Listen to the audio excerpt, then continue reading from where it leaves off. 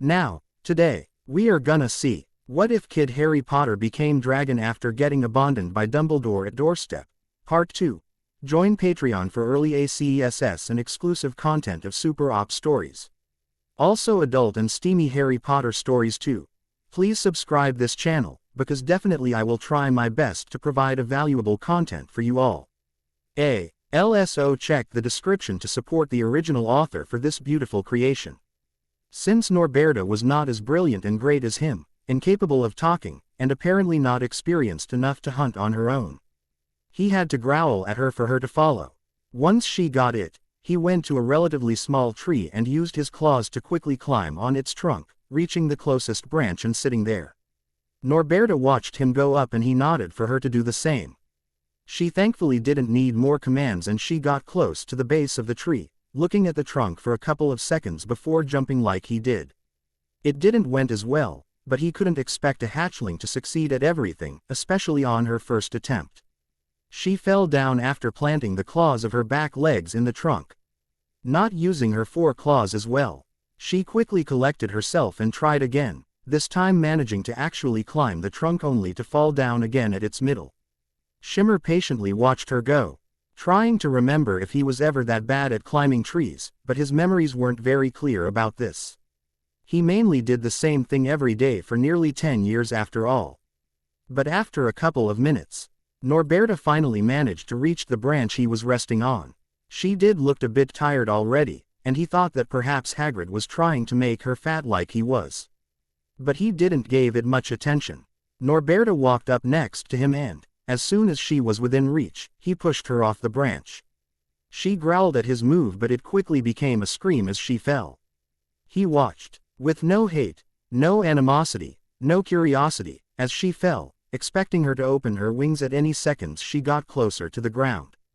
He was only doing what was right, helping her learning how to fly. After all, if she wasn't good enough to fly, then she wouldn't be a real wormling.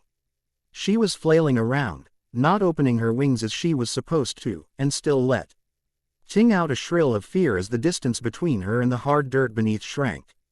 And yet, she ended up hitting the ground hard, her scream momentarily cut as her lungs were forced to exhale all the air they had. Before she started to whimper and cry, not moving much. Sighing at the poor instincts of the hatchling, yet sympathetic to her pain, Shimmer jumped from the branch and flew down to land right next to Norberta. It didn't took more than a glance at her left wing to see a most unnatural bent, along with a few drops of blood that made it very clear she was no longer capable to fly. Norberta bad, fall, no fly, he said, disappointed in her flying capabilities. But he wasn't about to abandon her like he probably should, since having a broken wing was pretty much a death sentence. No, he would bring her back to Hagrid. Since she was his, or maybe Helena knew better. She was better with dragons than Hagrid, that was for sure. In his opinion, that was. Not caring much about her suffering, he picked her up in his claws again, ignoring the short, pained shrill and the bite that she tried to give him, and took off toward Eldertower. He had to stabilize himself several times, as Norberta never stopped thrashing and trying to bit him, but since she wasn't doing much damages he simply kept going until he reached Hagrid's hut. He stopped before the window, hovering in front of it, and quickly concluded that Hagrid hadn't returned yet. Maybe he was searching for them somewhere else. It didn't matter much, and Shimmer simply went to Eldertower to find Helena. More than one head turned toward him as he flew in the corridors, the students used to see him, but far less accustomed to the angry dark green wormling in his claws, and gave him a wide berth as he went from the EMPTY Great Hall to the Gryffindor Tower before going back down. It was just as he took a turn toward one of the classrooms, that he noticed Helena and her friends walking away with their backs looking at him. "Helena," he called. She turned around, slightly surprised, but that soon changed to horror as she saw who he had between his claws. "Shimmer, what is Norberta doing here?" she whispered harshly, not really doing a good job of hiding Norberta as many other Gryffindor students stared at the second wormling.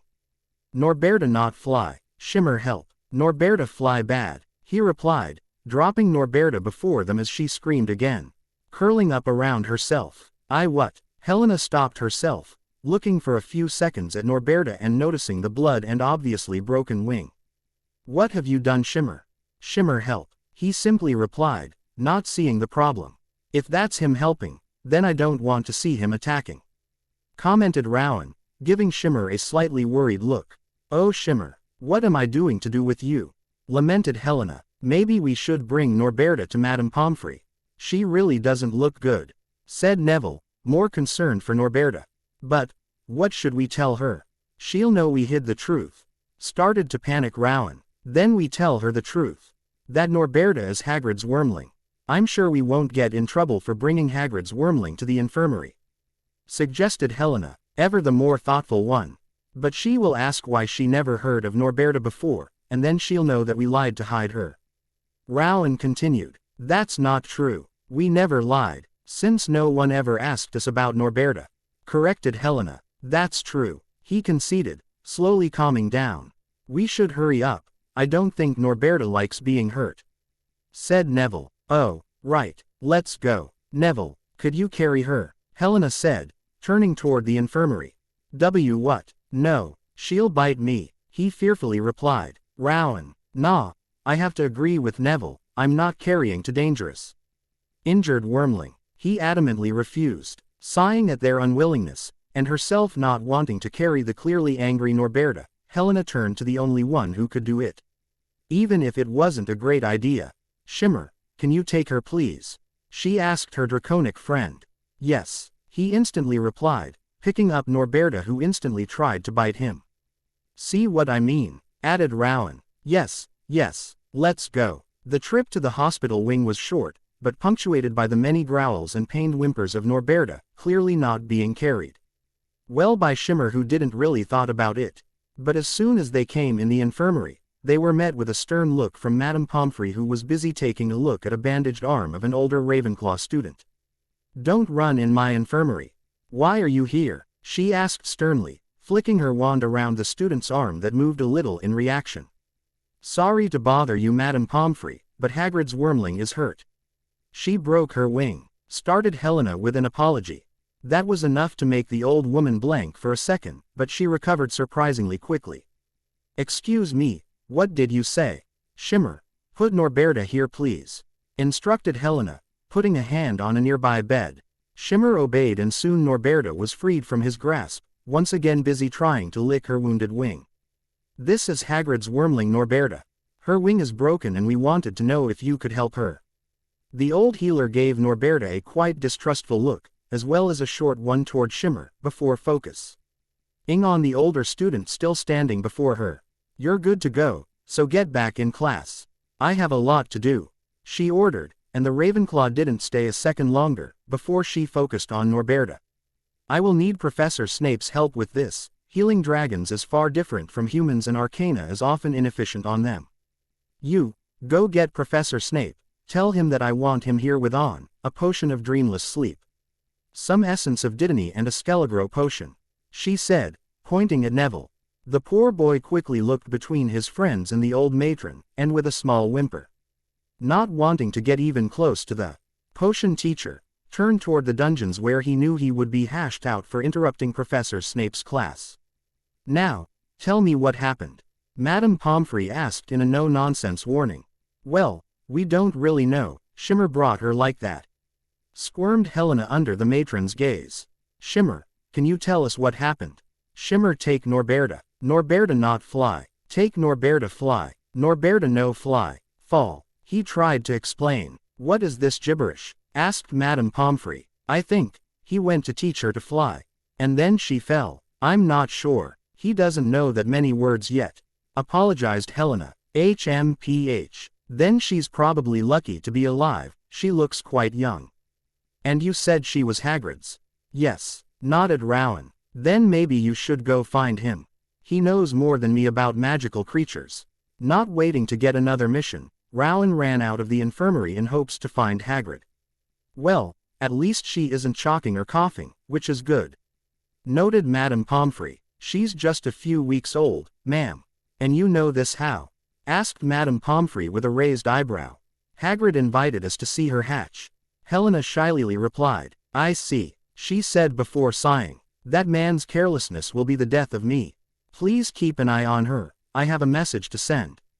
Helena and Shimmer watched as Madame Pomfrey went into her office, followed by a small flash of green light. Now alone, Helena turned toward her friend, intending to know exactly what happened. Shimmer, you must tell me what happened, she sternly said. Norberta fly bad. Shimmer take Norberta, hunt, fly. Norberta bad hunt. Shimmer want Norberta fly. Shimmer help. Take Norberta. He struggled, trying to find a word for the branch he took her to. Not knowing what it was called. Continue, pressed Helena. Shimmer take Norberta fly. Norberta not fly. Fall. He finished. Despite his attempt to clarify things, it didn't help Helena much to understand how Norberta got hurt. But it was clear that whatever happened, it was Shimmer's fault. Shimmer, me and Hagrid told you that you shouldn't try to help Norberta. What you did was bad. Very bad. Look how hurt she is now, she said, pointing at the injured hatchling. Norberta bad, not fly. Shimmer help. Shimmer good. He tried. No Shimmer, not this time. You're a bad wormling, she sternly countered, not backing down. Shimmer not bad, he nearly screeched. He hated being called bad. Yes, yes you are. You injured Norberta. That's bad. Helena continued, shouting at him for the first time in a very, very long time. He growled but didn't spoke again, glaring at the hatchling for a moment, not liking how her poor instincts and incapability to hunt and fly were making Helena call him bad. They were interrupted by a small whoosh sound coming from Madame Pomfrey's office, and then both her and Elderon came out, stopping a bit as they noticed the tension in the air. Is everything all right, Miss Granger? Asked Elderon. Shimmer got Norberta injured, and I was trying to explain how that made him a bad wormling. Shimmer not bad, he screamed again. Yes you are, she shouted back. Now, no need to shout. Miss Granger, if you could step outside for a moment, I would like to speak with our young friend. Elderon asked calmly, with a small glare at Shimmer. Helena G. Avenue a small bow to the headmaster and left the room, closing the door behind her.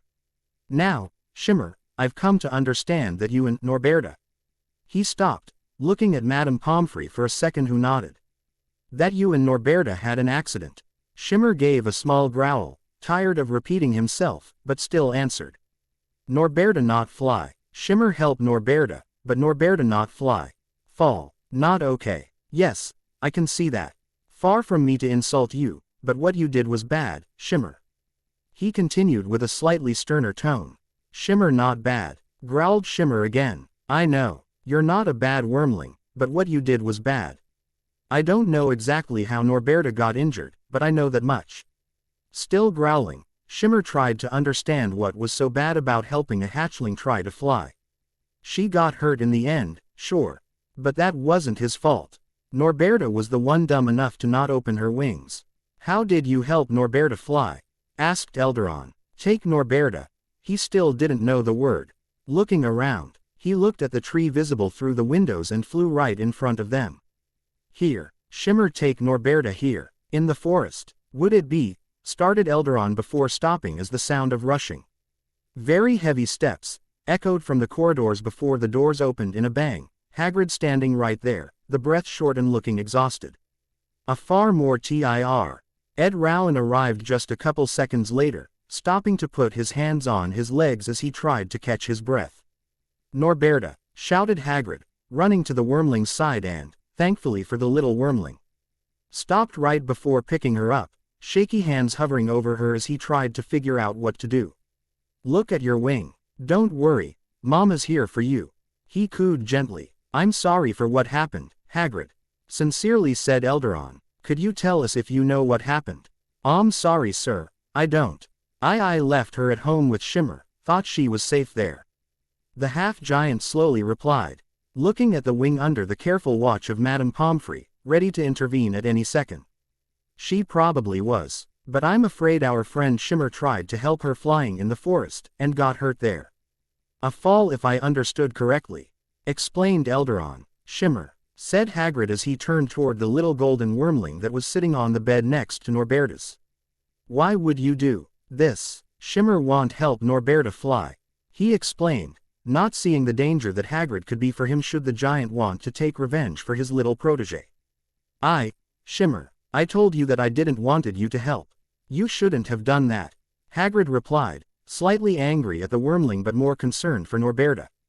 Hagrid would never hurt Shimmer, but Hat didn't mean he couldn't be disappointed by him. Shimmer help, Shimmer good, angrily said Shimmer, having enough of this. No, not this time. I don't want you to come next to my house again, not as long as you'll be a danger to Norberta. Come with me, Shimmer. This isn't the place to settle this, said Elderon, waving to the door where a wheezing Rowan and a slightly anxious Helena were waiting.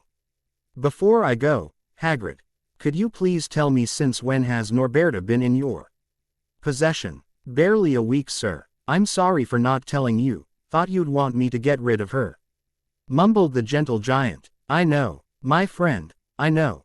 Don't worry, I won't do anything to get rid of Norberta now, but we will have to speak about her soon. I'm sure you'll understand why she can't stay in Eldertower, said Elderon, patting Hagrid's back. But sir, she's just a baby. I'm aware, and that's why I haven't called the Wormling Reserve yet. Don't worry, we'll talk about this later.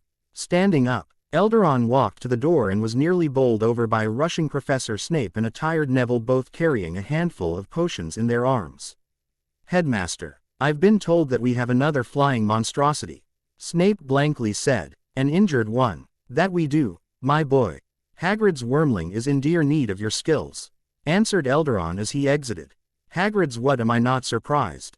Muttered darkly Snape as he went in, followed by Neville, who gave a glance at Rowan and Helena, silently begging for help but unable to leave without incurring the potion teacher's wrath. Now, would you three please give me a moment? Asked Elderon, addressing Rowan, Helena and Shimmer. Yes, sir, replied Helena. Why yes, sir. Let out Rowan, finally Manrith. Dumbledore, grumbled Shimmer. Moody I see, noted the old headmaster with a small smile. He's being difficult, sighed Helena. I've noticed, Miss Granger. Would you perchance have an idea of what we should do concerning Shimmer's actions? Me, she asked, a bit surprised. You are his friend and the one who understands him best. I believe that you should know best how to handle this. Kindly smiled Elderon. Well, Shimmer was wrong. And Norberta was hurt because of him. So, I really don't know how to punish him, sir. I don't want him to hate me, pleaded Helena, not wanting a repeat of what happened last Christmas, when she thought Shimmer left because of her. I understand, Miss Granger. But, let me ask you this. Was he wrong? Yes, Norberta was hurt because of him. She frowned, not understanding how the headmaster couldn't see how what Shimmer did was wrong. Yes, that much is true. His actions resulted in the consequence of Norberta being hurt. Yet I don't believe he wanted to do wrong. He explained. How? Shimmer, you wanted to help Norberta fly, right? Asked Elderon. Yes, Norberta not fly. Shimmer help Norberta fly. Shimmer not bad wormling, he added ferociously at the end. No, you are not. Miss Granger, would you blame someone for helping you standing up, only to fall and break your leg? I know, sir, she admitted, before quickly recomposing herself. But we don't know what exactly happened. Shimmer isn't capable of explaining himself yet. That much is true. I'm afraid that we will probably not know before quite a long time, but this isn't really important. What I'm getting from this, Miss Granger, is that Shimmer wanted to help, which is a commendable trait that everyone should pursue, but his methods were most likely wrong, as it ended up with Norberta being injured. Explained Elderon, to which both Helena and Rowan nodded. I understand, sir, said Helena, seeing how things might have happened. But, how can we make Shimmer understand that? He shouldn't be left unpunished or he will do it again. That is the tricky part. And Shimmer must indeed not repeat what he did. Agreed Elderon before turning toward Shimmer. Would you like to try, Miss Granger? Looking at Shimmer, who was clearly angry as his tail was moving to and fro faster than usual, frowning and glaring at the three humans before him, ready to defend himself against being called a bad wormling. I'll try, said Helena. She didn't think it was her responsibility, as Shimmer was still a wild wormling despite being quite used to human contact, and she was rather motivated by a want to see him improve. To see her work on him paying up. Shimmer, I'm sorry for calling you a bad wormling. She started. That caught him a bit off guard, as he understood most of what had been said but thought Helena would still be angry with him. Shimmer, not bad? He asked to confirm. No, you're not bad. Good. He nodded, happy to see they had finally come to reason. But, Helena quickly added, what you did was wrong. He frowned again, staring at her and trying to see what he did that was so wrong. Why, you wanted to help Norberta, right? She asked, even if the headmaster asked him this very question barely a minute ago. Yes. Quote, that's good. But do you remember what me and Hagrid told you about helping Norberta? And now that she said it, he did recall the many times where they told him that Hagrid would be the one deciding how to raise Norberta, with Shimmer even agreeing to let them do as they pleased. And he was fine with that, truly, but he thought that Norberta could use own help to get better at surviving on her own. Yes, he conceded, calming down some more. Listen, Shimmer, we're happy with you wanting to help Norberta grow up, but it's how you did it that is wrong. If you want to help Norberta the next time, I want you to tell me or Hagrid before, okay? Well, that wasn't a big deal, if he just had to talk with them before. He could do that, okay. Sighing in relief, Helena closed her eyes for a long second before turning toward the headmaster. Should we give him a punishment, sir? I don't know what punishment would work on him. We must, else he'll do it again. But I don't think making him copy a few hundred lines would work with him. In addition, his mind is slightly different than ours, and require a slightly different approach. Said Elderon. Quote, well, besides not giving him any coins for a while, I don't really see what to do. She suggested. A simple idea, but one that I believe will be most effective. Shimmer, since your actions got Norberta injured, I forbid anyone to give you any coins until the next week. Announced Elderon. Shimmer may not know the word forbid, but he understood that something was wrong. Very, very wrong, since it was about his coins. Not understand. Forbid, he asked. It means no coins for you. Until the next week, explained Helena. What? He screeched, his head snapping back in shock. Keep it quiet, shouted back Snape's voice from the infirmary, which still had its doors opened. It is as I said, Shimmer. No coins for you until next week. Repeated Elderon. What week? It means 4 days without coins, Shimmer. Simplified Helena. 1, 2, 3, 4, 4. He shouted, outraged as soon as he understood how long it would be. Yes, and it will happen every time you do something bad or wrong. Added Helena, wanting to really make sure he understood the threat. Shimmer, sorry, he whined, not ready to spend so long without getting a single coin. No means no, Shimmer. No coins until next week. Adamantly refused Helena. Shimmer was starting to understand the danger he was in, and how he was powerless in that matter. He could still go try to find coins laying on the ground, but those were rare. Helena was by far the biggest source of coins he had, with her giving him a coin on average twice or thrice a week. And he only got 1 coin this week, meaning that he would miss out 2 coins. Not much, but it still mattered a lot to him. Defeated, lowered his head, understanding that he wouldn't get coins. Now that this matter is settled, I will have a lot to talk about with our gamekeeper. Please go back to your class. Waved them Elderon as he went back to the infirmary. We're late for charms, suddenly realized Helena, having forgotten about their lessons in the rush to bring Norberta to the healing wing. Oh boy, sighed Rowan, knowing what was about to happen as Helena grabbed him by the sleeve. We're so late, she said, starting to pull Rowan with her. Shimmer was left alone, the infirmary behind him where he could hear the humans talking, and a few whimpers of Norberta here and there, and the fading footsteps of Rowan and Helena in front of him. He didn't wanted to be surrounded by humans right now. Taking flight, he went to the nearest open window and went back to his tower, saddened over the thought of at least 2 precious coins lost. He was still blaming Norberta for all of this. He was the one who knew best how to train another wormling, since he was one himself. How could the humans not see that? He didn't know, but he wouldn't interfere anymore with Norberta's training.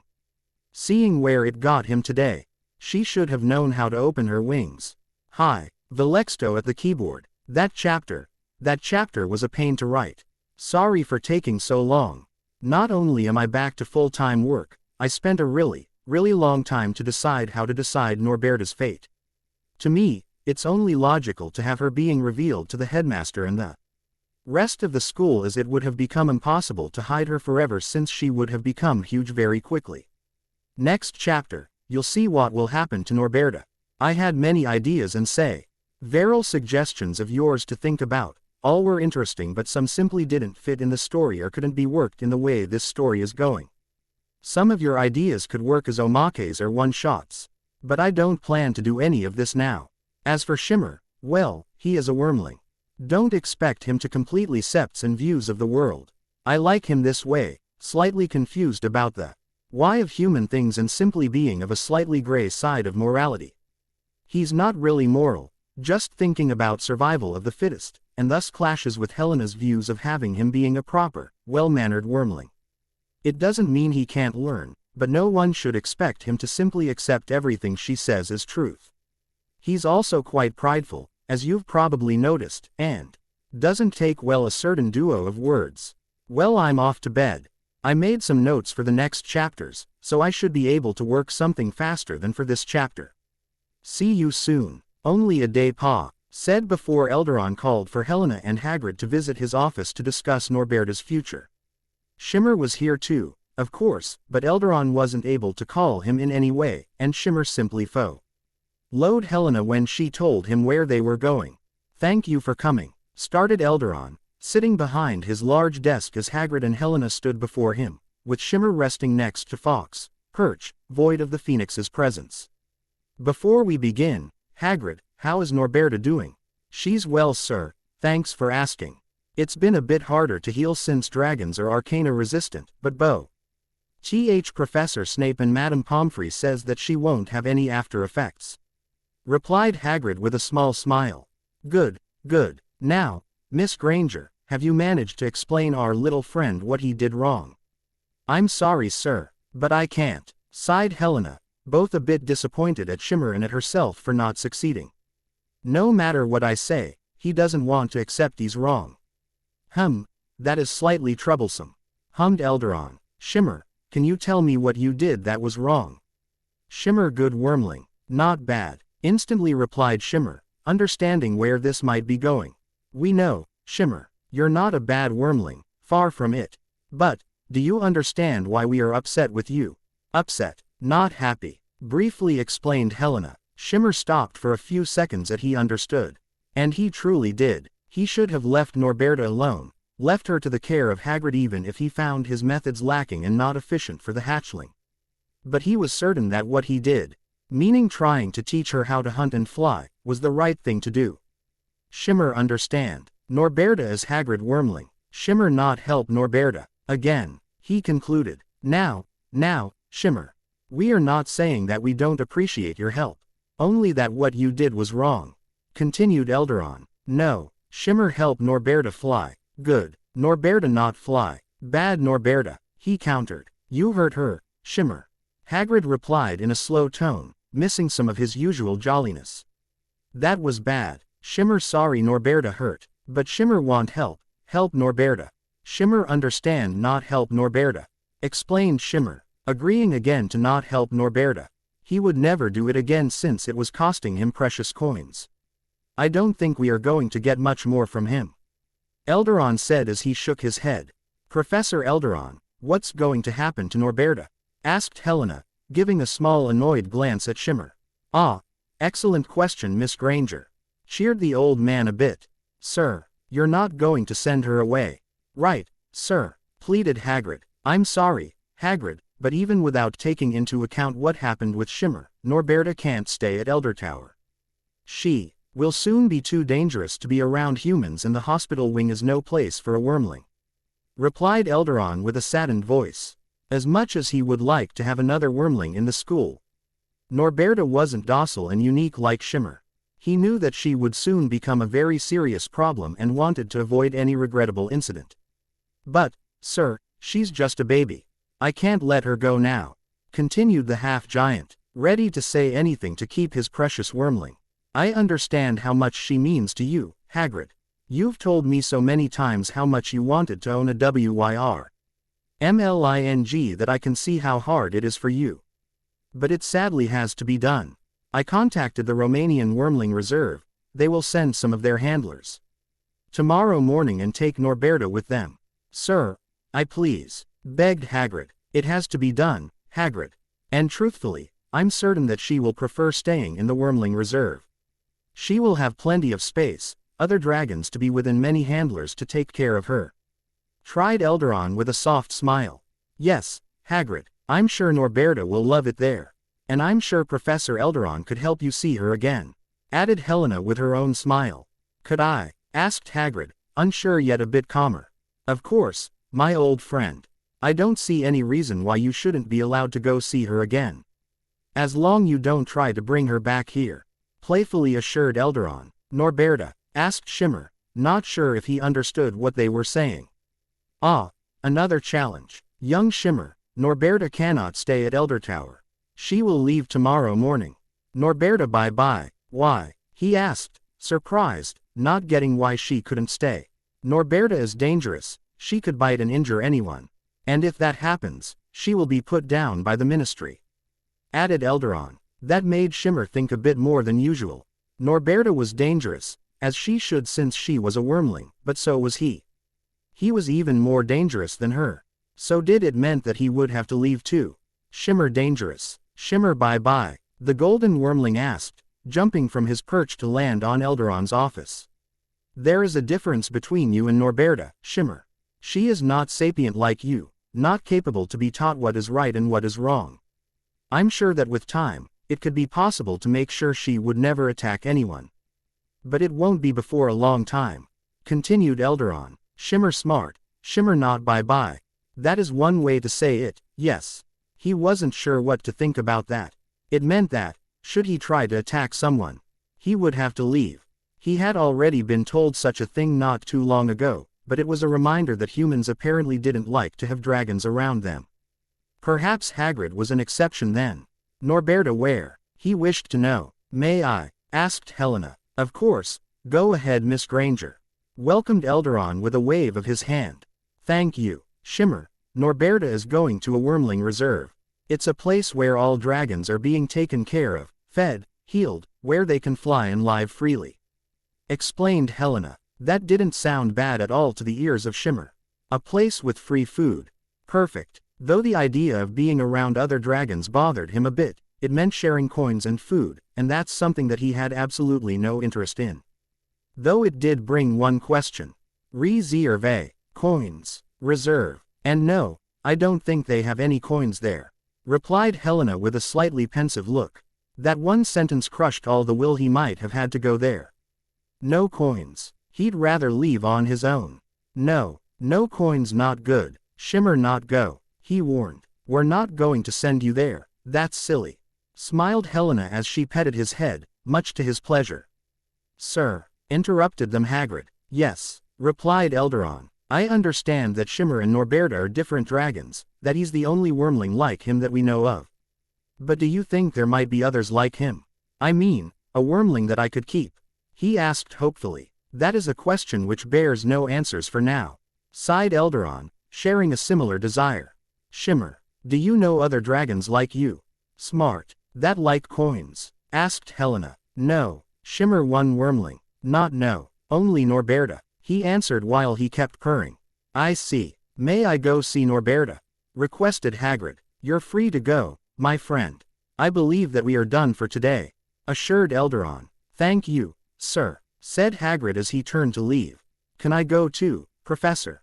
Asked Helena. Of course. I just would like you to bring Shimmer tomorrow if that's all right. Agreed Elderon with a smile. Thank you. Have a good day. You too, Miss Granger. Dumbledore, added Shimmer, as he jumped in the air to follow Helena out of the headmaster's office. You need to stop saying that, Shimmer, that's very rude. Helena scolded him. Shimmer like Dumbledore, he protested. His name is Elderon. You know this. Helena rolled her eyes. Shimmer like, he replied stubborn.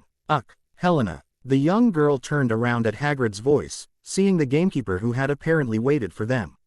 Yes Hagrid, I just wanted to say a few things to Shimmer. Oh, said Helena as she let Shimmer hover on the spot, right in front of Hagrid's face.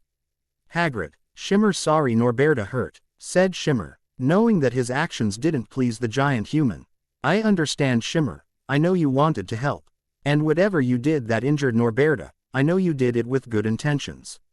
But you disobeyed me when I asked you to not help me with Norberta, explained Hagrid before taking a big breath. That's to say, I'm not mad at you. I know you're a good wormling, but I don't want you to come to my hut for some time. I need time for myself. Before even giving time for Shimmer to reply, Hagrid turned around and left him and Helena standing in the corridor. Shimmer wasn't quite sure of what just happened, but he got that Hagrid didn't want him at his nest, which was fine with him. He wouldn't have many reasons to go there anymore since Norberta was leaving. Helena, he asked. Yes. Shimmer understand Hagrid not happy. Shimmer understand Norberta hurt not good. Shimmer not understand why help not good. He was still slightly stuck on that. Helping others is a very good thing to do, Shimmer. But sometimes, people don't want help. For example, Rowan doesn't like me helping him with Arcana because he wants to do it himself, even if he is terrible at it. Hagrid wanted to raise Norberta himself. Without your help, I know it's not easy to understand, but sometimes, help is bad. That's why you should ask before helping, so that you know if your help can be appreciated or not. Helena tried to say, understanding that the concept of help being bad could be hard to grasp. Help bad, help good, Shimmer asked. He continued, yes, it will help you understand people, she said as she started walking toward the Gryffindor Tower to get her class books. Shimmer was stuck for a few seconds, trying to get his head around what Helena just explained, with some difficulties. Shimmer, are you coming? She called for him after a few seconds. Humans hard understand. He said this to himself before flying after her. So we won't see Norberta again? Asked Neville as he took a plate full of mashed potato and a slice of ham. No, she will leave tomorrow for a wormling reserve, in Romania, apparently. Replied Helena. Really? My brother works there, exclaimed Rowan, devouring a steak with terrifying efficiency. Please don't speak while you're eating, it's disgusting, said Helena as she looked away, only to see Shimmer crunching on a bone. And once again, she was surprised to see that Shimmer was the less messy eater of the two. What about Shimmer? They won't take him, right? Asked Neville. No, Shimmer not go no coins. Shimmer snarled, scaring a few of the other students sitting around. Huh? What did he say? He doesn't want to leave because there are no coins in the Wormling Reserve. And no, Professor Elderon said that Shimmer didn't have to go since he can be reasoned with. Translated Helena as she planted her fork into a slice of potato. Oh, a loud snarl from Shimmer interrupted them, and they were surprised to see Shimmer snarling at Helena and Neville. And Rowan, who was sitting on the other side of the table, looked up before scowling. What do you want, Blackthorn? He asked, turning around so fast that they might have broken their neck. Helena and Neville finally noticed Damon and his two bodyguards standing right there, with the blonde boy wearing a satisfied smirk on his lips. I just wanted to see your dear wormling for the last time. Since it will be removed soon, Damon said, his voice filled with mirth. What are you talking about? Asked Helena. Silence, Mudblood, I am not talking to you. He sneered for a moment, glaring at Helena who looked about to burst into tears, before focusing on Rowan. And I'm saying that I sent a letter to my father about what you're doing here. He will be calling for the removing of this illegal wormling breeding grounds. Breeding grounds, repeated Rowan incredulous. Indeed, Weasley, I saw how you and Hagrid started hatching wormling eggs, which is highly illegal.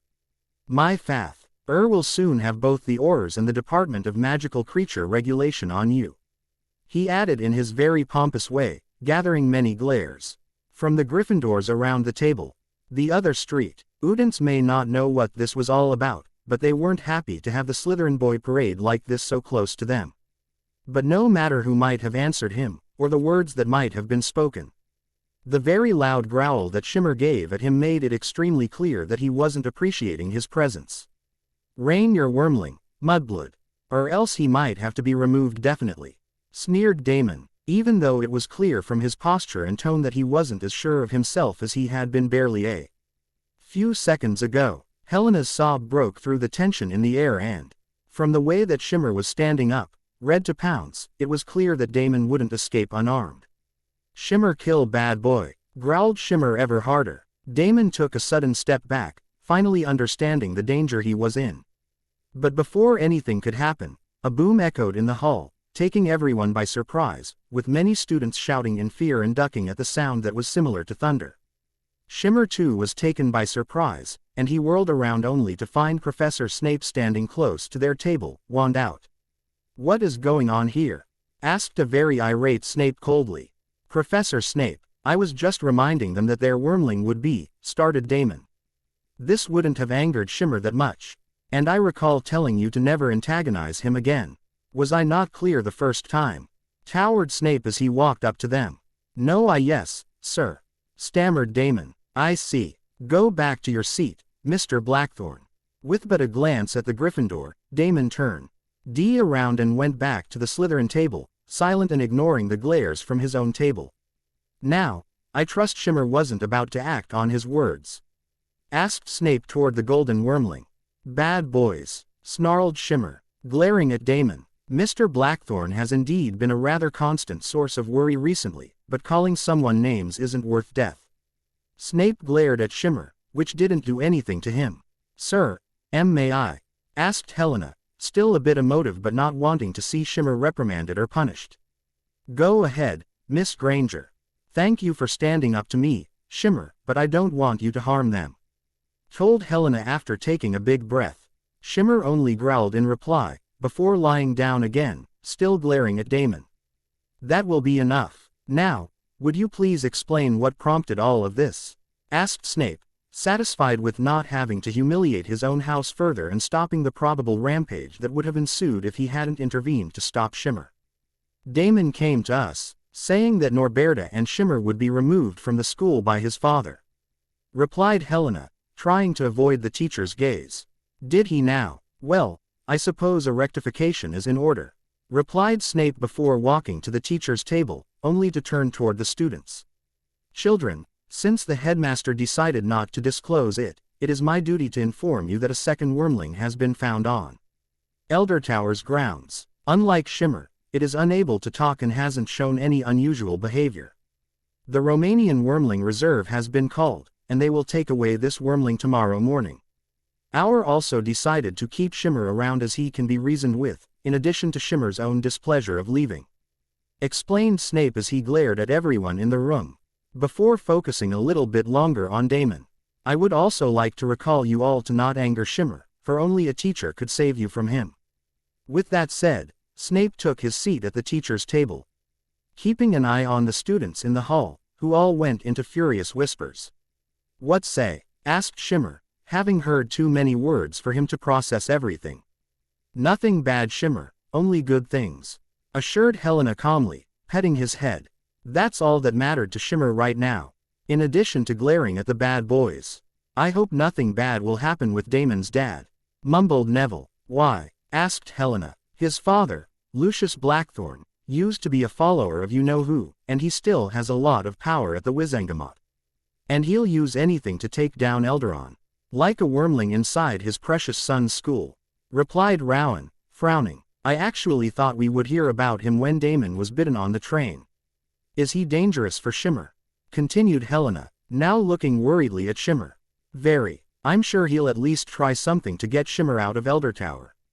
Or, he could just say that Shimmer is too dangerous, ask his supporters to agree with him, and have him condemned to death on the grounds of being a dangerous dark creature," explained Rowan. "That's horrible." By now, Helena was almost hugging Shimmer, much to the wormling's dismay. "Yeah," simply added Rowan. Their talks continued on the same track for a few minutes before they had to go to their afternoon's classes. The next morning, Helena was up early and CKLY prepared herself for what would take place soon. Norberta would be given to the wormling handlers, who would bring her to the reserve. She knew that Hagrid would most certainly cry heavy tears, but she knew it was too dangerous to have her around any longer. In a way, she felt lucky that Shimmer was so smart and sapient, since it was saving him the same fate. But now she was also aware that He was in danger of suffering the same fate, or worse. It was a very concerning thought for the small, bushy brown-haired girl, to know that her best friend might be taken away or killed if Damon's father decided to act against Shimmer. She was hoping that Eldaron wouldn't let that happen. But right now, she was making her way to the common room of the Gryffindor Tower and found only Neville waiting for her. "Good morning, Neville," she greeted him. "Good morning," he replied with a yawn. "Where's Rowan? I tried to wake him up, but he says it's too early." Shrugged apologetically Neville. "Oh," she simply replied, quickly putting it aside. "Well, we should go. The wormling handlers won't wait for us otherwise." They started to leave, opening the fat lady's door, that they were stopped by a small, quick shout. "Wait." They both turned around to find Rowan, precipitately putting on his robes, rushing toward them. "I forgot that Charlie would be here today," Rowan said as he reached them. "That's all it took to get you out of bed?" asked Neville surprised. "Well, yeah, he's my brother. We don't get to see him often, since he's in Romania most of the time." "Thanks for joining us, Rowan, but could we please go now?" "I don't want to be late," interrupted then Helena, frowning slightly. "Sure," shrugged Rowan. The trio reunited. They quickly made their way to the Great Hall, quite empty that early in the morning. A couple of older students were already there, along with Professor Pomona Sprout watching over them all. Pressed by Helena, breakfast was a quick affair much to Rowan's dismay. All three of them talking about what might happen to Norberta and how the wormling handlers would react to Shimmer, and she took the two boys with her to go to Hagrid's hut. They reached the LF Giant's hut not long after and knocked on the door, only to be greeted by Hagrid with slightly red eyes. "Good morning, please, come in." He welcomed them, missing some of his usual jolliness. "Thank you, Hagrid." "Hi," politely replied Neville and Helena, Rowan only giving a smaller, shorter greeting. "How are you doing?" asked Neville. All right. I know it's better for her this way, but I still want to keep her with me," replied Hagrid as he sank into his large couch. "Where is Norberta?" asked Helena. "Asleep in my shed. Professor Eldaron said it would be safer that way," he explained, not without pain. "I'm sorry, Hagrid," sympathized Helena. "We know that you like Norberta a lot," continued Neville. "At least Shimmer will still be here," added Rowan, instantly getting a glare from Helena and making Hagrid frown a bit. "Rowan," Helena admonished him. "What? It's true," replied the young boy, not getting what he said that angered her so much. "Shimmer is why Norberta has to leave," she explained curtly. "'S'alright, Helena, even if I don't like what Shimmer did, I can't hate the little guy. He thought he was doing the right thing," stopped her Hagrid, gently placing his large hand on her shoulder. She started. Thunk. All four of them turned toward the windows, with one of them having a golden wormling waiting on the other side. "Speaking of the wormling," sighed Helena as she made her way toward him. Opening the window, Helena stepped aside for Shimmer to come in. "Hello," greeted them Shimmer, stopping to give a brief nuzzle to Helena's hand. "Good morning, Shimmer." She still welcomed him warmly, not managing to stay mad at him. "Coin?" asked Shimmer. "No. We told you that you wouldn't get any coins before next week," reminded him Helena. He let out a small whine at that. "At least he tried." "Shimmer, could you come here, please?" asked Hagrid. Not seeing any reason to refuse, Shimmer briefly flapped his wings and landed on the armrest of Hagrid's chair, looking at the troubled giant. "Do you know what's happening today?" continued Hagrid. "Norberta bye-bye," he guessed, recalling what they told him yesterday. "Yes, because of you. I'm not saying that it's what you wanted, but it's still your fault. Do you understand what I'm saying?" Hagrid really tried to press, wanting to make sure Shimmer understood his mistake. "Shimmer not help. Ask," Shimmer replied with confidently. "What? No, stopped him Hagrid. "Sorry Hagrid, what Shimmer means is that he'll ask before helping, right, Shimmer?" intervened Helena, seeing the misunderstanding. "Yes, Shimmer asked. Shimmer help," replied the little wormling, not knowing what he said that was unclear. "Oh, that's good," sighed Hagrid before focusing again on Helena. "That's probably the best we'll get, ain't it?" "Yes," agreed Helena. A few knocks on the door stopped them from restarting the conversation. Hagrid stood up, letting Shimmer jump from the armrest to the table, and went to open the door. which revealed a happy Professor Elderon and an ever-stern-looking Professor Snape. "Good morning, Hagrid. And you as well, children. I wasn't expecting you to be ready so soon," greeted Elderon. "Dumbledore, Shimmer is," squawked angrily Shimmer. "My bad, dear Shimmer. Good morning to you, too," continued Elderon, still smiling, not disturbed in the least by Shimmer's small outburst. "Good morning, Professor Elderon." "Good morning, Professor Snape," said all three children dutifully. "Good morning, professors. Please, come in," waved them Hagrid. "Thank you, old friend," replied Elderon as he and Professor Snape stepped in, with the potion teacher closing the door behind him. "Now, I trust that Norberta is ready to leave," continued the old headmaster. "She's sleeping in my shed, just like you said," assured Hagrid, losing a bit of his happiness. "Again, I'm sorry for you. I know how much she means to you. I brought a few sleeping drafts, in case the handlers needs it," added Snape. "I thank you, Severus," said Hagrid as he returned to his sofa chair. Good. Then we only have to wait," cheerfully said Elderon as he sat on one of the chairs available for guests. They may do minutes. The three students a little less than the adults, as they were careful of what they said in front of Professor Snape, that looked like he would scowl at them for any reason. Helena kept close to Shimmer, petting him gently as he simply enjoyed it. Soon though, Elderon's head stood up sharply as a smile returned to his lips. "I can feel Eldertower wards warning me of an incoming group. It appears that our handlers have arrived," he explained. They quickly filled out the small cottage, with Hagrid grabbing his large coat before leaving, and watched as a team of 4 wizards flew in the air, flying above their heads at high speed before landing right in front of the small group. 3 of them were completely unknown to them, but one with very recognizable red hair was instantly called out. "Charlie!" shouted Rowan. "Hey, Rowan!" grinned the now identified Charlie, who was coming toward them quickly before stopping at the sight of Shimmer hovering above the little group. "Is that the wormling you want us to take?"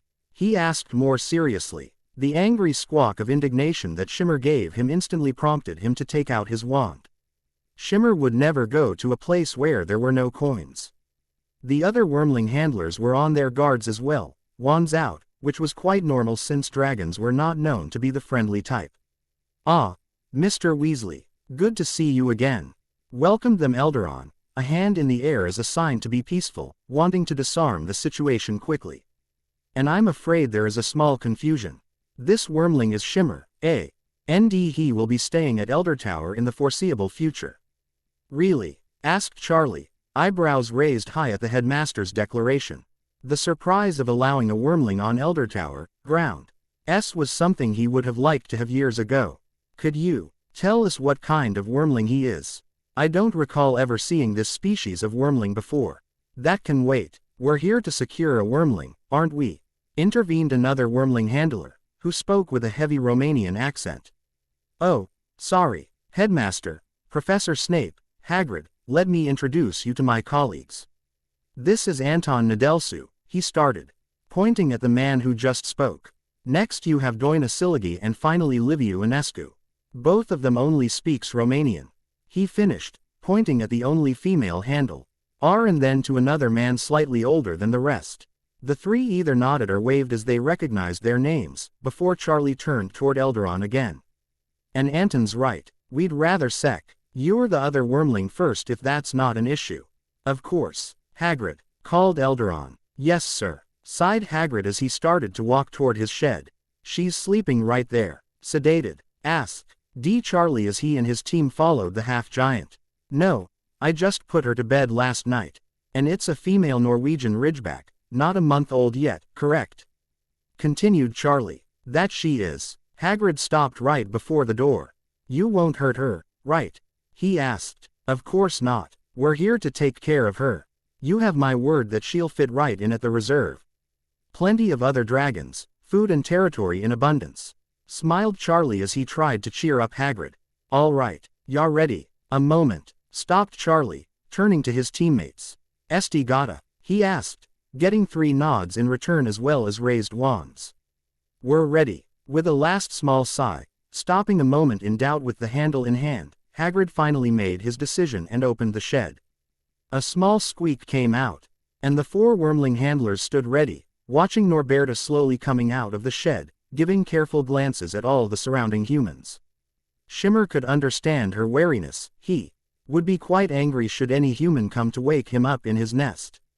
With just a flick of their wands, ropes gathered in a flash around Norberta and immobilized her in a matter of seconds, bounding her wings to her back and her legs together. A third rope took care of her muzzle just as she had started to open it, and lastly a blindfold covered her eyes, cutting out her sight. It left for a very angry wormling furiously shacking on the ground, trashing around and growling loudly despite the rope tightened around her muzzle. "Perfect," exclaimed Charlie, happily lowering his wand as his teammates walked to stand next to Norberta, casting a few other spells on her. On the other hand, Hagrid was watching with a heavy heart as he took a small step toward Norberta, only to force himself to stop. As sad and guilty as he was, he knew it was better like this. "What are they doing?" asked Helena, watching the spells flying from the handlers' wands to Norberta. "Casting a few scanning spells to give us an idea of her health and a few other information like that," he replied. A few words spoken by Doina distracted him for a second before he looked again at Hagrid, translating his colleague's question. Was she hurt? Her right wing shows signs of being mended recently. A most unfortunate incident, of which we sadly do not have much information, started Elderon. Our young friend Shimmer took her to the nearby woods, wanting to help her learn how to fly. It somehow ended up with her breaking her wing, and Shimmer carrying her back to us. That's a lot of information. How do you know so much? Was someone watching over them? Anton asked, impressed. No, Shimmer went against Hagrid's wishes of letting Norberta grow by herself. Added the old wizard. I can't help but wonder what species of wormling he belongs to. I can't recall ever seeing one like him before, continued Charlie, staring at Shimmer in an attempt to identify what species he belonged to. We were hoping that you knew, said Helena, a bit disappointed as she had been quite eager to know too. There is something about Shimmer that makes him quite different from any other breed of wormling, added Elderon, whose eyes were twinkling as a mirthful smile appeared on his lips. And that is? Asked Charlie, recognizing the face the old headmaster had whenever he knew something that you didn't and was definitely amused of what your reaction would be. Miss Granger, if you could do us the honor, asked Elderon. I of course, assured Helena, briefly taken by surprise but recovering quickly. Shimmer, can you say hello? Hello, he repeated. 4 gobsmacked expression, a dropped wand, and a gapping Charlie were the result of that simple word. Shimmer didn't know how saying hello could have them react like that, but he found it funny. I did he, stammered Charlie. Dragonul Evorbit, nearly shouted Anton, switching back to his native language. Indeed, confirmed Elderon, and make no mistake, Shimmer is no parrot. He is completely sapient and can answer various questions, even if Miss Granger is still teaching him how to talk. Why you taught him how to talk? Charlie asked, incredulous. It took some time. And he still makes lots of mistakes, but he is starting to be good enough for small conversations. She explained, blushing a bit as she was the center of attention. Shimmer good wormling, confirmed Shimmer, further impressing and shocking the wormling handlers. Merlin, we wanted to profit of you being here to confirm a few things about Shimmer. That is, if you have the time, said Elderon, still smiling brightly. If of course, I have so many questions, he exclaimed just as the Romanian handlers started to talk between themselves, just as frantically as Charlie. They said a few things, and seeing how Charlie frowned, it wasn't what he wanted to hear. Right, we can stay a couple of minutes, but we will have to leave soon. Picking up Norberta is already messing up a bit with our schedule. And we have other dragons that needs to be checked on. You are welcome to come back anytime to study him. As long as Miss Granger doesn't have to miss classes. Quickly added Elderon. Of course, promptly swore Charlie. Perfect. Then, perhaps you can guess how Norberta ended up injured. I have the feeling you have a few ideas of your own. Out to teach her how to fly. Correct, asked Charlie, giving a brief glance at Norberta who was still under the careful watch of 2 of the handlers. That's what he said, replied Helena. It does match some wormling's behavior, though, not exactly like this. First, Shimmer is a male, right? Yes. Then it doesn't fit most wormling species. The female is the one to take care of the hatchlings, including teaching them how to fly. What does that mean? Asked Rowan. Not much, just that he has different instincts than most dragons. The Peruvian vipertooth is a good example. It's actually a pretty small breed of wormling, like Shimmer. Does he have venom? Continued Charlie, summoning a feather and a quill that started to take notes by itself. No, I don't think so, replied Helena, unsure, as she never tried to find out if Shimmer had venom. May I have a look at his teeth? You need to ask Shimmer, she replied, pointing at Shimmer, who was still hovering in the air and watching the humans speak with curiosity. Wondering what this was all about as well as being confused by the unknown words being used.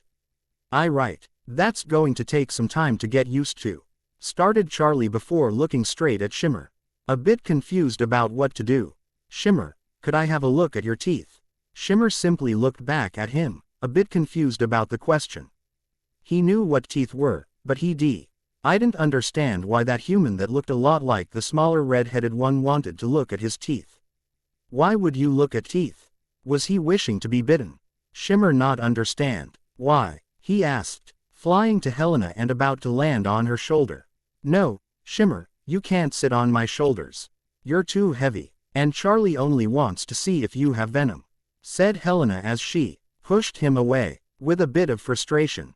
He left Helena alone and took everyone by surprise by attempting to sit on Professor Snape's shoulder, who glared at the little wormling and cast a small flipendo that sent Shimmer backward, squawking angrily. I am not a piece of furniture for you to stay on, coldly warned Snape. Come here, Shimmer, invited him Elderon, patting his own shoulder. Finally being offered a perch, Shimmer flew to the headmaster and dug his talons a little in the thick robes, not harming the old man but definitely adding quite a weight on his back.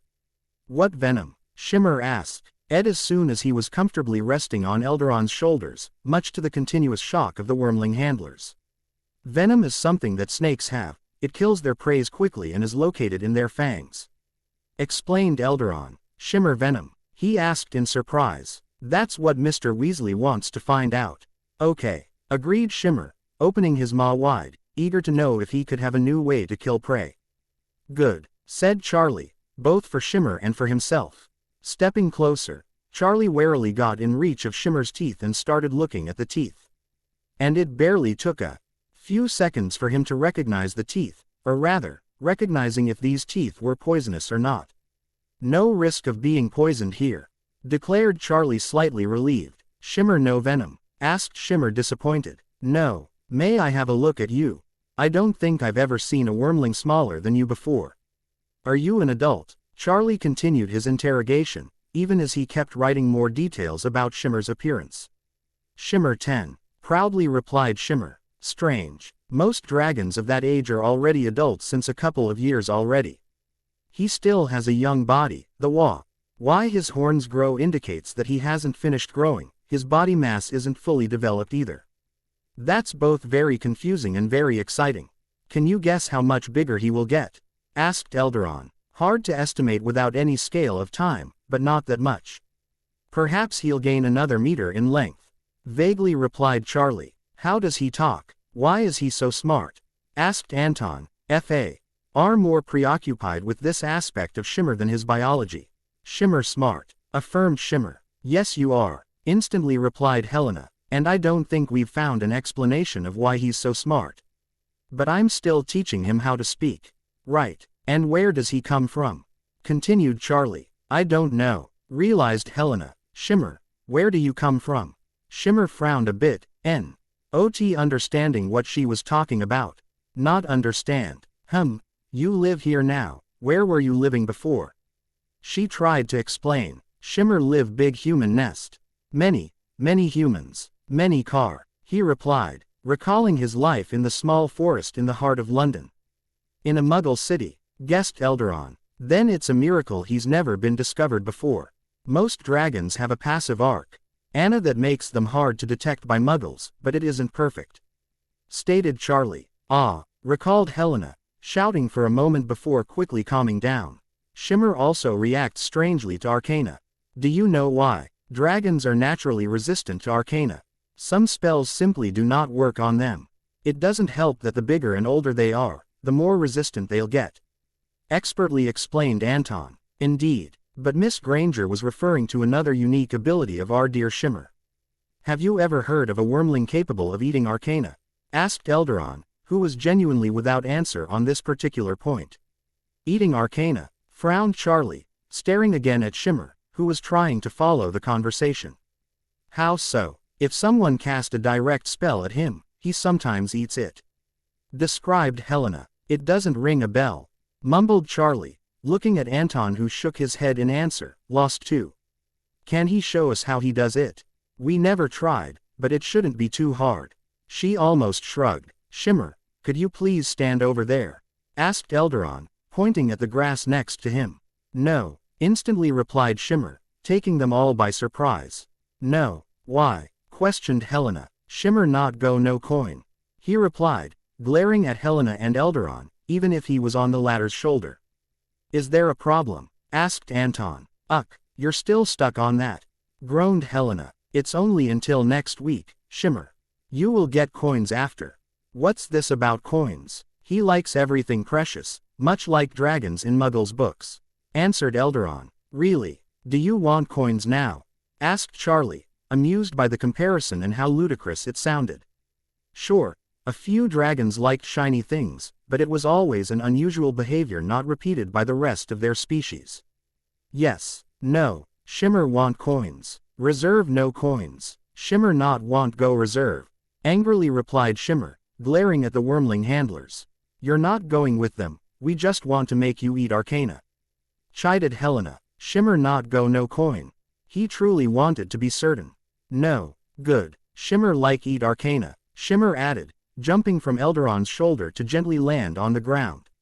May I? Asked Charlie, taking his wand out. Go ahead, Mr. Weasley. A simple stupefy charm would probably be enough and won't harm him should it affect him. Agreed. Elderon, taking a step away from Shimmer. Wand raised. Charlie stared at Shimmer, who was expectantly waiting for the arcana, licking his chops. Shimmer really liked its taste, strong and slightly sweet with some slight variations that he couldn't explain. Some arcana tasted different from others. Stupefy, cast Charlie, waving his wand with the correct motions, sending a red wine-colored shot of arcana straight at Shimmer. Reacting with lots of skills and instincts, Shimmer almost instantly placed his head in the path of the spell and opened his mouth, eating the spell in but a moment. Appreciating the tingle that ran in his mouth. A light taste of something akin to spices but not too strong.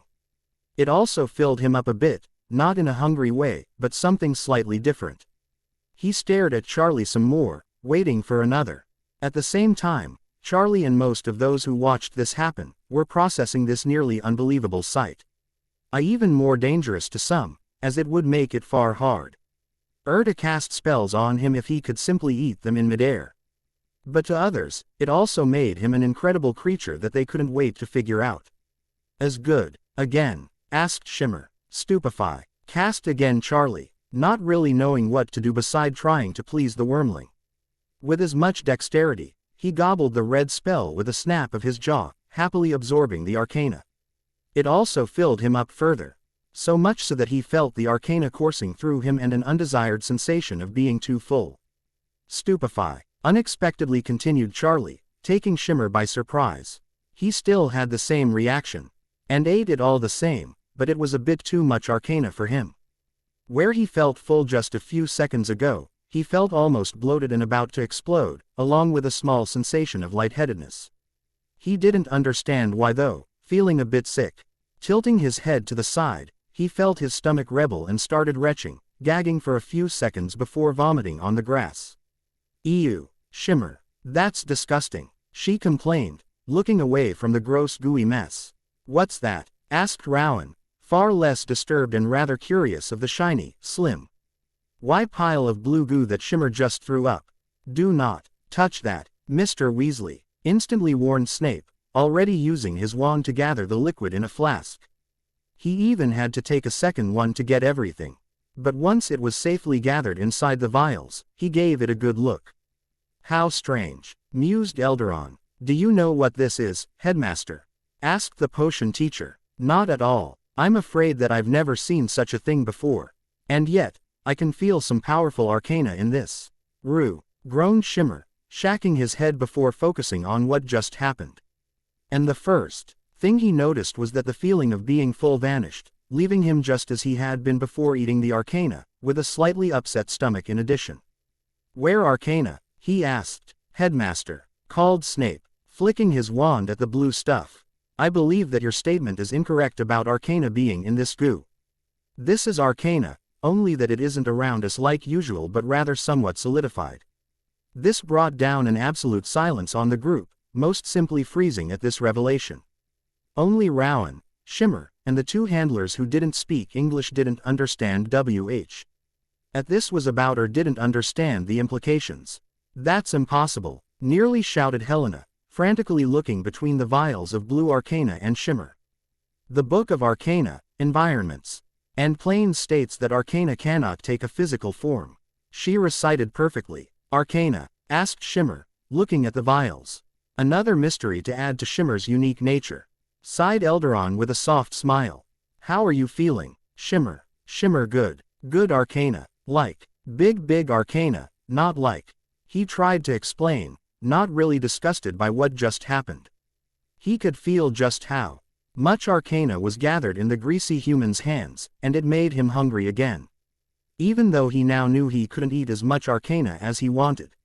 That's relieving to hear, agreed Helena. I'm so confused, said Charlie, just as lost as the other wormling handlers, who couldn't understand how the little wormling before them did so many incredible or even impossible things. You're not the only one, added Rowan. Charlie, we have to go. We're already starting to be a little late, called Anton. Ah bollocks, swore Charlie, shaking his head for a second. Sorry, but it looks like we have to go. I'd love to give Shimmer a full examination, but it will have to wait. As I said earlier, you're more than welcome to come back to talk with Shimmer, reminded the headmaster. Thank you. We'll be sure to come back with a whole team. This is groundbreaking. It might change how we understand dragons as a whole. He got excited again. That it is. The other wormling handlers used their wands together and summoned a rather large metallic box, in which they levitated Norberta inside. The green wormling was still angrily trying to get out of her bonds, but there was nothing she could have done as the lid of the box closed above her. My sweet Norberta, cried a bit Hagrid, reminding the others that it wasn't a happy moment for everyone. We'll take good care of her, Hagrid. As soon as she will be settled in, I'll send you an owl so that you can come see her. All right, offered Charlie. You're a good lad, replied Hagrid as he stepped forward and trapped Charlie in a near-literal bear hug, with the Weasley boy tapping his back in reply as he endured the hug until he was released. Bye-bye Norberta, added Shimmer, understanding that it was the thing to say. Before we leave, would it be safe to pet Shimmer? We don't really get the chance to pet dragons when they're not sedated, asked Charlie hopeful. Shimmer like. Good, said Shimmer before anyone else could reply. Well, here I go. Crouching down to be at Shimmer's height, Charlie very cautiously brought his hand above Shimmer's head, who was waiting for it. Then it made contact, and the hand slowly brushed against his scales. A small smile graced Charlie's lips, aware of the chance he had right now, and he gave a brief look at the other wormling handlers. In a few seconds, it wasn't just one but 4 hands that fought to pet Shimmer's head and back. And while Shimmer preened at being the center of attention, he didn't really like being touched so much. Stop, he warned, not ready to attack but a bit wary. And then the 4 hands simply pulled back, giving him the space needed to take flight. He almost went for Elderon, but since Hagrid was closer, in addition to having broader shoulders, he settled for the half-giant. Perched there, he had a very nice view of everyone. He didn't notice, but Hagrid wasn't frowning at him anymore. Instead, he was pleased to know the little wormling trusted him. Not to think of him as a suitable perch. I guess we will be on our way. I will have a formal request sent to you as soon as possible, continued Charlie, looking at the headmaster. Very well, agreed the headmaster, and I will make sure to have a report for you about this arcana goo, added Snape, very interested in the blue stuff and all the possible tests and uses that came to his mind. That would be nice, Professor Snape, respectfully replied Charlie, before turning to the rest of the group. Thank you all for your warm welcome, we will send news of Norberta shortly. With that said, the 4 wormling handlers climbed on their brooms and used their wands once more to summon ropes that tied themselves around the box and linked to their brooms. With a small, coordinated jump, the box was smoothly lifted in the air. Bye Charlie, waved Rowan with a big smile. Goodbye Norberta, Daddy will come see you soon, shouted Hagrid, bringing his large hands to his mouth, too loudly for Shimmer's taste, who gave an angry squawk, using his wings so stabilize himself. Above the waving hands of the children, Hagrid and Elderon, the 4 wormling handlers started to fly in formation, doing a large turn in the air with the box barely shacking thanks to their coordination. In a few seconds, the handlers and their charge disappeared above the tree line, on their way back to Romania. Hagrid kept looking at the sky a little longer, with sorrowful eyes, as he was already missing Norberta's presence. He was still seeing her being gagged and roped, taken away from him. He had wanted a wormling for so very long. He had one for a few days, and now she was already gone. A little shift from Shimmer brought Hagrid back to the present, and a small smile appeared on his lips, simply happy to have Shimmer standing so close to him. He was no Norberta, he couldn't replace her, but he would never be able to stay mad at such a wonderful creature. He also knew that, despite being far smarter than other dragons, Shimmer wasn't wise or capable of thinking like a human. Shimmer thought he was doing the RHE was wrong, but he went against Hagrid's command of leaving Norberta's education to him. That was something he could work on. Help the wormling grow and understand that others' wishes and needs had to be respected. It made sense, after all, since Shimmer appeared to have lived his whole life alone. How could he know how to respect others, when he simply followed his instincts of being a predator? He never had any reason to care about anyone else before. Shimmer, called Hagrid. Yes, replied Shimmer, angling his long neck toward Hagrid's face. I would like you to stay with me today. I think there are a few things that I could teach you. Offered Hagrid. Meet? Asked Shimmer. Of course, grinned Hagrid. Then I believe we all have activities to resume. Miss Granger, Mr. Weasley, I believe your next class should begin shortly. Gently nudged Elderon. Of course, Professor, nodded Helena, walking up to Hagrid and then looking up at Shimmer. Have a good day, Shimmer. Be nice with Hagrid, Shimmer good wormling, reminded her Shimmer. That you are, she fondly agreed, trying to reach up to him but falling up short, much to Shimmer's amusement. Thank you, Helena, you're a very special girl, thanked Hagrid, bending down so that she could pet Shimmer's head, which she quickly did. With a last look at the half-giant and the wormling on his shoulder, Helena, Rowan, and Neville, that remained silent during the whole encounter, returned to the school to get the IR books for their first class of the day. Snape pocketed the vials into his robes, eager to experiment with them. I have students that await for me, too, said Snape. I'm coming, Severus. Are you all right, old friend? Asked Elderon, turning to face Hagrid. Still hurts a bit, but I think I'll be all right. And I have a few ideas for our little friend. Smiled brightly Hagrid in reply. Good. Then I'll see you for lunch. Have a good day. Quote. Elderon and Snape walked back toward the castle, starting a new conversation about the vials filled with arcana, leaving Shimmer and Hagrid alone in front of the man's hut. So, want to have a second breakfast? Invited Hagrid. Meat, agreed Shimmer. I hear ya, and I have a few things to teach you. Smiled Hagrid, walking back to his house. Meat first, still asked Shimmer, enjoying the balancing movement on Hagrid's shoulder. Yes. Hi, Velexto at the keyboard, thank you for waiting. As you can see, that chapter is quite heavier than usual and took me more time to write. It sort of closes the Norberta phase, and we will be going back to the Voldemort issues shortly. Shimmer don't know it yet, but I'm certain that he won't enjoy the examination the wormling handlers will give him in the future. Just a little question. I've noticed far fewer reviews in the last weeks. I, for some reason, can't see any notifications on my mail despite trying to reconnect fanfiction with it, meaning that I don't know when new chapters are out. Are you having the same issues? I also found a spell checking app, so this chapter should be cleaner than the previous ones. Tell me if it worked. I hope you enjoyed this chapter. See you soon. A few days passed since Norberta was sent to the Wormling Reserve. A few things happened to Shimmer.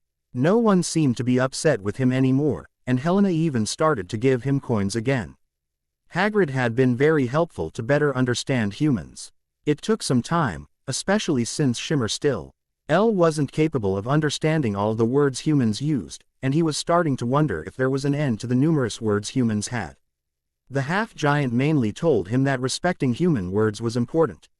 Not only did humans value words a lot, this he simply couldn't understand, even if he kind of got the point of communicating with them being easier. But apparently, using the right words and following what the humans said would be better for him. He didn't understand why until Hagrid mentioned that using bad words and not obeying words could have Shimmer sent to prison. That wasn't that bad, but when he learned that there was also a fine with it, and after Hagrid explained what a fine was, he really didn't want to not follow words anymore. Just the thought of losing coins for mere words was frightening enough. Helena had been a bit annoying though, always bothering him as soon as he was near her, a book in hand, and trying to find something about him and Arcana. Even the greasy man came once, looked at him with a weird expression that Shimmer didn't understand, and left. Apparently, other dragons not only couldn't eat Arcana, but they also couldn't vomit Arcana. He truly was superior to all other dragons. Right now though, he was munching on some bird that he caught in its nest, finishing his breakfast as he flew back toward the Great Hall. He reached it quickly, the winds being favorable to him, and flew in by the window that was usually left open for him. It was a bit later than usual, though, so he wasn't surprised to see more of the young humans gathered in the big room. And just like usual, Helena was sitting at the same place she always did, with Rowan in front of her and the shy boy Neville at her right. They appeared to have finished their breakfast, and were in the process of reading letters. That was another difficulty that he learned of recently, and it physically pained his brain to figure out that words could not only be said but also written. The fact that the humans could communicate with these weird symbols confused him a lot, but Helena told him not to worry about this yet, so he didn't. Slowing down a bit, he reached the Gryffindor table and landed on the table. Right as Helena moved away a few things to give him some space. "Good morning, Shimmer," she greeted him. "Good morning, Helena. Good morning, Rowan. Good morning, Neville," he replied. "Huh, it's Neville," corrected the shy boy, who was surprisingly not that shy anymore around Shimmer. "And you don't have to greet everyone, even if it's very nice of you," added Helena. "Shimmer understand?" "Helena paper?" asked Shimmer. "Yes, it's a letter from my parents. They say that they're thinking about me a lot, and they're excited to see me again," she replied, showing him the letter. He gave it a very brief, uninterested look since he couldn't read anything and rather looked at the few late owls that were bringing the students their mail. He didn't really understand why these rather big birds were used to carry papers, but apparently they had some arcana like him, and their arcana made them very good at knowing where to bring the papers. In the end, he didn't give it much thought, thinking himself as better than a simple paper carrier. Neville was also reading a letter, though he didn't appear as excited as Helena but rather slightly nervous, and Rowan's letter was discarded next to him. Opened but apparently not very important since he pushed it aside. Charlie said that the Wormling Reserve started negotiating with Eldertower to have a few specialists, including Charlie, come to study Shimmer, supplied Rowan. Shimmer not want. He growled lightly, not very enthusiastic about this since Hagrid told him what it was about. "They won't force you to do anything. If you don't like it you just have to tell them," explained Helena. "Shimmer not like. Shimmer Wormling, not paper," he replied. "Use is Shimmer, I told you before," chided Helena lightly, still trying to get him to a higher level of speech. "And everyone knows you're not paper. They're not going to write over you. They're going to write about you. Is. Shimmer is Wormling. Helena is human. Food is good," he said, repeating a few of the examples that Helena gave him in their last session. "Good. Now, we have defense against the dark arts next. Do you want to come?" He thought about it, weighting the pros and cons. On one side, he really didn't like the smell of the classroom with all the weird plants, weird objects, and especially the horrible scent of death on the Quirrell. But on the other side, he didn't want to leave Helena and her friends Alimar go. He agreed. They soon made their way to their next class, along with most of the Gryffindors that were also in the hall, and quickly filled the classroom with everyone taking their seats, waiting for their stuttering teacher to arrive. "Think he'll be scared of Shimmer again?" asked Rowan. "Probably. He's scared by his own shadow," agreed Neville, finding it hard to believe that there was someone even more cowardly than himself. "Shimmer not like bad man. Smell dead, is bad," added Shimmer, appreciating that the disgusting smelly man feared him. Instead of staying on Helena's table, he flew up in the rafters and remained there, glaring at the door where the teacher would come from. He didn't have to wait long when Professor Quirrell's shivering body crossed the threshold of the class. It didn't look like he noticed Shimmer hiding in the rafters, but Shimmer certainly saw him and, most importantly, smelled his horrible scent from the moment the door opened. But there was something slightly different this time. Where before the smell of death had been strong and imposing, it was now weakened, not assaulting his senses as strongly as before. And for someone who had such a great sense of smell as well as a knowledge of prey, Shimmer knew that all of this meant that the man below him was dying. Which was weird, because he still smelled like he was already dead for a long time, but now that he was closer to dying, the smell of death was lessened. Maybe he wouldn't have to kill the human, perhaps he would die by himself. And Shimmer certainly wouldn't want to eat anything that smelled that bad. Was eating humans bad? He never asked Helena if it was a thing. Nonetheless, he still glared at Quirrell as the man stood by his office, bringing out a very light amount of papers, before writing a few words on the board behind him. Not that Shimmer could read it. "GG good morning, ch children." He greeted them. "Good morning," replied the class half-heartedly. "Morning," added Shimmer politely, applying the rules about greeting that Helena taught him.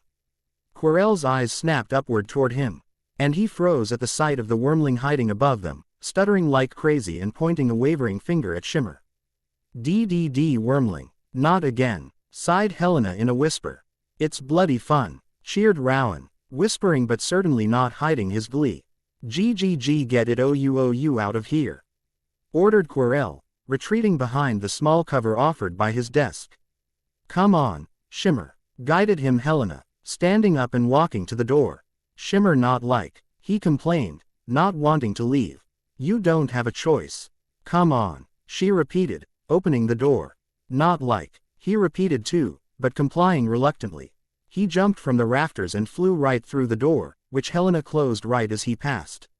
Left with nothing to do and a bit grumpy at being dismissed so casually. He certainly didn't want to go nap so soon. Not that he disliked sleeping, but time spent sleeping was time spent not collecting coins.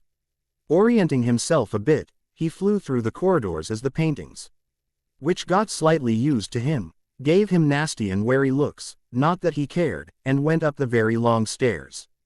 He went up and up and up until he reached the last floor, where the ugly monster guarding the old human's office stood. He hovered in front of it, not knowing how to open it, as he recalled that it moved on its own after a few words. Though he couldn't remember what word it was. He also knew that it was sometimes different words. But he could try. "Door," he shouted. Nothing happened. Dumb. Still nothing. Food. Hagrid. Helena. Dead. Is. Stupid. Foolish. Dunderhead. Shimmer. Came a shout from behind. He turned around, watching as the strict old female human came in, frowning heavily at him. It's a good thing that she came in right now. He was running out of words to try. "What are you doing here? How long have you been shouting? And why are you shouting?" Professor Matilda questioned him, stopping a small distance away from him. She might know that Shimmer was friendly, but she would never stop being careful around a potentially dangerous creature. "Shimmer want open door. Dumb door," he replied. "You need a password to enter," she grumbled before muttering to herself. "And I'll be sure to have a word with Severus, teaching such language to a wormling." "Password. It's a secret word," she briefly explained, straightening herself as she looked at the gargoyle. "Gnomish gum." And just like that, the statue started to turn around itself, almost sinking into the ground as the spiral staircase hidden behind appeared. He didn't then get the time to enter that Professor Matilda went in first, and he quickly followed through, staying slightly behind her until they reached the headmaster's office. And the old human was indeed there. busy writing down on some papers that he put aside the moment Shimmer and Professor Matilda came in. "Good morning, Shimmer. I trust that Professor Matilda isn't accompanying you because you did something wrong," greeted them Elderon. He was shouting insults at the stairs, trying to find the password. "How is it possible that you didn't hear him?" Matilda asked, slightly frustrated, watching as Shimmer landed on Elderon's desk. "Ah, I fear that I'm finally getting old." He deflated a bit, though recovering twice as fast. "But it doesn't tell us why Shimmer was so busy." "I don't know. If you would like to explain yourself." Shimmer. "Smell dead man not want Shimmer in class. Shimmer come see Dumbledore. Would like coin," replied Shimmer, a bit annoyed that he spent so much time in front of the door for nothing when he could have been trying to collect coins. "Really? That's not surprising," replied Elderon, and Shimmer didn't know if the old human was talking about the dead not dead man or about his request for coins. "What's this I hear about a dead man?" critically asked Minerva. "Do you remember my worries about Professor Quirrell?" He asked back. "Yes, Shimmer here told us that he smelled of death. Yet he appears to be quite alive. A fascinating fact, don't you think?" By the way the old woman stiffened, it was clear that something bad was said by Elderon. But not only had Shimmer barely listened to the old man, he was still waiting for his coins. "Coins. Yes, yes, what an insatiable greed," sighed playfully Elderon, opening a drawer on his left and taking out 2 sickles. "Does someone knows how much money Shimmer possesses now?" asked Minerva, appreciating Shimmer's presence but not his need for coins, which she found most infuriating. "I know that I have a list somewhere. I'll have to remember to add 2 sickles to it," he replied, slightly lost in his thoughts for a moment, before focusing again on Shimmer with a more pleased gleam in his eyes. "That reminds me, I have an offer for you." Shimmer. "Offer? Coins?" he asked excited, not understanding that the offer wasn't the same type as the ones he had previously. "In a way, I would like you to accompany Hagrid on a little patrol in the Forbidden Forest. For the past few weeks, unicorns, magical creatures like you, have been attacked and killed, and their blood drank. Drinking a unicorn's blood is a terrible, terrible thing to do. For your life will become forfeited, with only the unicorn's blood keeping you alive from that point. Only someone at the gate of death would dare to do something so evil," explained Elderon, talking a bit slower than usual for the wormling standing before him. Most words went a bit over Shimmer's head, but he got the main idea. Something was killing these creatures called unicorns. And Elderon wanted to stop that. Simple. But what he didn't like was the mention that this was in the Forbidden Forest. He always had a feeling that he shouldn't go to this place. And after hearing from Helena and a few others what creatures were in there, he was even more determined to avoid it. Yet Hagrid, the giant human, apparently had no issue going inside the dark forest. "Why Shimmer?" he asked. "Because I believe your jhana and your greater sense of smell could help Hagrid track down the one killing unicorns. And of course, you would be paid for your help." "Coins?" he eagerly asked, already happy with the 2 sickles he had, but being all for getting more coins. "Yes. What do you say about 5 sickles per day where you will assist Hagrid in the Forbidden Forest?" offered Elderon. "Sun coin," countered Shimmer. "Please do not accept. Elder Tower already have enough expenses as it is." Instantly intervened Minerva. "Dear Minerva, you know me too well." He chuckled before turning toward Shimmer again. 6 sickles. "More," replied Shimmer, wanting to see how high he could go.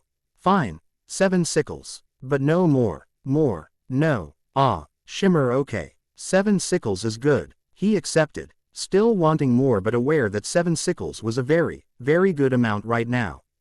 He could already imagine how it would improve his collection. "I'm glad that we agreed on your payment. Now, simply goes to Hagrid's hut tonight. He will guide you in the forest," smiled Elderon. "Okay. Bye-bye Dumbledore," replied Shimmer, grabbing his coins and flying to the window.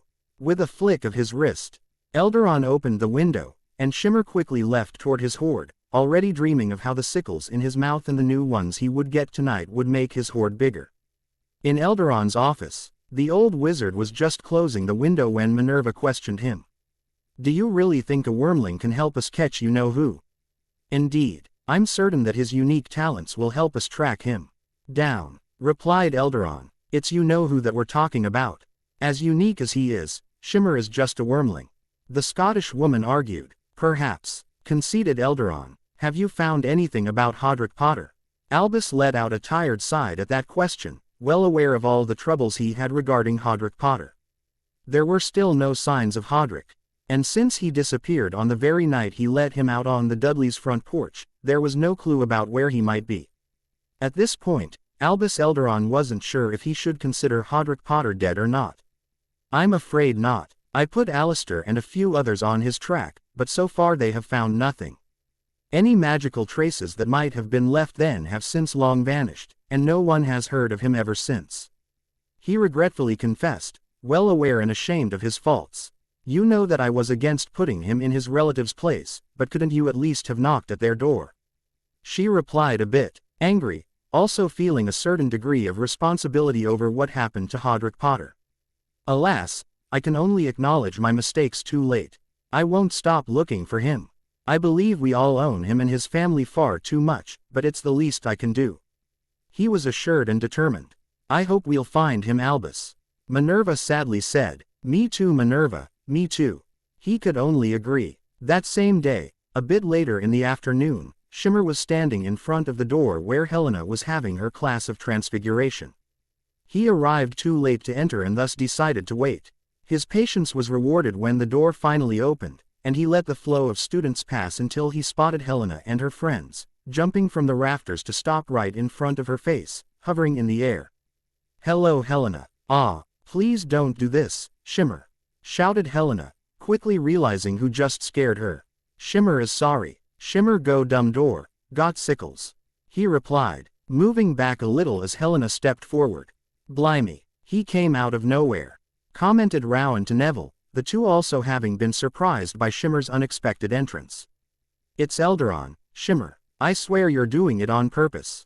And did you at least thank him? Asked Helena. Shimmer not rem beer. He answered, not recalling if he did or not. You have to say, thank you, Shimmer. It's important. She chided him. Shimmer is sorry. It's all right, you just have to think about it next time. Helena smiled, both happy to see him understand and that her lessons were paying off. He'll be more polite than you at the end, joked Rowan. And what's wrong with being polite? She questioned, a bit offended. Huh, nothing, it's just, it makes you sound like a pureblood. Rowan babbled. Being polite is not a matter of blood, only of education. Blood, where? Asked Shimmer, looking to see if Helena was injured. No, we're just talking about blood. And it's not even blood that you can see. Quickly corrected Helena, pushing back Shimmer gently. That left him even more confused, and it must have been quite obvious since Helena promptly continued. It's not something you need to worry about. That he understands. Okay, Shimmer said, before recalling what he had agreed with the old human. He felt like sharing it with Helena. Shimmer go night bad forest. Help Hagrid. That instantly stopped the three children, who stared at him with wide eyes. You're going in the Forbidden Forest? Asked Helena, horrified. Hagrid goes in there, wondered Rowan. No, she knowing how anyone could willingly enter such a creepy place. Neville only stood there, mouth agape and not saying a word, looking between the three others, completely terrified just at the thought of the Forbidden Forest. Shimmer go, help Hagrid, get 7 sickles. Confirmed Shimmer. But why? It's very dangerous, exclaimed Helena, furiously trying to figure out the reasons why the headmaster would ask Shimmer to go to such a dreadful place. Not only that, but she was starting to imagine the worst things that could happen to Shimmer in there. Especially with all the terrible stories she heard from other students about it. Along with all the books she read that detailed a few of the terrifying creatures that lived there. Dumbledore need Shimmer help kill bad creature. Shimmer help Hagrid. Shimmer coins. He continued, not seeing the problem. Shimmer, the Forbidden Forest is a very dangerous place, you could get killed. Almost pleaded Helena, wishing to make him understand the danger he would be in. Shimmer knows, he replied. What? She stammered for a second. Shimmer not like bad forest. Shimmer know bad forest is danger.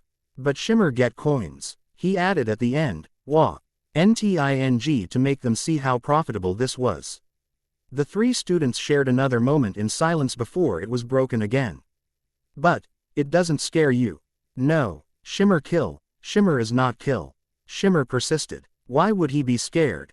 He knew the forest was a bad and dangerous place, and he tried to avoid it, but he wasn't afraid of the creatures he might find there.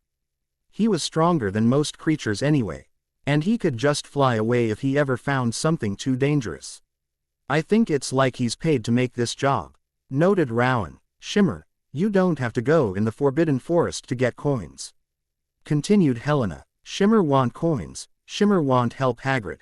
The golden wormling said, landing on the ground as he was tired of hovering for nothing. Well, that's a very nice thing to do, Shimmer. But I don't want you to get hurt. Or killed, she pleaded, kneeling down to be more at his level and petting his head gently. Shimmer is good hunt, Shimmer is good kill, Shimmer say Helena hello tomorrow.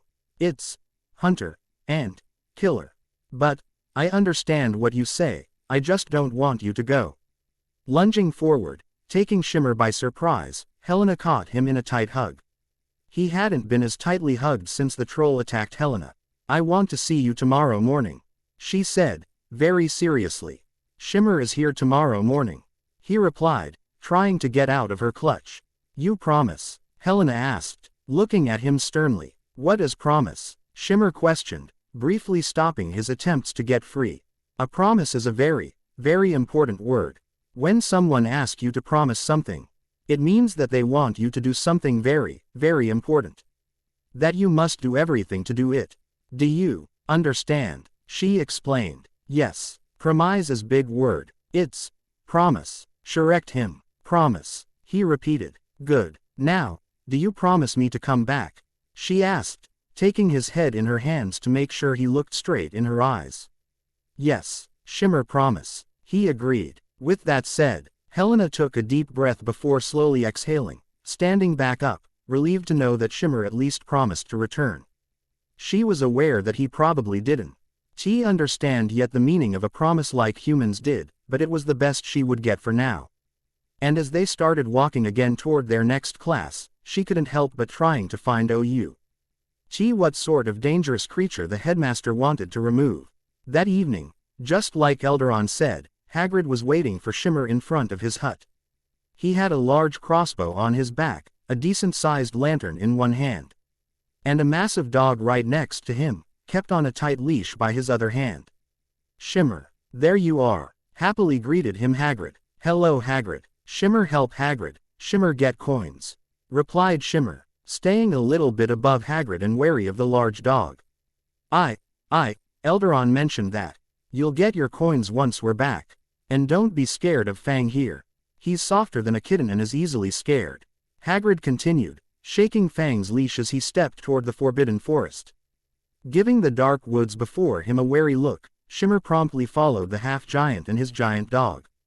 They followed a small path that went deeper in the forest, with only the light of the moon and the lantern lighting up their way. Even though Shimmer could see far further than Hagrid in the darkness thanks to his nocturnal eyesight. So, do you remember what we're doing here? Asked Hagrid. Shimmer not dumb, instantly exclaimed Shimmer. I didn't say that you were, retorted Hagrid, a bit taken aback by Shimmer's reply. Shimmer smart. Shimmer and Hagrid find bad creature, save corns. That's about it, except it's unicorns, not corn. Unicorn. Unicorn. Shimmer knows. Tried Shimmer, very annoyed that he made a mistake. He should be better than that. Here ya go, congratulated him Hagrid, right before the half-giant pulled on Fang's leash. Come on, ya big lug. There's nothing to be scared of yet. Hi, Velexto at the keyboard. I apologize for the shorter chapter, but it works better like this for the next one. We're about to be at the confrontation between Shimmer and Voldemort Quirrell. Want to guess how it will go? Also, sorry about the delay, both for this story and the other one. The last few weeks have been very busy, and I just now have some time and focus to write again. Thanks for all the support and see you soon. Well, that night proved to be both enlightening and boring. Shimmer and Hagrid, plus Fang, who kept whimpering the whole time and tried to turn back at every sound, spent the night patrolling the forest in search of the creature-killing unicorns. The night was boring because pretty much nothing happened. They walked around. Hagrid kept telling Shimmer a few things about the forest and the creatures within. Some of these, like the centaurs, confused Shimmer quite a lot, but others simply made him raise a non-existent eyebrow. Like some sort of nasty human butterfly called fairy. They walked around for hours, stopped whenever they heard a sound, investigated, and continued when it proved to either be nothing or not what they were looking for. But at the same time, and for the same reasons, that night proved to be very interesting.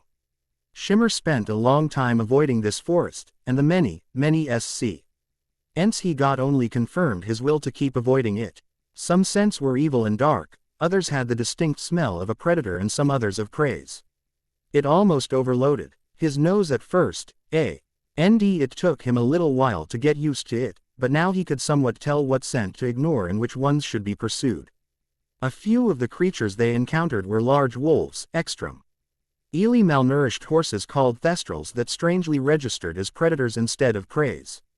A very large amount of variation of the same scent, that being of spiders.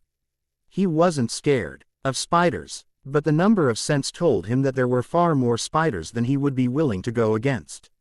And in the end, when Hagrid called off their patrol, they returned to Eldertower with no new information of the creature-killing unicorns. And Hagrid also explained what unicorns were, so at least he would be able to recognize them later. It was past midnight when they returned to Hagrid's hut, and Shimmer got his pay. 7 sickles for basically nothing. One of the best deal he ever had, and he only wished for this to go on. 7 sickles per night. He could already picture what his hoard would look like at this rate.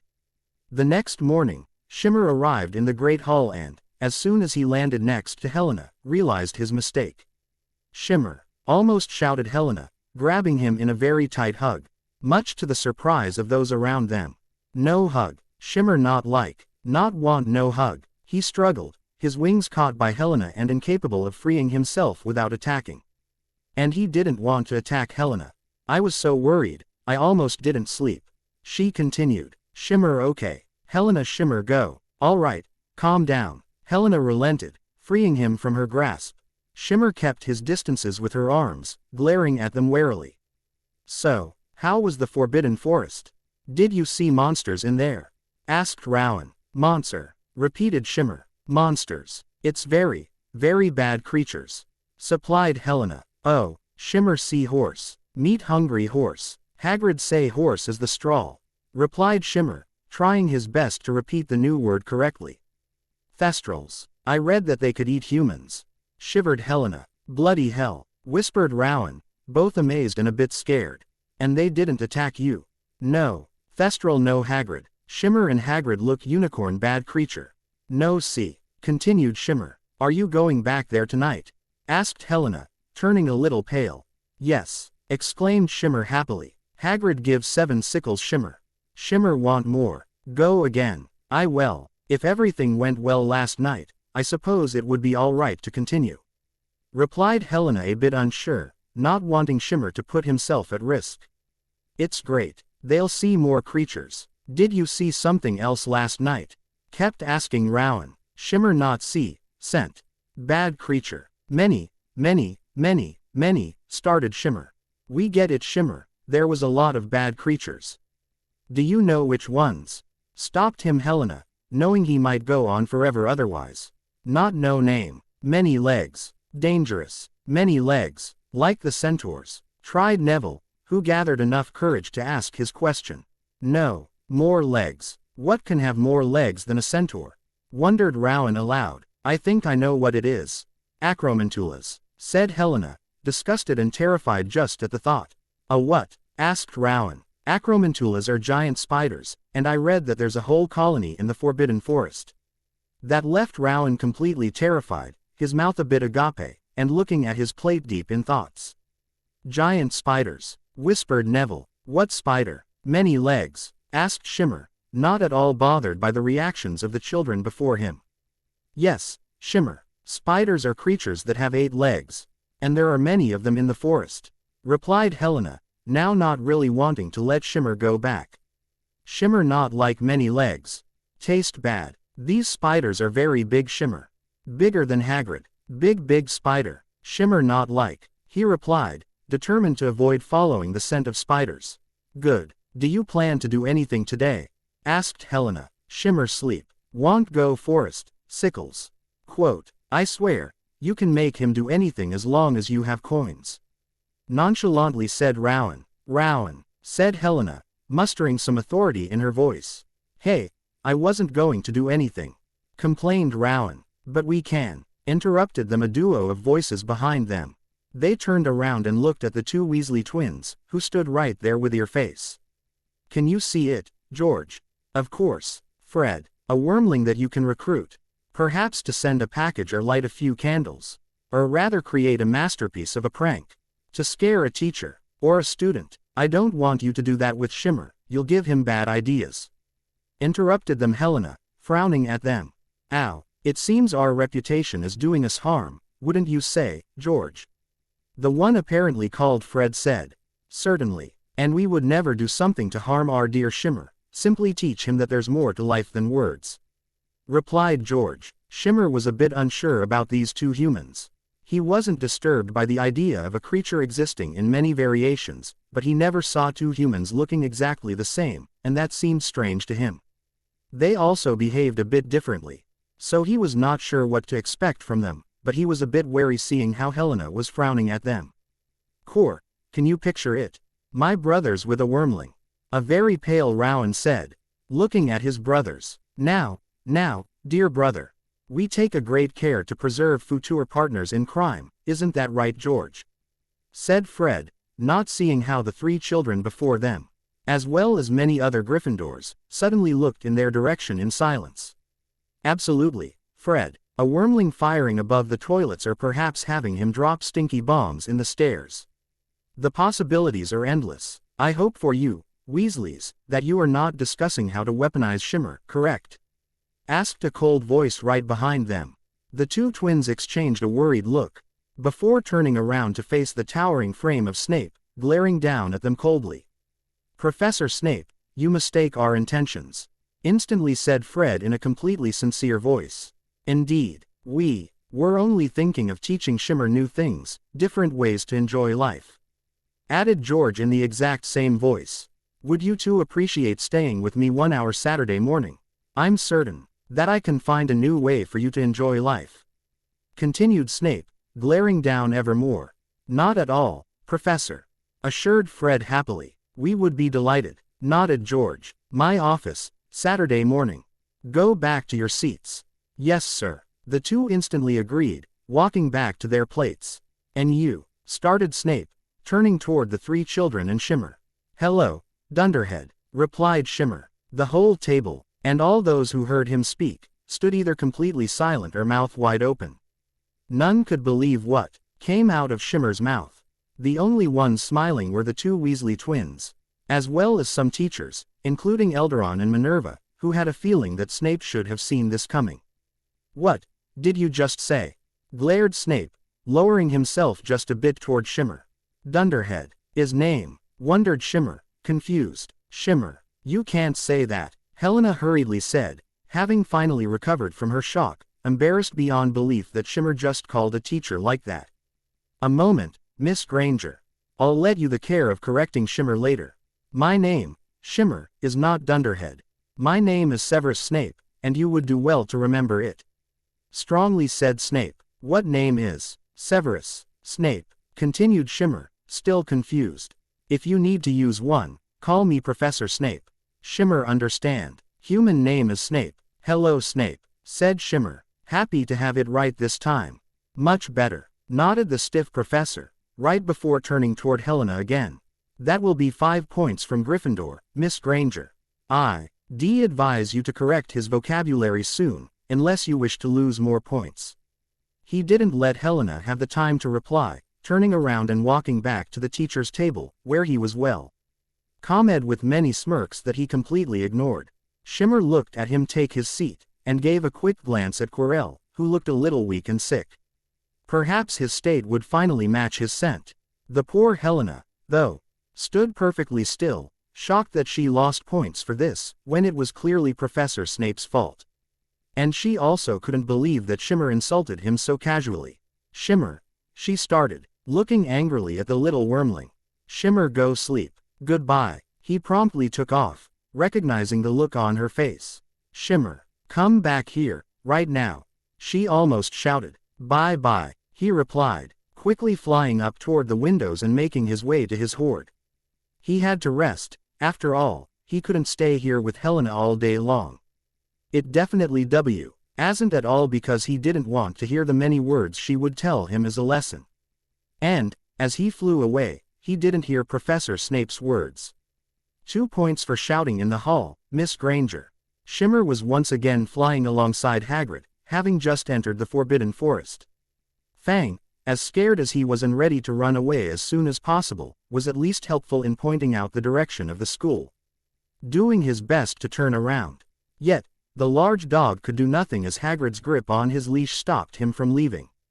"I swear that a blast-ended Scroot would be enough to scare you," grumbled Hagrid a little as he forced Fang to keep going deeper in the forest.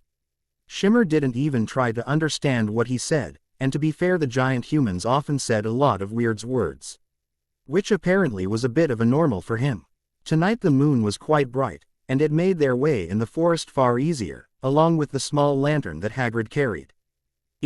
Then more for Shimmer, who didn't even had to touch the ground and the many roots that only waited to trip someone. Hagrid, with his large feet, wasn't too bothered either. Their progression was steady, and just like the first night, there was not that much to do. There were a few dangerous creatures, but they apparently knew to stay far away from Hagrid. Shimmer mainly watched them, learned what they were and how dangerous they could be from Hagrid, and kept looking for their target. And even if they didn't find anything tonight, he would still get 7 sickles. That was the best deal he ever got. Their little trek in the forest lasted for a couple of hours, with nothing fascinating. They had reached a quite deep part of the woods, where the fog was deeper and the trees closer to each other, reducing their visibility. With still no sign of the creatures they were tracking, Hagrid said they would turn back soon, when the sound of cracking branches and quick, heavy footsteps reached them. Instantly turning to the right, where he heard the sounds coming from, Shimmer's eyes quickly scanned the whole area, looking for the source of the noise. Hagrid stood ready too, crossbow in hands and aiming it toward the danger. Only Fang reacted badly, scraping at the ground fiercely, trying to get away as fast as possible. The fog hid whatever it was, but by the footsteps getting louder, they knew it was coming in their direction. In a few seconds, a unicorn appeared through the fog. It would have been tall and majestic, if not for the fact that it was breathing heavily and running at full speed, with a bit of shiny silver liquid running down its left hind leg. Shimmer, already in the air, had no issue evading it, while Hagrid was forced to take a few steps back to avoid being hit by the charging animal. He only got a few seconds to look at it, but Shimmer knew a terrified and wounded prey when he sees one. The fleeing unicorn quickly disappeared in the other way, and what was chasing it followed. A shadow, swirling darkness hiding whatever it was, pierced through the fog, and promptly stopped upon seeing them. Shimmer wasted no time, already recognizing the shape of the shadow as being nearly human, meaning it was an easy target. At that moment, he wasn't thinking like a human, but like wild predator, pouncing first to take the advantage and looking for the best way to put an end to the fight as soon as possible. Rushing toward it, pushing himself with his wings, Shimmer got close enough to unleash his flames upon their foe. WHWHEN, the creature before him raised a hand. Hidden beneath Shadow 2 with a wand in it, and a shield appeared around it, protecting it from the fire. That brief moment of shock was just what the shadow needed, and a sudden, invisible push of arcana sent Shimmer fumbling in the air, before he felt something grab him. He looked and tried to bite it by reflex, only there was nothing to bite. Shimmer was dangling in the air, held by his tail by an invisible grasp. Trapped in the air, there was nothing he could do besides screeching and trying to get free by shacking himself as much as he could, snarling and growling at the shadow. It raised its wand again, ready to unleash another spell, when a massive bolt almost hit the shadow's head, forcing it to focus on Hagrid, who glared at it with another bolt already in hand. "Get away from Shimmer," he shouted, readying his crossbow again. Free from the magical clutch, Shimmer fell a little in the air before stabilizing himself. Furious at being played like that, he used the opportunity given by Hagrid. shooting another bolt at the shadow that was forced to quickly dodge, to rush at it. Taking it by surprise, Shimmer got in reach of his target and bit as strongly as he could the sea. Reacher around where its arm appeared to be. It screamed in pain, in a very human way, but also with another voice, acute and a near screech of pain that didn't felt human. And as he bit it, Shimmer also got its taste. And what a foul, horrible taste it was. It was a taste of rotten blood, that belonged in a dead creature, mixed with the taste of death. There was only one person that he knew with that smell. And he didn't like him much. Yet, even though it smelled and tasted like it was dead, the human was clearly in great pain as he shook his arm, trying to free himself. "Blast him away, fool," came another voice, angry and raspy. The wand was aimed at him again, and Shimmer had to let go, flying away just as a first spell almost hit him. Another followed, a dark purple one, that Shimmer couldn't dodge. Opening his mouth, he used his only option available, and ate it. Unlike the other spells he ate before, this one tasted very, very bad, and the strength behind it sent Shimmer flying in the air and tumbling on the ground. He heaved, retched and vomited violently, trying to purge himself of the horrible spell, letting out a stinky dark goop. Down on the ground, there wasn't much he could do as he was still trying to remove all the dark spell, and Hagrid rescued him again from the shadow that started to advance threateningly toward him. Not having the time to reload, he threw one of the bolts at the shadow, hitting it with the shaft of the bolt. And since the bolt was rather large, it was enough to send the man stumbling a little backward. Shacking his head a little bit more, and taking a deep breath to both get rid of the smell in his lungs and to prepare himself, Shimmer jumped in the air and flew very close to the shadow once more. That close, the man probably expected him to bite, and he moved his arms back in precaution. Yet, Shimmer had another idea in mind, and he blasted the man with his fire at a very close range. The screams and screech of suffering were terrible. The man waved his arms around in an attempt to remove the fire from himself, even as his cloak of shadow started to burn away, revealing a singed red turban and a burned wizard robes beneath. What looked worse, though, was that the flesh beneath it looked like ashes, around his stomach, with parts of it already flying away in the air. "Quirrell, what are you doing here?" asked Hagrid, confused, as he recognized the clothes. "The stone. We don't have the time." "Get the stone," roared the weak and raspy voice in rage. With a flick of his wand, water surged from its tip, extinguishing the flames. Another flick, and both Hodrick and Shimmer were sent backward. With another spell fired at them, this one raising a small wall of fire between them, the man quickly left, stumbling a little and clutching at his burned chest. Toward the castle, he took a few steps before turning into shadows, moving at great speeds. Shimmer stared at the shadow for a second, before bolting right after it, using his wings to push himself as fast as possible after it. "Shimmer, come back, don't go alone," shouted Hagrid in vain. After all that human did to him, and the fact that he was the one paid to kill, Shimmer wouldn't let him get away. Not when his prey was weakened and wounded. He went after Quirrell as fast as possible, but the shadow was still far ahead and even going faster than him, flying between the trees with an agility that equaled his own. He lost track of him as he reached the castle grounds, but the scent of death was heavy, and he knew he would have no trouble finding it. Mmer wondered for a few seconds if he should wait for Hagrid, but decided against it, preferring not to let Quirrell get more time to get away. But there were others that could help. Without losing a second, he flew to Helena's window, and bashed against it far harder than he ever did. "Ah!" came 3 shouts of fear from the room. Helena, Parvati and Lavender all shrieked in fear at the sound, clutching their bedsheets tightly. They looked at each other for a second, before another loud bash of Shimmer against the window got their attention. "What's he doing here? It's way too late," growled Lavender as she realized who just woke them up. "I don't know," replied Helena, tired but forced awake by Shimmer, as she walked to the window and opened it. "What is it, Shimmer? It's late. Shimmer, bad man. Smell dead. Attack Hagrid, quick," he loudly said, stepping inside the dormitory. "What are you talking about?" she mumbled. "What bad man?" asked Parvati, rubbing her eyes. "Shimmer Forest. Bad creature is dead, smell man. Quirrell. Danger. Kill." He desperately tried to warn them, once more regretting that he didn't know how to speak well enough with humans. His speech even started to degrade a little as excitement and worry ran through him. Quirrell, he's the one who attacked unicorns. Managed to understand Helena. Yes, Quirrell here. Kill, quick, he continued, nodding at the same time.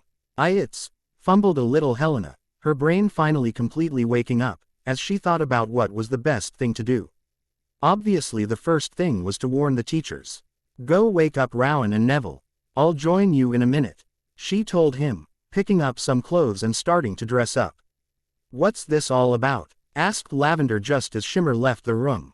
He flew down the stairs, crossed the common room, and went straight to Rowan and Neville's bedroom. As soon as he came in, he jumped on the first of the two that he found, that being Neville. The poor boy screamed in terror. Woke up by a weight on his stomach and a wormling's face only a few centimeters away, even if he knew that wormling.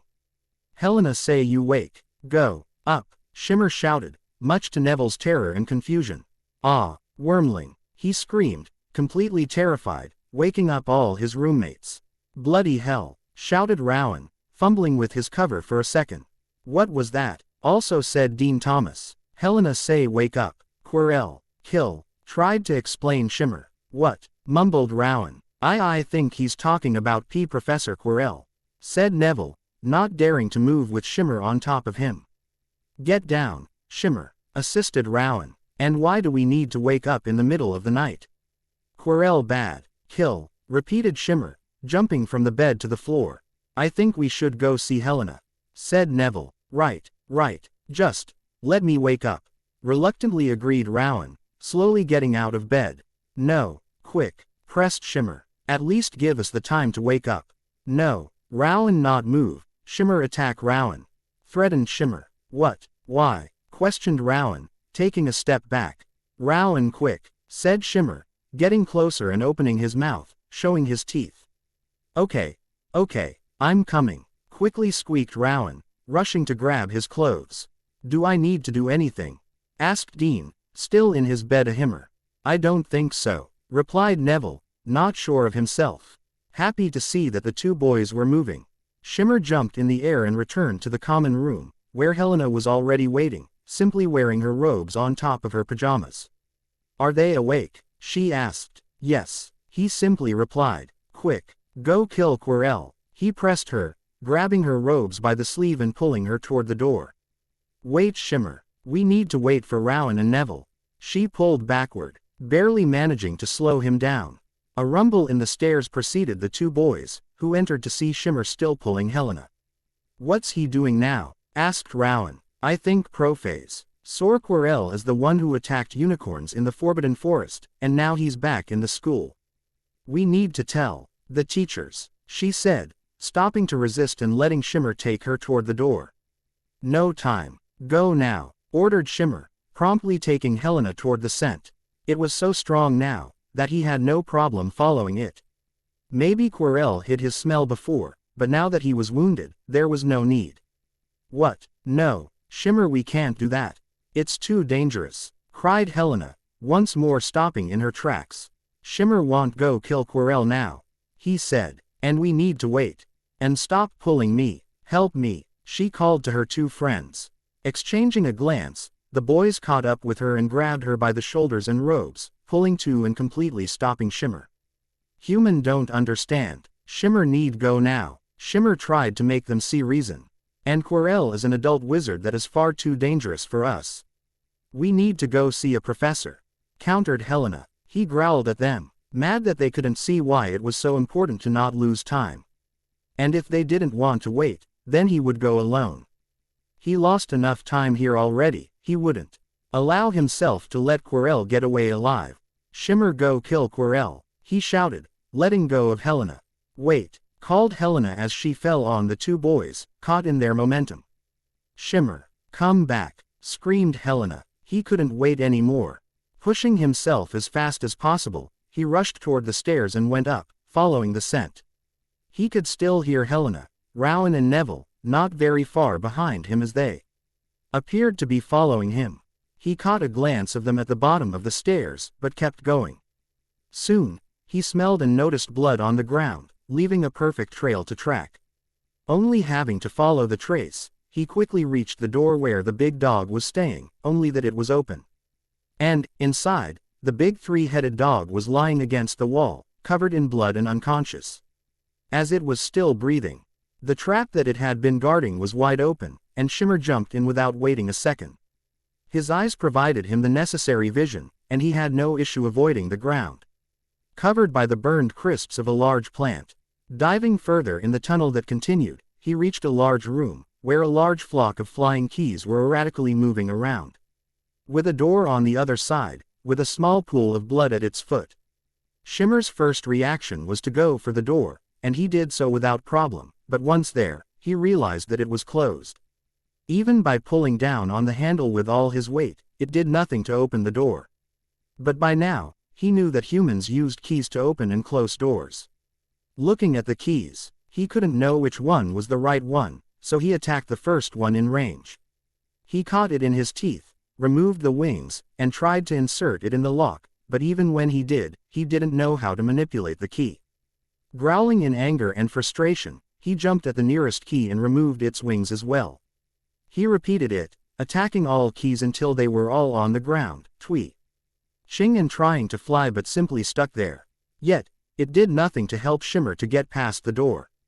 A few sounds from the tunnel got his attention, and he watched as Rowan, Helena and then Neville, came out of the tunnel. Out of breath and exhausted by this late run. "Shimmer, you're all right," panted Helena, relieved beyond belief that her friend was fine. "Why did we have to jump?" complained Neville, massaging his bum. "Shimmer, door, dumb," he complained in answer. "Bloody hell, look at all these wings," said Rowan, picking one of the wingless keys. "Let's get to it," interrupted Helena, reaching the door and trying to twist the key, before pulling it out and observing the door. "That key is too recent for a door like that. Look for an old one." They all tried to find a matching key, and Neville pulled one of them. That didn't exactly appear to be that old, but it was the only one that had blue feathers. "Maybe this one," he suggested. The rest of the keys started to angry twitch on the ground. And Helena wasted no time, grabbing the key and inserting it in the lock, that thankfully twisted and opened the door. "Let's go," Helena encouraged them. "Helena, no teacher, said Shimmer as they left the room behind. "No, and that's your fault." She glared at him, fear and concern clearly displayed on her face. "Helena not no, Shimmer no kill," he countered. I don't know how to kill," she replied, horrified. "Helena listen Shimmer, Shimmer go, kill Quirrell. Shimmer coin, Shimmer good wormling." He summed up. "This is so wrong," commented Neville meekly. "We'll work on that later." "Look," shouted Rowan as they reached the next room. This room was filled with chess pieces, larger than the humans, and facing each other. The room looked fairly normal, if one ignored the blood trail and the destroyed pieces. Professor Quirrell really wasn't losing time with this. He completely wrecked it," whispered Rowan, a bit pale. "Shimmer go," said Shimmer, flying above the board and landing near the door. As soon as he was on the other side, the pieces suddenly moved and started to rebuild themselves. In a few seconds, the board and the pieces were back to a pristine state. With the three children stuck on the other side. "I guess that we have to play to reach the other side," Helena said, looking warily at the chess pieces. "I'll do it," jumped forward Rowan. "Pawn e4, Shimmer go," repeated Shimmer, still not wanting to wait. His prey was close, he could smell it, but there was still a chance that Quirrell might run away. "What? No, you're going to wait for us," ordered Helena, shouting from the other side. "Shimmer not want, need kill Quirrell," he countered. "Why would you even need to kill him? We can capture him, and let the teachers deal with him." She tried, sparing but a glance at Rowan, who kept playing against the Arcana chess board. "No, Quirrell is bad man. Shimmer want kill bad man," Shimmer replied, grabbing the handle of the door with his talons and pushing down, opening the door. "Shimmer please, Professor Quirrell could kill you, it's too dangerous," she kept going, wanting to cross the board and catch Shimmer, barely refraining herself from going after him. "It won't be long, this board isn't that good," commented Rowan. "Why did I have to come?" whispered Neville to himself, looking between the other three. Shimmer was just about to cross the door, having managed to open it, that Helena resorted to her last option. Shimmer, if you wait, I'll give you a sun coin, she offered, showing a golden coin in her right hand. That stopped Shimmer dead in his tracks. He turned around, looking at the sun coin with envy and greed. His brain was working overtime, trying to decide what was best. On one hand, he really wanted the sun coin, already capable to see it being added to his hoard. On the other hand, he really didn't want Quirrell to get away, as he never before gave up such a hunt. Shimmer remained there for a few seconds, his eyes darting between the doorway and the sun coin, not quite sure of what was best, much to Helena's dismay. She had hoped that the sun coin would have been enough to stop him. But it looked like even one wasn't enough to deter him from Goer. Not wanting to risk seeing him leave again, as she didn't think she could take seeing him disappear like that one more time. She reached into her pocket. I'll give you a sun coin and 3 sickles if you stay, she said, showing him the coins. Shimmer whined, almost painfully, at the hard choice before him. The sickles were less interesting than the sun coin, but it was still more coins to add to his hoard, and that was a very good reason to stay with them. And he hoped he would still get his other 7 sickles for finding Quirrell back in the forest. That would make a lot of coins. Shimmer, stay. He finally relented, flying up above the board and landing right before Helena. Apparently, the chessboard didn't care for him going in the other direction, as it didn't attack him. She instantly came down on him, grabbing him in a tight hug, just as he tried to grab the coins with his mouth. Please stop making me worry like that, Shimmer. You're my best friend. Helena sighed, relieving a little the pressure that she had been under. Hey, what about us? Complained Rowan. Queen H5. You're great friends, too, she replied, petting Shimmer's head. I'll keep your coins for now, alright. I don't think you'd like to keep them while fighting. He was just about to say that he still wanted them. That he started to process her words, and he found himself agreeing with her, albeit a little reluctantly. Helena, promise. He remembered the word. It's promise. And I promise to give you the coins, don't worry, she reassured him. Checkmate, cheered Rowan. They turned around, looking at the red-haired boy, who was grinning, himself looking at a destroyed black king. We can continue. Thank you, Rowan, said Helena. You're really good at chess, praised Neville. I am. Rowan preened under the compliments. Go, Shimmer pressed them. Right, agreed Helena. They walked over the chessboard, reaching the other side and entering the doorway. They kept walking for a moment before a strong smell assaulted their noses. One that both Helena and Shimmer recognized instantly. Troll, warned Shimmer. There's a troll, Neville whispered, eyes bulging in fear as he almost stopped on the spot. Bloody hell, groaned Rowan. Can we turn around? Begged the other boy. It might be better, agreed Helena, really not wanting to get even close to a troll again. Smell blood, added Shimmer, smelling more scents as they came closer. A small door met them at the end of the corridor. Very carefully, and as silently as possible, Rowan, with a small look at his friends, gulped, and pushed down on the handle. The door opened, thankfully in complete silence, and he dared to look in the gap. He could only gasp loudly at the sight. There was indeed a troll, though it wouldn't harm them. Lying on the floor on the left side of the room, the troll was immobile, eyes wide open, with a frozen expression of pain on his face. Dead. Oh, he's dead, simply said Rowan, opening the door fully. You're sure? Tentatively asked Neville, daring to look at the troll. Shimmer flew at the troll, hovered around its head for a few seconds, and viciously bit down on its nose. That's gross, complained Rowan. Troll dead, confirmed Shimmer, as the creature didn't even react. That's one less problem for us. We should continue, Professor.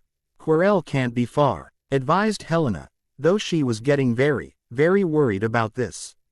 Seeing the dead troll, it meant that their stutterin' Professor was strong enough to kill without issue. All 3 children took a wide berth from the troll, staying as far away as possible, even if it was dead.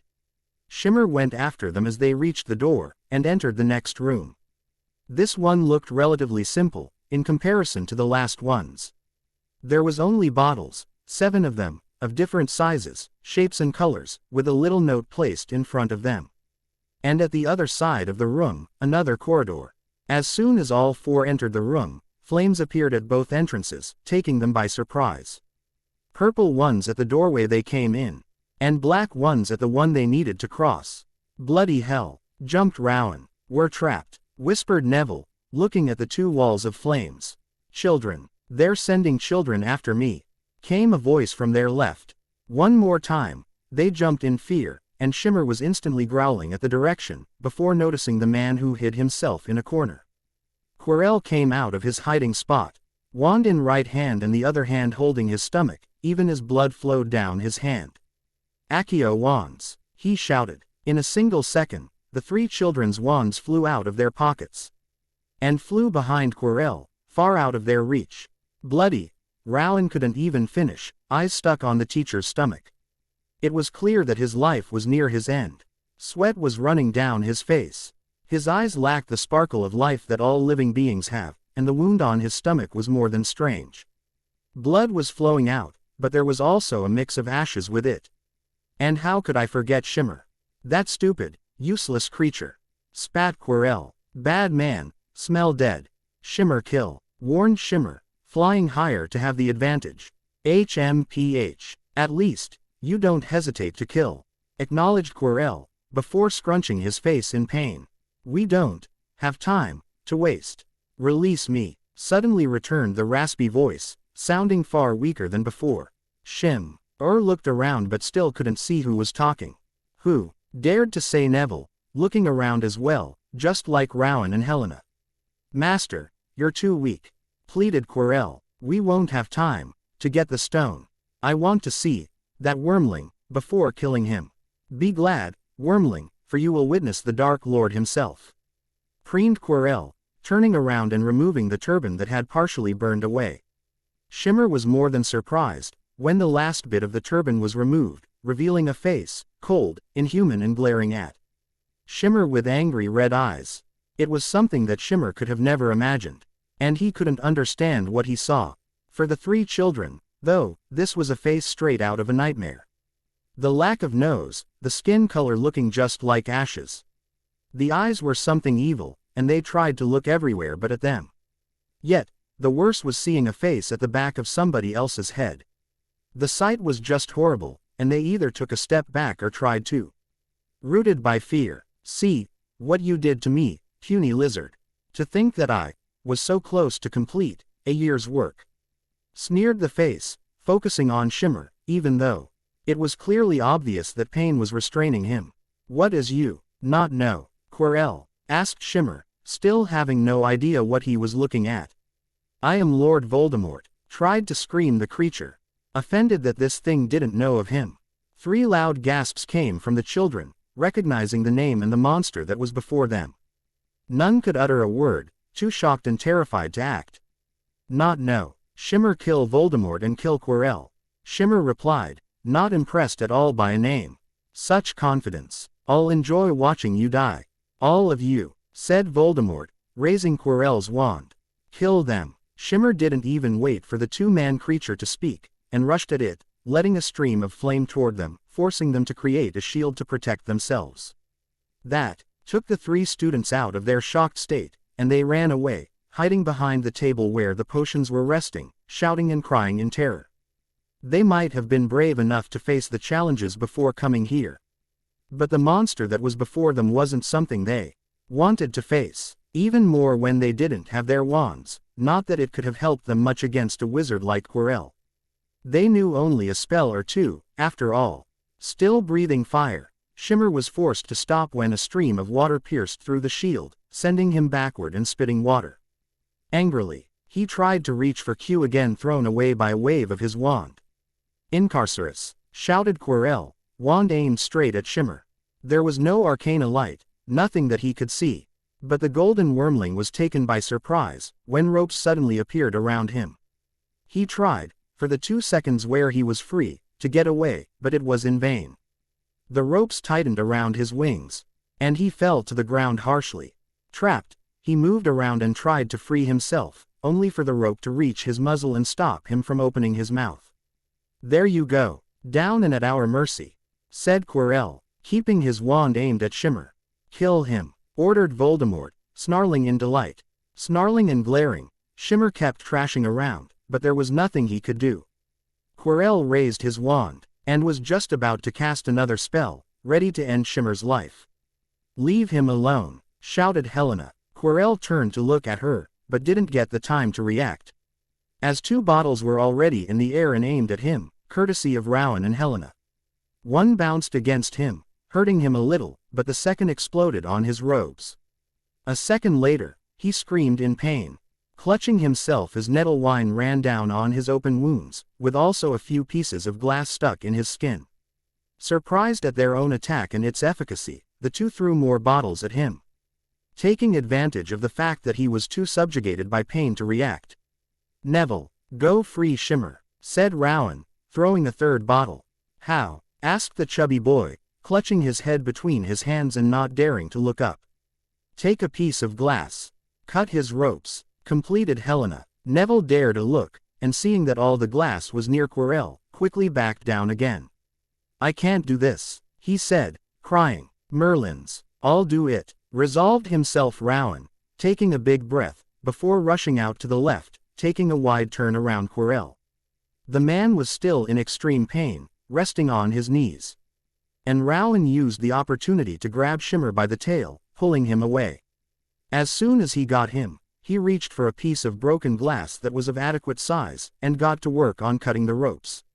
Starting by the muzzle. Get up you fool, kill them, screeched Voldemort, looking at Rowan from the back of Quirrell's head, much to the red-haired boy horror, who tried to cut the ropes faster. Master, we need to leave, begged Quirrell, even as his arms twisted against his will. Voldemort took over his body, with his arms raised in the opposite direction in a way that was extremely disturbing to the children. Silence, I'll do it, myself, growled Voldemort, aiming his wand at Rowan. Another flying bottle, narrowly missing him, got his attention for a few seconds. Too bad that a witch, as smart as you, can't see the power of that wormling. Harnessed, it would be an incredible asset, said Voldemort, glaring at Helena, his breath short and heavy. I have a new spell for you, Expulso. Right as he finished his incantation, Helena was blasted away by the spell, as well as Neville who had been hiding right next to her. The two screamed as they flew in the air, right before hitting the walls. They fell to the ground harshly, groaning in pain and slowly twisting on the ground, reaching for their head and back. Helena, snarled Shimmer, just as Rowan was removing the last layer of rope that was bounding his wings to his body. Free, and completely enraged, Shimmer jumped in the air and in a second, was right in Voldemort's face. A second later, fire bathed the two human creature, who let out a duo of screams, one human and one that only belonged to a monster. Trashing around, waving them in an attempt to dissipate the flames or reach for him, he didn't know. But, at the moment, his hand holding the wand was left exposed, and Shimmer reached forward, biting on it and taking his wand away. Rowan, the only one capable of watching beside Shimmer, witnessed with horror as fire burned Quirrell's body. Yet, it didn't burn like it should have. Shimmer's flames attacked his body far faster than it should have, and gray ashes flew right after it burned him. Another inhuman scream echoed in the room, right as the man's body starting to completely turn to ashes, falling on the ground as his legs couldn't hold him anymore. Through the fire, Shimmer saw the red eyes of Voldemort glaring at him despite the pain, even as the body he was occupying crumbled to ashes. Quirrell fell to the ground, and only a pile of ashes, ruined clothes and blood remaining behind. Yet, they didn't have the time to do anything, that a dark cloud rose from the ashes. It took the form of Voldemort's face, right before it, unleashed an unholy scream, a roar of anger and suffering, and dashed right out of the room, passing through the purple flames and disappearing. Shimmer didn't know if he won, because on one side Quirrell was definitely dead, but on the other, Voldemort appeared to have fly away. But, right now, he had more pressing problems. Dropping from the air, he landed right next to Helena, and nuzzled her, trying to push her on her back even as she kept her eyes closed. Helena, okay, Helena, he asked, concerned for her well-being. She groaned in response, clutching her head a bit more for a few seconds, before letting out a sob as she opened her eyes. "My head hurts a lot," she said through clenched teeth, even as tears rolled on her cheeks. "I hope I don't have a concussion." "Me too," replied Neville, still down, too. "What's a concussion?" "I'll tell you later," Helena replied, not feeling like talking much, her head being far too heavy for that. "Shimmer kill Quirrell and Voldemort," Shimmer told them. "What?" she asked, looking up a little at the room. The pile of ashes was still there, with Quirrell's clothes resting in it. She looked at it, horrified for a second, before falling unconscious. "Helena, Helena, Helena wake, Shimmer bite Helena," repeated Shimmer, nuzzling her even more frenetically, even going as far as threatening her. A sudden swoosh coming from behind him got all his attention, expecting Voldemort to come back through the fire. To his surprise, the purple flames extinguished themselves, right before many humans came in, wands out. He recognized Dumbledore, Snape, old human female and very small old human. Their eyes quickly brushed out the whole room, right before focusing on the snarling wormling resting next to Helena's unconscious body, Neville still moaning in pain, and Rowan still shell-shocked. "Shimmer, what happened?" asked Dumbledore. "Hi, Vilexto at the keyboard. Sorry for the delay, but I was more focused on my other story for a while. This chapter took a lot of time, because I had to rewrite it a few times before coming up with something satisfactory. But, finally, Voldemort is revealed and put down, by Shimmer and his friends. What will follow though? What will be the aftermath of all this? Give me your thoughts, if it's good or terrible. Thanks for all the support and see you soon." "Shimmer, what happened?" asked Elderon gravely, as he walked up to him. Staring at the old human, Shimmer didn't really know what to say. Shall he say in which order everything happened? Absolutely everything. Shimmer Hagrid, bad creature want kill unicorn. Shimmer want kill bad creature, smell dead, is Quirrell. Shimmer speak Helena help, not want stay is want go. Shimmer blood, is go blood. Shimmer go not go, eat wing Dumbledore. Rowan do, troll dead. Quirrell bad, attack Shimmer. Shimmer attack, kill Quirrell. Thank you Shimmer, interrupted him Elderon, who felt that it would perhaps be better to ask someone else for details, even if he thought to have the most important ones. "That can wait, Albus. There are 2 injured students here," scolded Minerva as she went in, reaching Helena and kneeling beside her. She brought a hand before her face, before sighing in relief. "She's alive, Mr. Longbottom. How are you feeling?" said Flitwick, walking up to the boy. "My head and my back hurts," moaned Neville, still clutching his head. "Take them to the infirmary." "Mr. We," replied Elderon, noticing how shocked Rowan was. There was it," he mumbled weakly, looking back at what remained of Quirrell's body before turning away, closing his eyes and taking a deep breath. "Calm down. Everything will be all right. Minerva, Phileas, would you mind taking them all back to the infirmary?" "Severus, with me," commanded Elderon, a brief look of pain in his eyes as he looked at the pile of ashes. Keeping his wand in hand as they went toward the corridor of flames. "Tisk. They destroyed everything," said Snape, looking at the broken potions littering on the ground.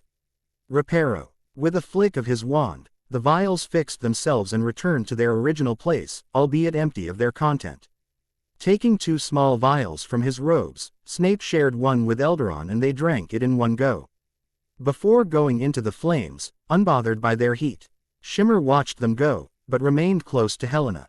Minerva flicked her wand and Helena's body rose in the air, levitating a meter off the ground.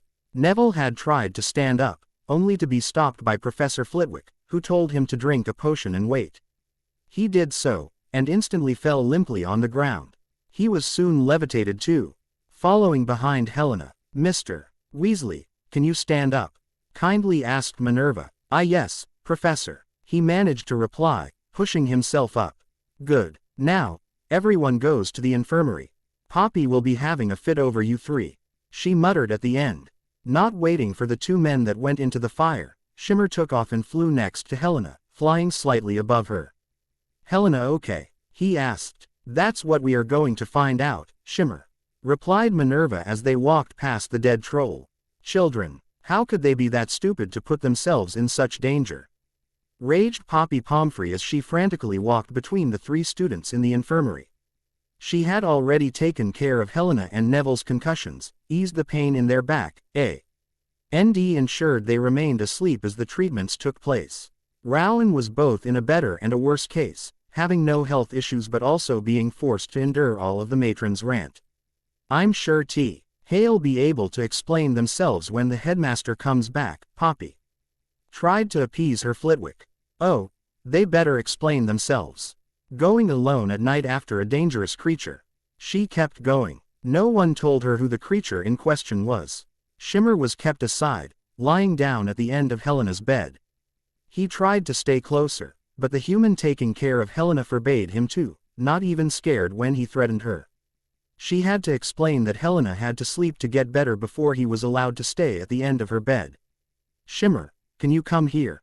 Asked Rowan, sitting on the bed next to Helena. A bit surprised, Shimmer didn't ask himself any question, and used his wings to make a long jump between the 2 beds, landing right next to Rowan. Rowan okay? He asked. Yeah, I think, answered Rowan, staying silent for a few seconds.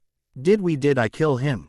Shimmer kill, instantly confirmed Shimmer, not seeing the problem. I know, but I freed you, and we were all trying to get away. It's we killed him, he continued, horrified both by what they did and what they witnessed. Shimmer kill Quirrell, repeated Shimmer, not wanting to have his kill stolen. But we helped you, we're criminals, he whispered harshly. Is everything all right, Mr. Weasley? Asked Professor Flitwick, who had come up silently. Professor, started Rowan, stopping as the tiny professor raised his hand. I understand, Mr. Weasley. What you've seen and what happened was most certainly horrifying. However, I can assure you that you're not in trouble, said Phileas. How? Simply asked Rowan, baffled. We may not know yet what exactly happened, but from what we knew beforehand and what we saw down there, I believe that you did your best to stay alive. No one can fault you for this, assured Phileas with a smile. Professor Quirrell, Rowan started again. Tried to kill you, finished Phileas. Everything will be all right, Mr. Weasley. Let us take care of this. A series of footsteps came from outside the infirmary and the door opened, revealing Elderon, Snape and Hagrid, who looked quite exhausted. Albus, there you are. Could you please explain how these children ended up like this? Instantly asked Poppy, glaring at the old man. Now, Poppy, I can assure you that I had no part in this. He tried to defend himself, smiling lightly at her. I do not know if that's a good or a bad thing. She replied angrily. Elderon lost his smile, looking a bit stumped at her comment, before focusing on more pressing matters. Ah, Mr. Weasley, I was hoping you could tell us what happened, the headmaster said, walking up next to his bed and giving a small glance at the other 2 students lying in the other beds. Headmaster, it was Quirrell, he was trying to, Rowan went on quickly. A moment, please, tell us from the beginning. How did you end up following Quirrell? He asked the boy, raising his right hand in an appeasing gesture. Shimmer came up in the dormitory, saying that Professor Quirrell was the bad creature killing unicorns. He restarted. That matches what Hagrid said. Continue please, acknowledged Elderon, sharing a small look with the half-giant that was sitting on another bed, almost crushing it beneath him. Helena wanted to go tell a teacher, but Shimmer didn't want to wait, so we followed him. He went into the room you forbade us to go in. And there was so much blood everywhere. Rowan looked a bit pale at that. He hurt Fluffy real good, but he's alive. Thanks to Snape, said Hagrid, sounding quite tired. Indeed, nodded Snape. Continue, nodded Elderon at Rowan. Well, after that, we jumped in the hole and almost broke our back on impact. You, Poppy got mad again. Not now, Poppy, interrupted her Elderon. We found Shimmer stuck at that first door, with lots of keys. We found one key with blue wings and went through. Dumb door, growled Shimmer, recalling the door. For once, he's not wrong. Laughed a little Phileas. Yes, I presume you did the chess task. You were most knowledgeable at chess, if I recall, said Elderon, doing his best to keep Rowan focused. Yes, agreed Rowan, briefly asking himself how the headmaster knew this, but instead deciding to keep going with his tale. After, We saw the dead troll and came up to the room where there were a lot of potions. We didn't get the time to do anything when Quirrell came out from where he was hiding and took our wands. I see. Did he attack you instantly? No. Professor. He looked so bad. There was blood and ashes mixed together all over his stomach. Explained Rowan, shivering as the picture of what he saw came back. From his fight in the forest, against Shimmer. Supplied Hagrid. Ah, thank you Hagrid. And did Quirrell attack you? Repeated Elderon. No, but there was a voice. And then Quirrell talked back to it. And then he removed his turban. On his head. It was him. At that point, Rowan was white as a ghost, recalling the red. Evil eyes glaring at him. The face that looked like a demon more than a human. Who was it? Pressed Elderon, suddenly far more serious. Him. He who must not be named. He whispered in fear. The intake of breath that all the adults took surprised Shimmer. He tried to follow what Rowan was saying, and he got most of it, but there were a few things that escaped him.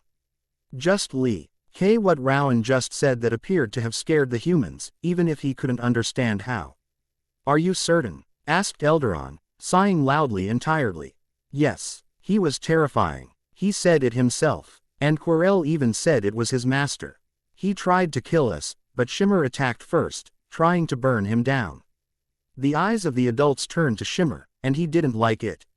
What is? He asked, frowning at them. As much as I would like to ask Shimmer, without Helena, it would take too long to translate his words. Mr. Weasley, would you mind continuing? Sat Shimmer with interest. Quirrell used his wand to protect himself, and we hid behind the table with the potions, and Quirrell immobilized Shimmer with ropes. He was about to kill him, so we grabbed the potions and threw them on Quirrell. Rowan tried to do his best to recall everything correctly. I recognize here the talents of Gryffindor. Some of these vials contained precious poisons and potions.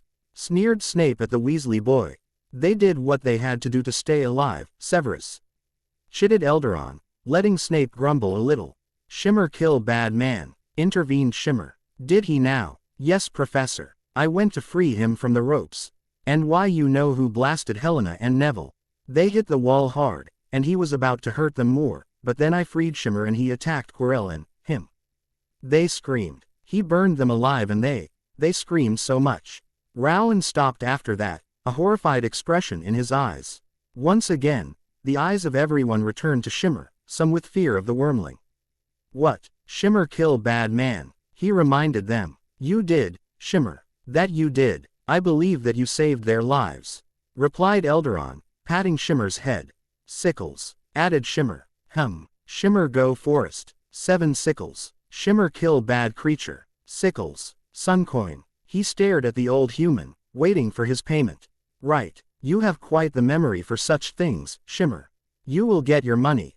7 sickles for the night and a suncoin for hunting down Voldemort, agreed Elderon, even as the teachers stood stiffly at the Dark Lord's name. Albus, Minerva scoffed. Let me deal with this quickly, Minerva, so that we may focus on what matters. Elderon took note of her indignation, but didn't give it any more attention. Shimmer want coins, Shimmer said, not wanting to wait. Later, Shimmer, I promise to give you your coins later. Well, at least the old human promised. So, what happens now? Asked Rowan, a bit lost. Well, Mr. Weasley, I'm afraid tonight means dark times ahead for Great Britain. Hopefully, Voldemort was vanquished for good tonight by Shimmer, but I have doubts. I will also ask you to not speak about all that happened tonight to anyone. Elderon added. What? Why? Quote, because the world isn't ready to face such dark news. Even the Ministry of Arcana would rather ignore this than face the reality. It would also send a message to his followers that he is still alive. We can't allow this. Can I count on you, Mr. Weasley? Can I talk to my family about this? He hopefully asked. I will warn them about what happened myself, but until I do so, I will ask you to be patient, offered Elderon, stroking his beard. All right, Rowan begrudgingly accepted. So, back to you, Shimmer. Dumbledore, nodded Shimmer. It's Elderon. Tried to correct the headmaster, finally starting to get a bit annoyed by the name, much to the amusement of the other teachers.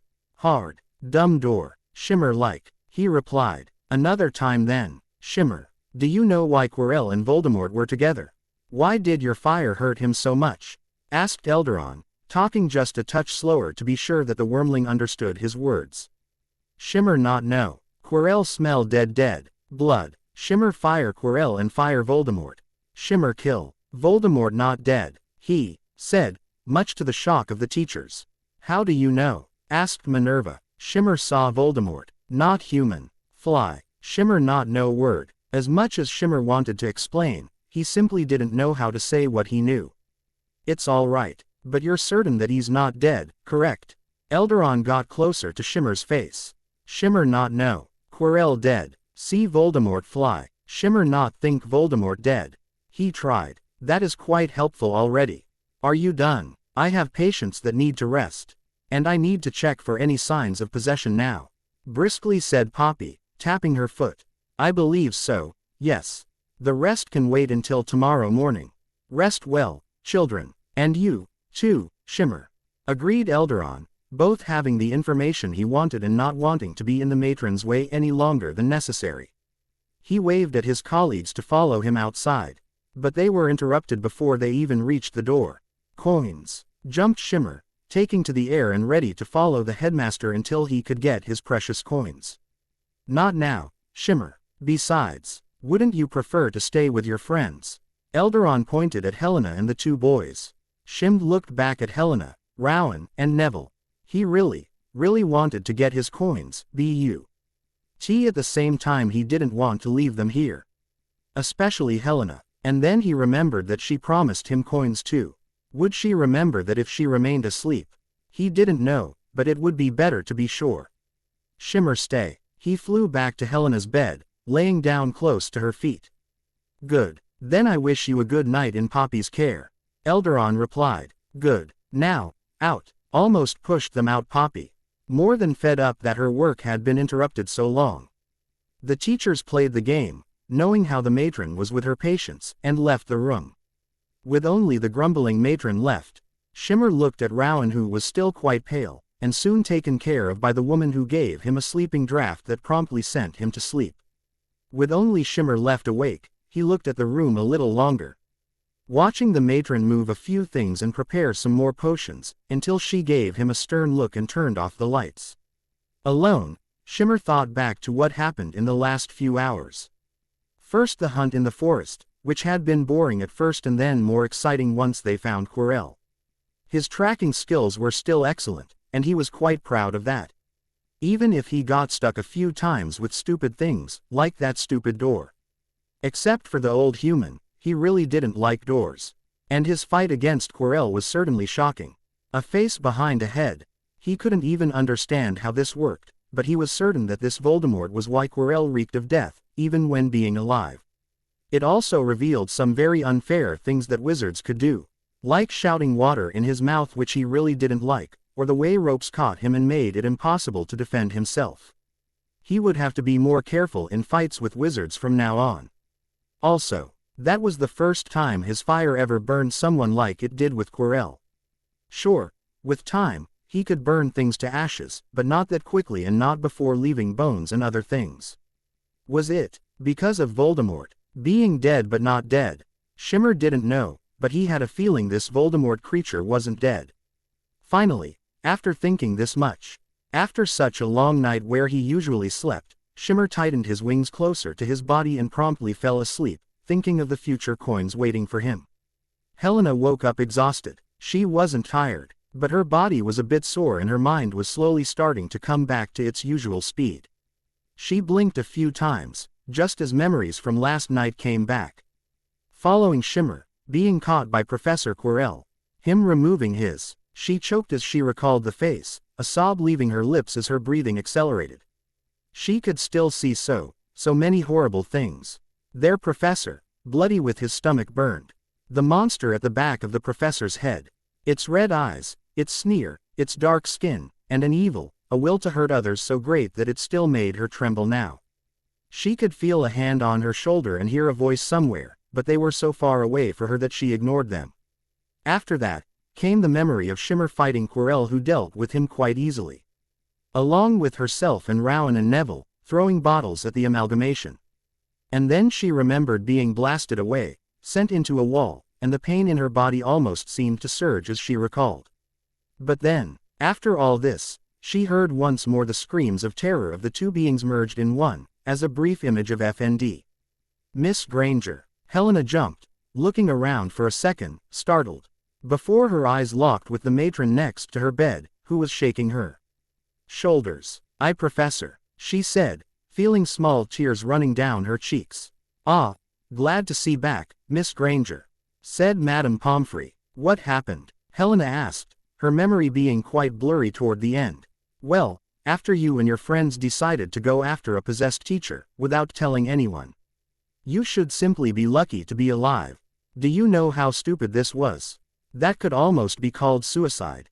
Madame Pomfrey glared at her, admonishing her harshly. The realization of what they did, and their consequences, instantly surged in her mind, and Helena started hyperventilating. "Oh my God, we were outside during the curfew. We didn't warn any teacher about where we went. We went into the forbidden room. And we killed a teacher.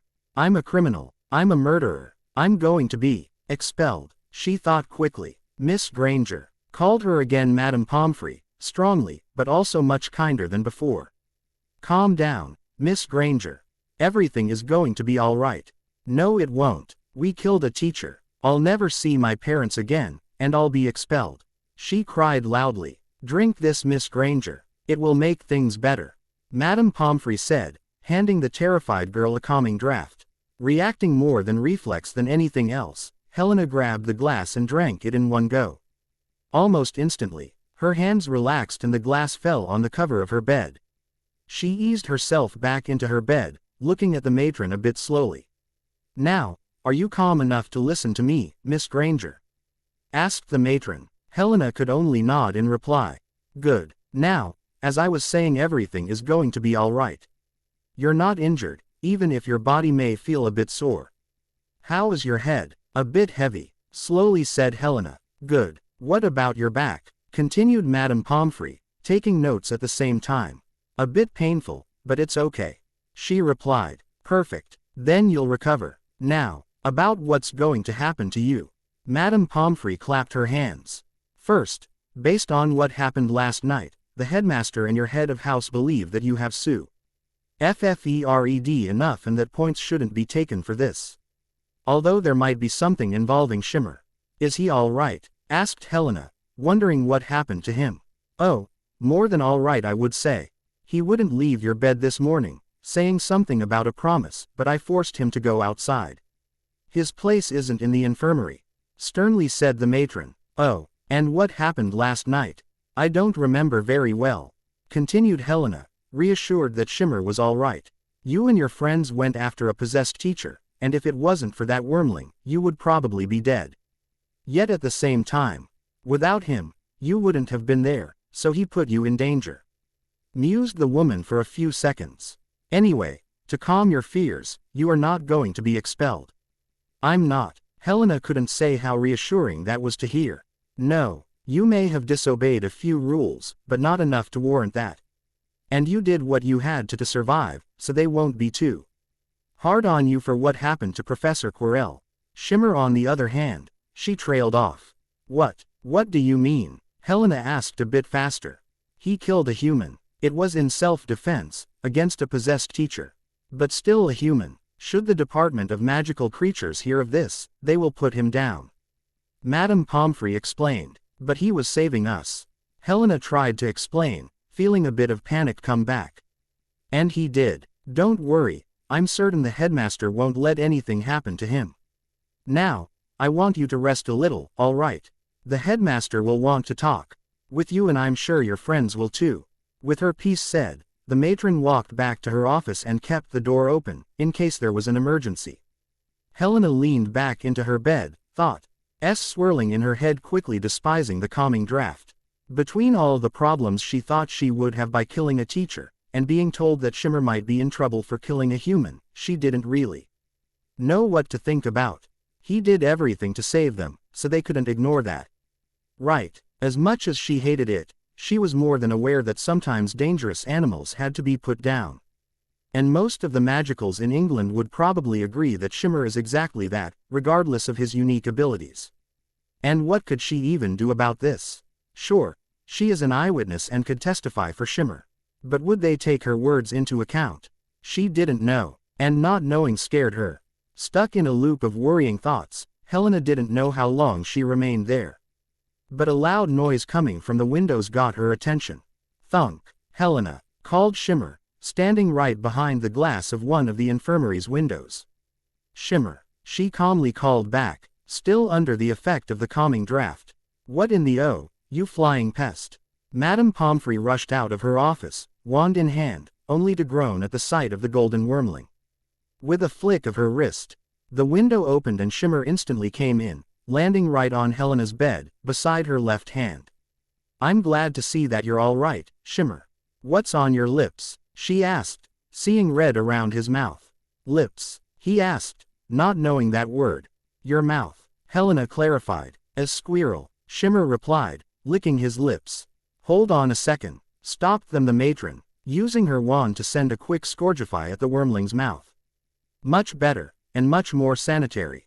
Not like, grumbled Shimmer, angrily licking his lips in an attempt to remove the mildly annoying sensation. I decide who likes what in my infirmary. Now, Miss Granger, I trust you to make sure he behaves well. Warned Madame Pomfrey. Yes, Madame Pomfrey, she replied seriously. Shimmer not like, stubbornly said Shimmer even as the matron walked away returning to her office. She's not bad. How are you, Shimmer? And it's squirrel, by the way. Helena couldn't even stop herself from correcting him. Squirrel, squirrel, Shimmer eats squirrel, Shimmer okay. He repeated the word to get it right. I'm glad to hear it. She sighed in relief. Helena coins. Promise. He told her. Wanty. Ing to deal with the important things first. Coins. What coins? Helena honestly couldn't remember. Helena promise. Helena give Shimmer coins. 1 sun coin and 3 sickles. He screeched in indignation. I don't remember that. She weakly replied. Helena promise. Shimmer whined and growled at the same time. You did. A sleepy voice came from their right. Helena and Shimmer looked in the direction the voice came from and saw Rowan, still in his bed and looking at them. They had completely forgot about him, and from the look on his face, they probably woke him up. Or he simply tried to remain asleep. Helena didn't know. I did, asked Helena. Yeah, Shimmer was about to go on without us, and you said you would give him coins if he stayed. And he did, explained Rowan. Oh, I'm sorry, Shimmer, I didn't remember that. Helena apologized. Shimmer want coins, continued the golden wormling, adamant about getting his money. All right, let me look, she replied, standing up a little and reaching into her pockets. Helena give 1 sun coin and 3 sickles. Repeated Shimmer. Give me a moment, please, she said as she dug into her pockets, taking out the sickles and then the sun coin. Realizing that the amount that Shimmer said was the exact amount she had on her. Here you go, 1 sun coin and 3 sickles. Quickly reaching with his neck, he carefully grabbed the coins with Hi's mouth and put them at the end of the bed, where Helena's feet were beneath the cover, and counted them. He also admired them, knowing very well exactly where he planned to put them in his hoard. And what happened to V? Do you know who? Helena asked. Realizing that she completely forgot about this quite important have freaked out at that realization, but she was still under the effect of the calming draft. Don't know. Shimmer killed Quirrell and then he flew away. It was like a ball of smoke, with his face screaming. It was horrible, Rowan replied, a haunting look in his eyes as he recalled what he saw. Shimmer kill bad man and Voldemort. Voldemort dead not dead, not no. Fly not wing, not fire, smoke. Shimmer not no word not no creature. Not wizard but wizard, confirmed Shimmer, though his words became confusing toward the end. I see, nodded Helena, even though she only got parts of what he said. Something about you know who not being completely dead, if the little wormling was right. A knock on the doors of the infirmary got their attention and they turned to look at it. Madame Pomfrey came out of her office with a small frown on her face and opened the door, Revia. Ling a smiling Elderon as well as the ever-strict-looking Minerva Matilda. I got your message, Poppy. I also asked Minerva to accompany me, if that's not a problem. The old headmaster said, it's all right. Come in. The two walked in and Madame Pomfrey closed the door behind them. The three adults then made their way toward Helena's bed, stopping a bit more than a meter away when Shimmer growled at them, wary of losing his coins. "Ah, young Shimmer, good to see you back. I see that you were already paid," chuckled the headmaster. "Helena promise. Dumbledore promise. 1 sun coin, 7 sickles," Shimmer said, looking up at the headmaster greedily, his tail wagging a little behind him at the idea of getting more coins. Yes, you know that you're starting to cost me a lot, don't you?" Darren said as he grabbed all the coins in one of the pockets of his robes that he had prepared before coming. "I'm sorry, headmaster, I'll try to make him stop," Helena calmly apologized. "On the contrary, my dear, I find that quite amusing. He's the only wormling that corresponds to the one seen in Muggle's books, if I'm correct." The headmaster laughed lightly. Shimmer was purring as he grabbed the new coins, adding them to the small pile that was forming before him. He then lay on it, moving them a little until they were all covered by him and out of reach from the humans around him. When he looked up, he saw that everyone was looking at him with either amusement, annoyance, or curiosity. "What? No, take back, Shimmer coins," he warned them, pressing himself down on the coins. "They are all yours, Shimmer. Don't mind us," chuckled Elderon, right before looking at Helena. "And how are you feeling, Miss Granger?" "A bit tired, but good, headmaster," the student replied. Good. R.O. Wen already told us much of what happened, and I'm aware you were knocked out during your confrontation with Professor Quirrell. But, is there anything that you remember that might be of importance?" asked the headmaster. Helena remained silent for a few seconds, recalling everything she could about the previous night, but didn't find anything that important. If Rowan already told them all that happened, then there wasn't much more that she could add. "No, headmaster, though, I do have a few questions," she replied. "Ah, of course. Go ahead, Miss Granger, I'll try to answer them." Elderon smiled at her, appreciating how smart the young witch was. "Did you know that Quirrell was hitting you know who?" she asked. "I had doubts, yes. But no proof. I knew, thanks to Shimmer's nose, that Quirrell's situation was far worse than I expected. It made me a little more wary of him, but I didn't want to confront him directly until I had the absolute proof that he had fallen under Voldemort's lies," explained the old wizard. "Nose?" asked Shimmer, knowing they were talking about him and last night. Though he couldn't remember why his nose might have been important last night. "Yes, Shimmer, our nose and your description of Quirrell smelling of death while being alive." "Dead not dead," instantly said Shimmer. "Yes. Back to you, Miss Granger. Do you have any other question?" "Yes, headmaster. Everything we found down there. They were trials, made to stop someone to go in. What was Quirrell looking for? What could have made him rush there while he was about to die?" she asked, a slight note of fear coloring her voice as she spoke.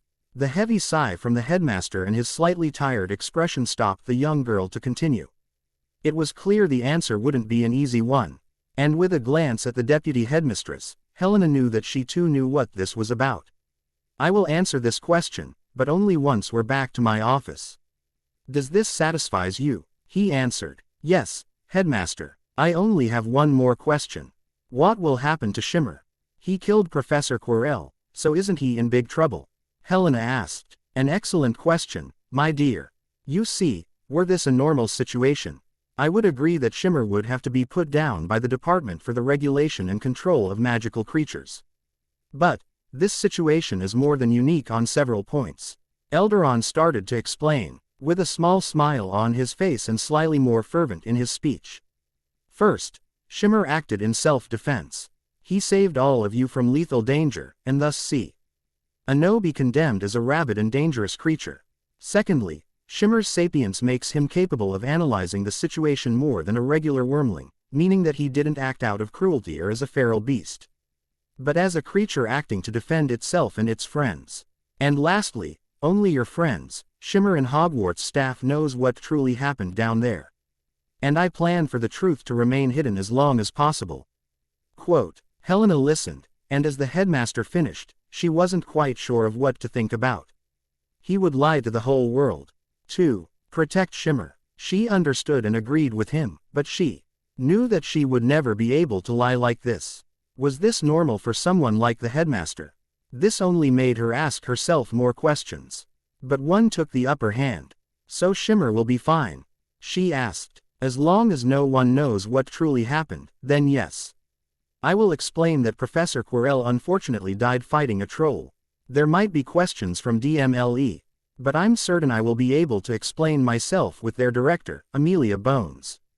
Don't worry about Shimmer, Miss Granger, he will be perfectly safe as long as none of us speaks about what happened last night. Elderon finished, smiling at Helena and Shimmer. Shimmer okay? Shimmer good wormling? Asked the golden wormling, understanding that he did something right. That's not exactly what I was saying. But it's close enough. Though, it does remind me of something. Miss Granger, Mr. Wells, I believe that your head of house has something to tell you. He said, stepping aside to let her get all their attention. Thank you, Albus, for your reckless actions last night, and disregard of all safety rules and common sense. I will be taking 30 points from Gryffindor. For each student, Minerva Matilda sternly said, glaring at her students but also at Shimmer. What? Why? We were only trying to help, protested Rowan, standing up in his bed. And that is the only reason why you're not losing 50 points each. In addition of returning alive. She glared at him, cowing him into silence, before turning back toward Helena. And I thought that you, of all my students, Miss Granger, would have been smart enough to alert a teacher of what was going on. I don't believe I need to say how disappointed I am by your lack of cautiousness. We didn't have the time. Shimmer left us, and I couldn't let him go alone. Simply said Helena, still calm thanks to the draft. I understand, but Shimmer is a wormling. Not a student. He can defend himself, and as much as I hate saying it, he managed to do so remarkably well until now. Not only were you not even supposed to leave your dormitory, but you recklessly went after a wizard that you knew to be dangerous. Shimmer wormling. Not human, confirmed Shimmer, even though he didn't even understand what the know, Professor. I'm sorry for what happened and how we acted, but we didn't have the time. I panicked, and though that helping Shimmer was more important, Helena poorly justified herself. That is no excuse. You could have told another student or even a portrait to go and warn me.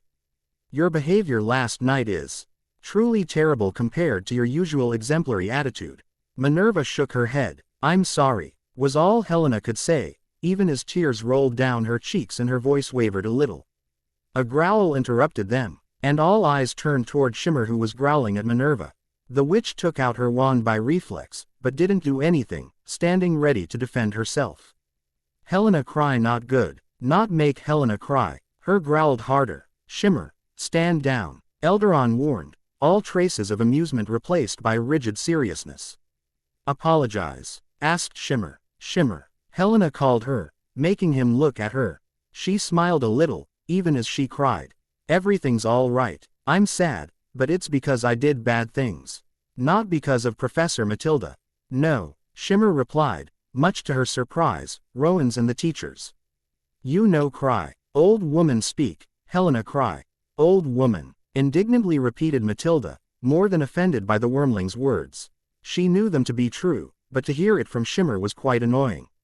Now Shimmer. Minerva may have been a bit hard, but it's because we care for Helena's wellness. Tried to temper Elderon. Old woman Apo, started again Shimmer. It's not a nice way to address someone, Shimmer. You should call her Professor Matilda or Minerva. Elderon interrupted him, keeping control of the conversation and trying to divert the wormling's anger. He too was wary. Shimmer may have acted nicely compared to any other wormling, but he was still a wormling and still a wild one. Minerva not nice Helena. Apologize, Shimmer said. Shimmer, it's okay. Helena tried to calm him down. Apologize, growled Shimmer, standing up and glaring at Minerva. The witch almost unleashed a spell, and Poppy was also pointing her wand at him, but Minerva refrained her sleff just in time. She looked at Elderon, looking for confirmation, but he only shook his head. I believe that Miss Granger and her friends learned their lesson and won't be doing anything of the sort. Am I right, Miss Granger? Asked Elderon, looking at the young girl, while also keeping an eye on Shimmer. Yes, headmaster, I promise, Helena said, her eyes fixed on Shimmer and worried about what was happening. "Stop talk. Apologize," demanded Shimmer, smoke coming out of his nostrils. "Minerva, would you mind apologizing before our young friend become too agitated?" asked Elderon, keeping an eye on Shimmer. "Very well," huffed Minerva, both feeling angry and defeated at the same time. And she was also agreeing with Shimmer. She was hard with Helena even though she didn't like it. But it was for the young witch's good. "I'm sorry for being so harsh with you, Miss Granger. Please, believe me when I say that I do not enjoy saying such things." Shimmer's angry gaze turned to Helena. It's all right, Professor. I accept your apology," Helena replied politely. "Good." With a satisfied hum, Shimmer sat down again, the smoke coming out of his nose stopping and scattering in the air. Everyone let out a sigh of relief as the situation de-escalated. Though the adults remained wary of the little wormling, reminded that the creature before them, despite being nice and calm most of the time, was still a partially tamed dangerous creature. "Are you certain I shouldn't throw him out, Albus?" asked Poppy. "No, it's all right. I believe that it might be beneficial for him to stay with us for now." "Minerva, is there anything else you would like to add?" asked Elderon. "Not while some ears are here, no," the stern headmistress replied, glancing at Shimmer with a bit of anger. "All right, Poppy, would you mind if I took Mr. Weasley and Miss Granger to my office? They should be capable of handling this much, but I want them back for tonight." The matron ordered more than asked. "Perfect. Would you mind following me?" Elderon said, looking at the two students and the wormling. "Shimmer, take coins. Fly, Dumbledore," Shimmer replied, already starting to pick up the coins between his teeth. In a rare moment, as in he never had this problem before, he almost couldn't pick up all the coins in his mouth. Yet, not wanting to leave a single one behind, he managed to get them all. He tried to talk, but didn't even realize that having so many coins in his mouth would make it way harder. We can't understand what you're saying, Shimmer." "Even less than usual," Helena told him. A bit angry at being told his vocal capabilities were bad, he flew to the window and waited for the wizards to open it. Poppy was all too eager to see him go, and promptly opened the window where he flew away. The little wormling was, finally. "I was afraid we would have to contain him," the matron said, sighing in relief. "Between the three of us, I have no doubt it would have been possible. Snape did it with a simple chest, after all. But that would have been a most detrimental outcome. Now, if we're done here, I'd like to move to my office," replied Elderon. A grumble. Got their attention and all eyes were aimed at a bed on the other side of the room, where a black-haired Gryffindor was waking up. The boy blinked his eyes a few times to remove the effects of sleep, and was more than surprised to see all the people in the room.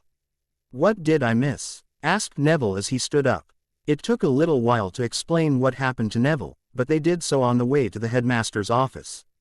They climbed up the stairs behind the gargoyle, and before they even put a foot in the office, they knew that someone was waiting for them.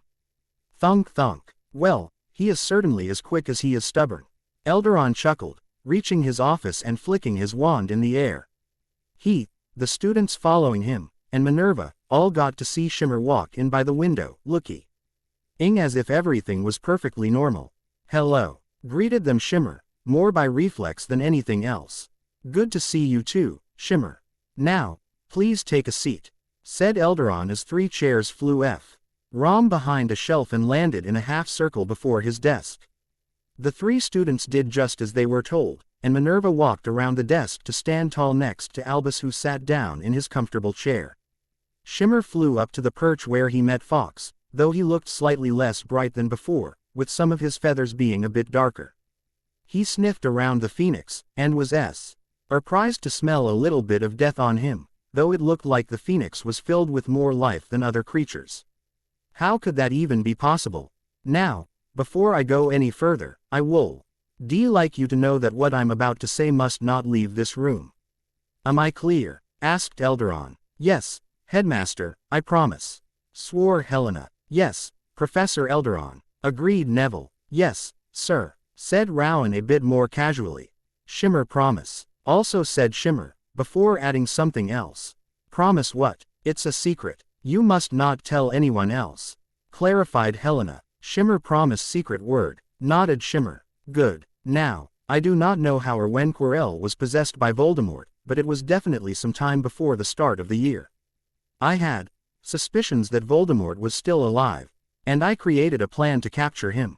By making sure the right rumor reached the right ears, I got him to fall on a chase for a mystical object that could bring him back to life. Eldaron explained, a grave look on his face and a hand running through his beard. That's what he was doing in Gringotts, as I hid that very object there for a while. A chance that I had Hagrid retrieve it before he acted. And then you decided to hide it in Eldertower. Isn't that dangerous? Questioned Helena, a bit skeptical at the plan of the headmaster. It wasn't without risks, I'll admit it, conceded Eldaron, but Eldertower is the safest place once. Plus, Voldemort knows that I would personally guard the school, making his attempts to get the stone even harder. Not without risks, scoffed Minerva. I told you from day one that this was a ridiculous idea, one that would put our dear students' lives in danger. And he almost killed some of them. I'm aware, Minerva, and I would have forgiven myself if that ever happened. Sighed Eldaron, knowing that his deputy headmistress was right. Professor? Neville asked, raising his hand. Yes, Mr. Longbottom, Eldaron replied. What was who looking for? The boy asked. Yeah, what could have made him do this? Added Rowan, still thinking of Quirrell's body and his death. The answer is right here, said Eldaron, reaching for one of his drawers. His hand came out with a small cloth bag, one that he opened and gently reached inside to pull out a shiny ruby red stone, almost oval in shape and with smooth curves. The students' eyes were stuck on the jewel before them, not believing that there was a real ruby before them. But one specific pair of eyes looked at the stone with more than awe. Shimmer couldn't help be overwhelmed by the scent of arcana that came from such a tiny rock. And what a rock it was! The smell of arcana, life and gold, all combined at one, making a most unique cocktail of scents. He never saw one like this before. So beautiful and so enticing. He was already salivating at the thought of owning it, but couldn't decide if it would be better to either keep it in his hoard or to eat it to enjoy its taste. Fawkes looked at him with concern, wondering what was happening in the young wormling's mind. A ruby? Questioned Rowan, confused that Voldemort would have been after a single stone. Sure, such a stone could allow his family to live comfortably for a while, but it was just a ruby. No, not a ruby. This, my young students, is the renowned philosopher's stone, created by my old friend Nicholas Flamel. Capable of turning metals into gold, and of extending one's life. With this, Voldemort would have been able to get a new body. Eldaron revealed. Whoa, let out Rowan. Does it really work? Wondered Neville. It certainly does. Nicholas Flamel and his wife are both more than 600 years old. Nodded Eldaron. Fawkes squeaked lightly, trying to get Shimmer's attention. But it did nothing to remove the gaze of the wormling from the stone. How could he? Shimmer leaned forward a little, the extremely powerful scent of arcana entering his nostrils and filling him with an absolute need to get this stone for himself, no matter the consequences. What are you going to do with it? Asked Helena. Well, me and Nicholas talked about it, and perhaps it's time for the stone to disappear. The chance that Voldemort or any other dark wizard tries to take it for themselves is too great, and its power is sincerely too much for humans. Eldaron sighed, knowing that his friend's choice was the right one. As sad and painful as it was. Oh, does that mean that, started Helena again. She didn't get the time to finish, as Shimmer had jumped from his perch. Fawkes squawked in warning, but couldn't do anything as the wormling dived straight at the stone. Taking everyone by surprise, he caught the stone between his teeth and flew away with it. Shimmer, squeaked Helena, startled by his rush. Shimmer, give me back the stone. Eldaron strongly yet calmly demanded, his wand in hand. He only realized now that the wormling, who could smell arcana and liked to eat it, was a risk for the stone. He heard the words, and normally he would give back whatever he took, even coins if needed. But not that rock. Now that it was in his mouth, he could taste how the gold and the arcana mixed together in a wonderful flavor. Flying higher and closer to the ceiling, trying to put some distance between him and the wizards, he looked for an exit. He also found himself forced to avoid Fawkes, the phoenix trying to catch him with his claws. Though, even if Fawkes was older and more experienced, Shimmer was currently the faster one, and he managed to avoid each of Fox's attempts to catch him. Shimmer, give the stone back, right now, ordered Helena. Shimmer like gold, arcana, he managed to say even as his eyes aimed at the stairs. He clutched the stone harder between his teeth, and felt the taste of arcana become even stronger. Even though he didn't know about drugs, the effect was roughly the same. The more he kept it in his mouth, the more addicted he was to the stone's arcana. Eldaron saw where he might be going, and before Shimmer was able to escape, used his wand to move a shelf in the way of the stairs, effectively stopping Shimmer from leaving the room. Growling in frustration, Shimmer turned around and frantically flew in the air, trying to find another way out. Shimmer, I really don't want to do this. Please, give me back the stone, Eldaron warned, aiming his wand at the wormling. Shimmer, Helena shouted once more, now very worried about her friend's safety. Would the headmaster really shoot down Shimmer? She could barely imagine this and simply kept her eyes on Shimmer, trying to force him to come down. Wingardium Leviosa. Helena's spell was rightly cast, of course, but the power behind it wasn't enough to affect a being capable of resisting arcana like a wormling. Even if Shimmer was focusing on keeping the stone, he saw and felt Helena's spell on him. It did nothing physically, but knowing that his friend shot arcana at him hurt him in another way. No, Shimmer like. Good, Shimmer take, he countered. Albus, do something, Minerva called, also aiming at Shimmer, but afraid of what the wormling's reaction would be. Accio Philosopher's Stone. Eldaron unleashed his spell. The effect was instant, and Shimmer could feel the stone in mouth being pulled toward the headmaster. It briefly stopped him in his flight before he stabilized himself, and then he pulled as hard as possible to keep the stone, growling at the same time. Let go, Shimmer, that's an order, the headmaster said, putting more power in his spell. No, refused Shimmer between gritted teeth. The stone was stuck between his teeth, and he bit down hard to keep it. Where his teeth met the surface of the stone, small holes and cracks appeared, leaky. An incredible amount of arcana that fueled Shimmer to not let go. It felt too good to give it up. He couldn't let them have it. You too, Minerva, called Eldaron. Accio Philosopher's Stone. The deputy headmistress shouted, standing next to Eldaron. Shimmer grunted under the effort, feeling the stone starting to be pulled toward the two wizards along with the stone. He hadn't used all his strength yet, not wanting to damage the stone, but he didn't have the choice anymore. Biting down with everything he had, larger cracks appeared on all sides of the stone, much to the teacher's horror. Stop casting. The stone is going to, hurriedly ordered Eldaron, horrified at what was happening, lowering his wand. It was too late though. Shimmer's sharp teeth broke through the stone, and almost all of its pieces went down his throat. The taste was incredible, by far the best thing he ever ate, and he barely registered as he flew backward, no longer being pulled by the arcana of the wizard and the witch. An odd and horrified silence took over the room, everyone looking at Shimmer as the wormling landed on one of the shelves. They couldn't believe that what happened before them truly happened, but the few broken pieces of the stone on the ground proved that this was real. What have you done? Eldaron asked in a near whisper, watching as Shimmer started to retch. Indeed, Shimmer felt bloated. Or even more than bloated. If that was even possible. The arcana of the stone instantly filled him, and it was too much. He tried to expel the arcana, but it was for naught, as nothing came out of his mouth. A sudden wave of energy washed over him, and then his whole body felt far too heavy, completely exhausted. His vision was tainted with red as he felt like a specific spot on his forehead was burning, making pain as he experienced a pain unlike anything he ever had before. He quickly lost consciousness, his claws released the shelf he was holding on and he fell forward. Shimmer, called Helena, too slow to catch the falling wormling. Wingardium Leviosa, Eldaron casted, stopping Shimmer's body just a couple of centimeters above the ground, completely limp. Shimmer, wake up, please, begged Helena, taking his head in her hands and trying to shake him so that he would wake up. Let me look, Miss Granger, Eldaron said, putting Shimmer's body on the ground and using his wand to cast a diagnosis spell. The young wormling was burning, as if he was on fire, and a small line on his scaled forehead was quite literally as red as hot iron. But, as much as Eldaron wanted to find out about this, If it was an effect of the stone or not, they didn't have time to focus on that.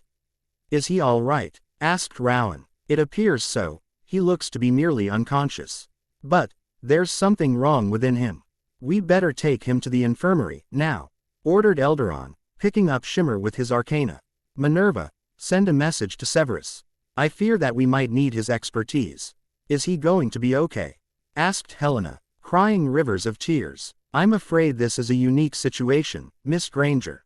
I have no idea what eating the Philosopher's Stone could do. We will have to find out," Eldaron replied, quickly going down the stairs with Shimmer flying in the air right before him.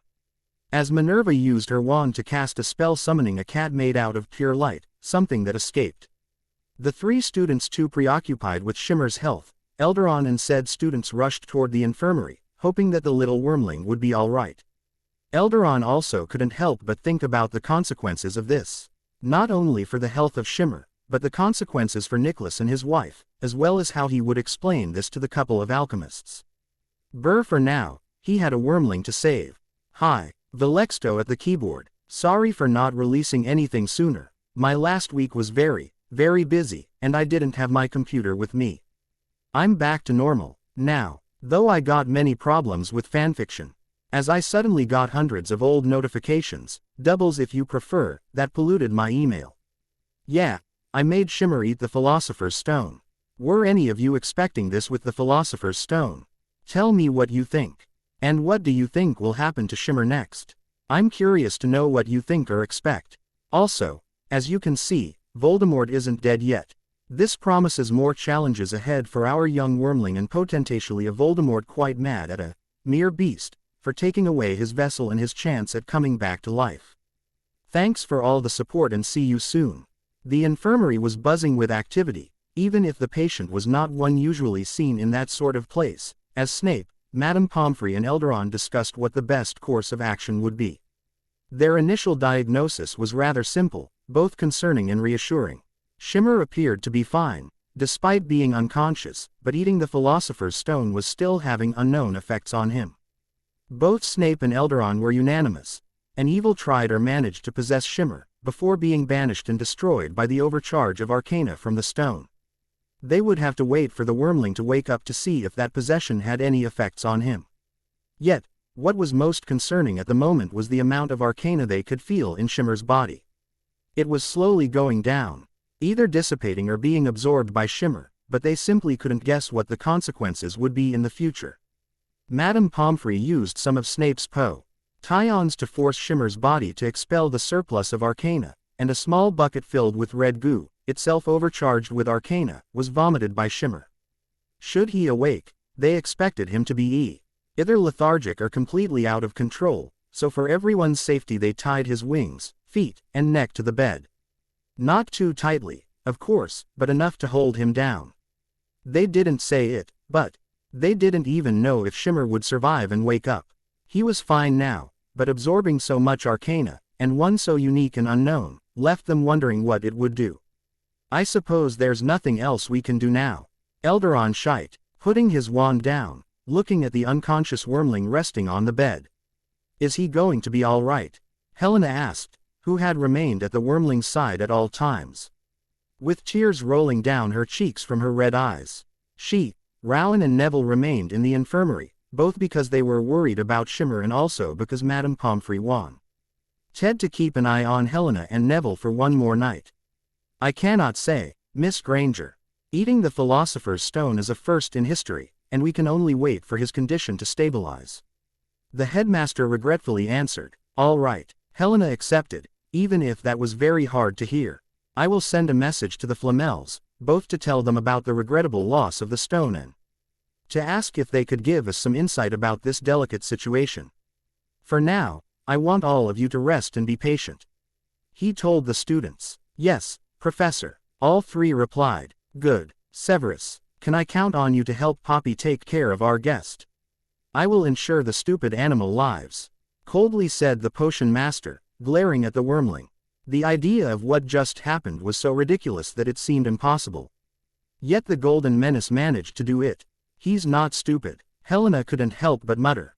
"While I don't doubt his mental capabilities, what he did was careless and far too dangerous. We will have to be more mindful of such problems in the future. Eldaron replied, a small smile on his face. Now, please go rest.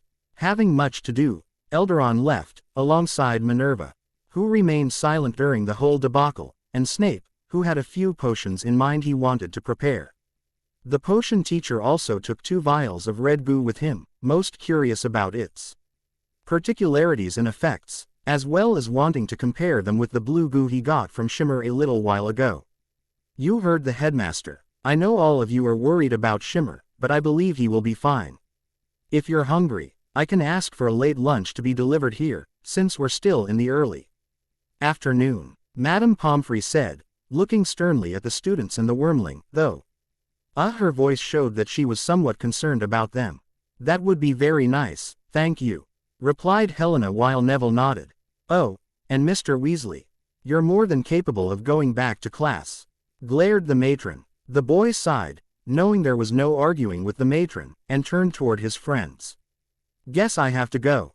I'll try to take some notes for you too, he said, which was most unusual for him. So unusual, that Helena looked at him with wide eyes, not believing her ears. Even Neville was looking at him in surprise. Really? She asked, flabbergasted. Yeah, Rowan replied a bit awkwardly.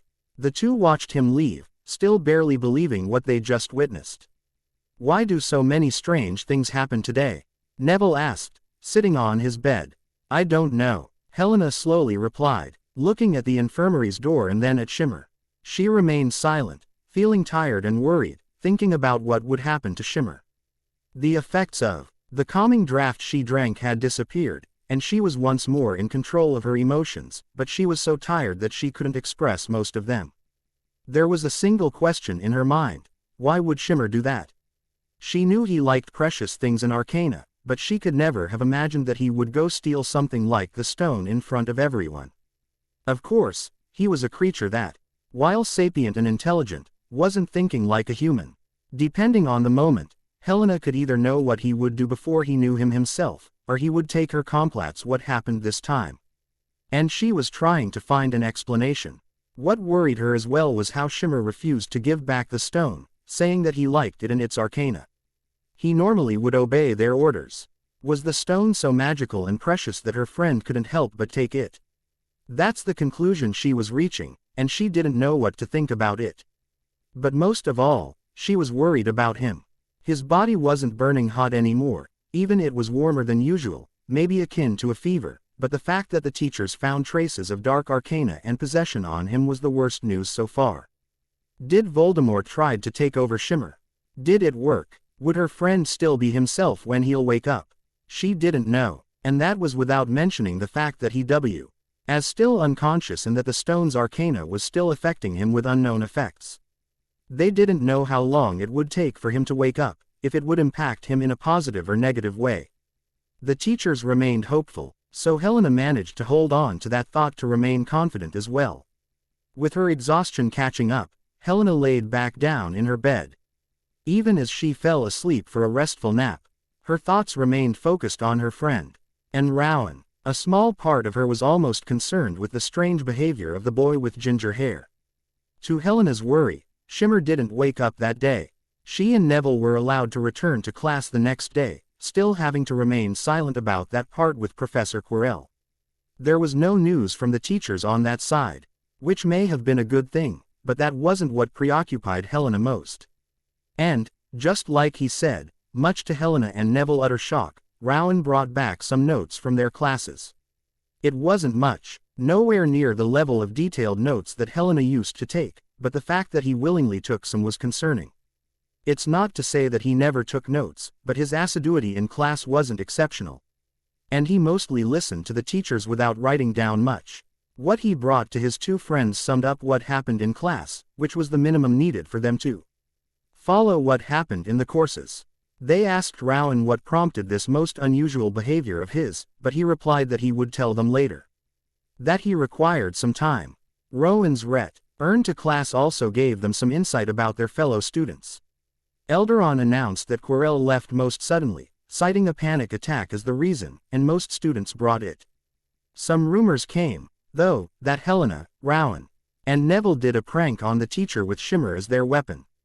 This was why the three had been missing, and also the reason Gryffindor lost some points since last night. So when all three of them arrived in the Great Hall the next morning, they were promptly asked by the members of their house what truly happened. "Is it true that you scared Quirrell so much that he left?" asked George. "What? No," Helena replied, scandalized. "Or did you scare him so much that he died?" Fred asked next. "Come on, I already told you we didn't do anything like this." Rowan groaned, taking his head between his hands. "Well, was what Elderon said true?" asked Parvati. "Yeah, we haven't seen Shimmer since Quirrell left. Was he taken by the Ministry?" Dean continued. Shimmer ate something bad and the teachers are keeping him in the infirmary." Helena replied, hoping that giving them some truth would get the other students from their back. "It's not a surprise, really." A haughty voice came from behind them. Nearly the whole of the first year's Gryffindor table groaned as they looked behind them, finding without surprise Blackthorn and his two bodyguards. The beau, with blonde hair, was looking down at them, a smirk on his face. "What do you want, Blackthorn?" Rowan asked in a tone of exasperation, as if he really didn't want to deal with the Slytherin boy. "You will speak to me with manners, Weasley," sneered Blackthorn for a second, stopping when he noticed that it had no effect on his rival. "And about your lizard, well, eating poison is exactly what a stupid creature like him would do." "He didn't eat poison, just something bad," countered Helena. "You do not speak back to me, Granger." Blackthorn spat at her, before smirking once more. "And now that I think about it, your pet isn't here to take care of you anymore. You should be careful of what you say." "Is that a threat?" "God, you're boring. Only a Slytherin could make threats without actual meaning," Rowan retorted. "What happened to you, Weasley? Lost your courage with Professor Quirrell? Did you get special classes with him?" Damon taunted while his goons snickered. Now, dear little boy of bad faith," smiled Fred as he walked up next to Damon, instantly putting him and the two other boys on their guards. "You don't want to go down that road, now, would you? That would be dangerous, dear brother. Insulting and teasing Ickle Ronnie is for us only, and there's no sharing," George continued, joining up his brother. "Unless you would like to enjoy the same treatment." Damon looked like he wanted to retort, but he bit his tongue and backed off, returning to his table with a frown and a glare as only rewards from his taunting. Helena let out a sigh of relief, really not wanting to listen anymore to the arrogant Slytherin. "Back to you," Fred cheered. "What happened to Shimmer?" "We already told you. He ate something bad and has been sick ever since," Rowan said. "He can't even wake up." Neville added, My, that must be something really awful, to put down a wormling," noted George. "And we know a lot about bad ingredients. Perhaps you could share what put this poor Shimmer in the infirmary." Fred followed. "Sorry, but Madame Pomfrey was adamant that we don't say what it was." Helena politely refused. And here we thought to get the final ingredient to put Snape in a century-long coma," George complained. "A most noble plan, put down for such a simple reason." Fred added, "I have a plan for you, Weasleys," Professor Snape said, almost coming out of nowhere and appearing behind the twins. The two looked at each other with worry for a second, before sharing a smile and turning toward the potion teacher, who wasn't fooled and glaring at them. "Professor Snape, you just happened to hear about a most fascinating tale," Fred started. "About a ridiculous yet amusing idea," George added. "Then you won't mind joining me to write down a tale about how you shouldn't put your nose where it doesn't belong," sneered the professor. "Of course not. We love spending time with you. Only if our relationship remains of students and teacher, of course," Fred added. "Saturday morning, in my office," Snape said, not amused at all by their antics. "Of course," the twins replied. With a last glare at them, the potion teacher turned around, flicking his cape as he did so, and returned to the teacher's table. The Gryffindor students let out a sigh of relief as the tension broke, and only the twins kept smiling all along. "How can you two even say something like that?" Helena asked, horrified. "It's a skill," Fred revealed. "A talent," George divulged. "You have to admit, Snape has one hell of a patience for these two." To not snap at them after that, Dean trailed off. "Yeah, but he knows that they can actually be serious with their pranks. He won't back down, but so will they. Rowan explained. Right you are, dear brother. Both twins confirmed at the same time, creeping out most of the table. Except Rowan, who was used to it. Can we actually take our breakfast now? I don't want to go to class hungry. Helena complained, shutting down Mo. Saint of the questions that the others wanted to ask them. Their talks had to be stopped shortly after, though, as classes were about to start for the day. Knowing that they wouldn't be able to go see Shimmer until their classes were over, Helena resolved to be patient and try to think only about the good outcomes. Like Shimmer waking up, it was the middle of the Spittle Wing, and Shimmer was still lying unconscious in his bed. Madame Pomfrey was in her office, and regularly checked upon the wormling, noting that his temperature was almost completely back to normal. At least, while her skills in dark arts weren't the best, the effects of the possession looked to have been quite lessened.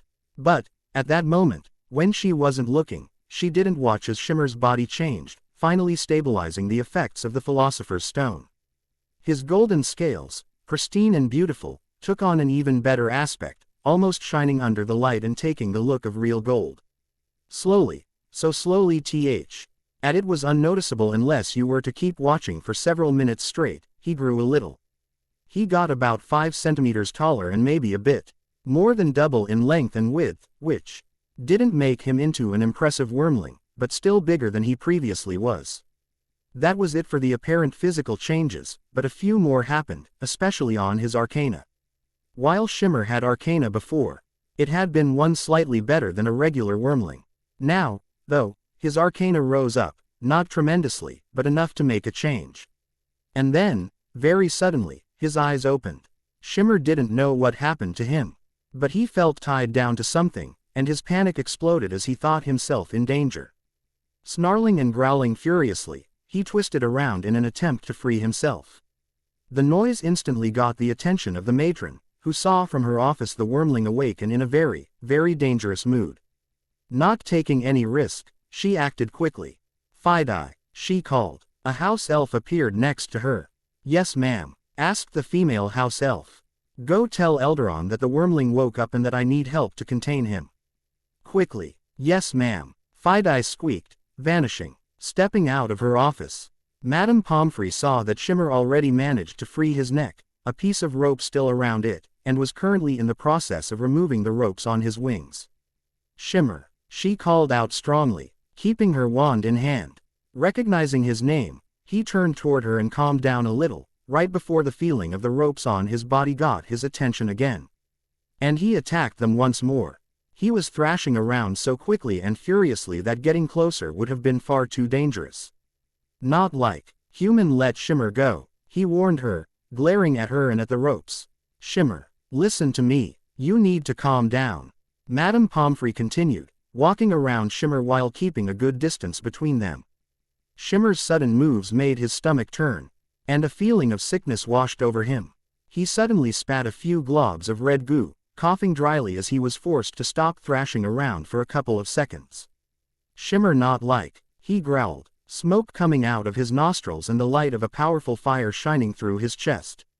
Stop that, Madame Pomfrey shouted, panicking and raising her wand. She had experience with awing children putting themselves in dangerous situations, but taking care of a wormling was something she was never taught. Opening his jaws wide, Shimmer unleashed his fire on the ropes. Aiming at his right wing first. The fire didn't hurt him as usual, but the flame seemed stronger and warmer than before. It burned the rope all the same, though, so he attacked all the others' ropes. Madame Pomfrey, who had taken a step back, didn't know what to do and was expecting the wormling to attack her next. Shimmer finished burning away the last rope holding his leg, that the door of the hospital wing was busted open by Elderon.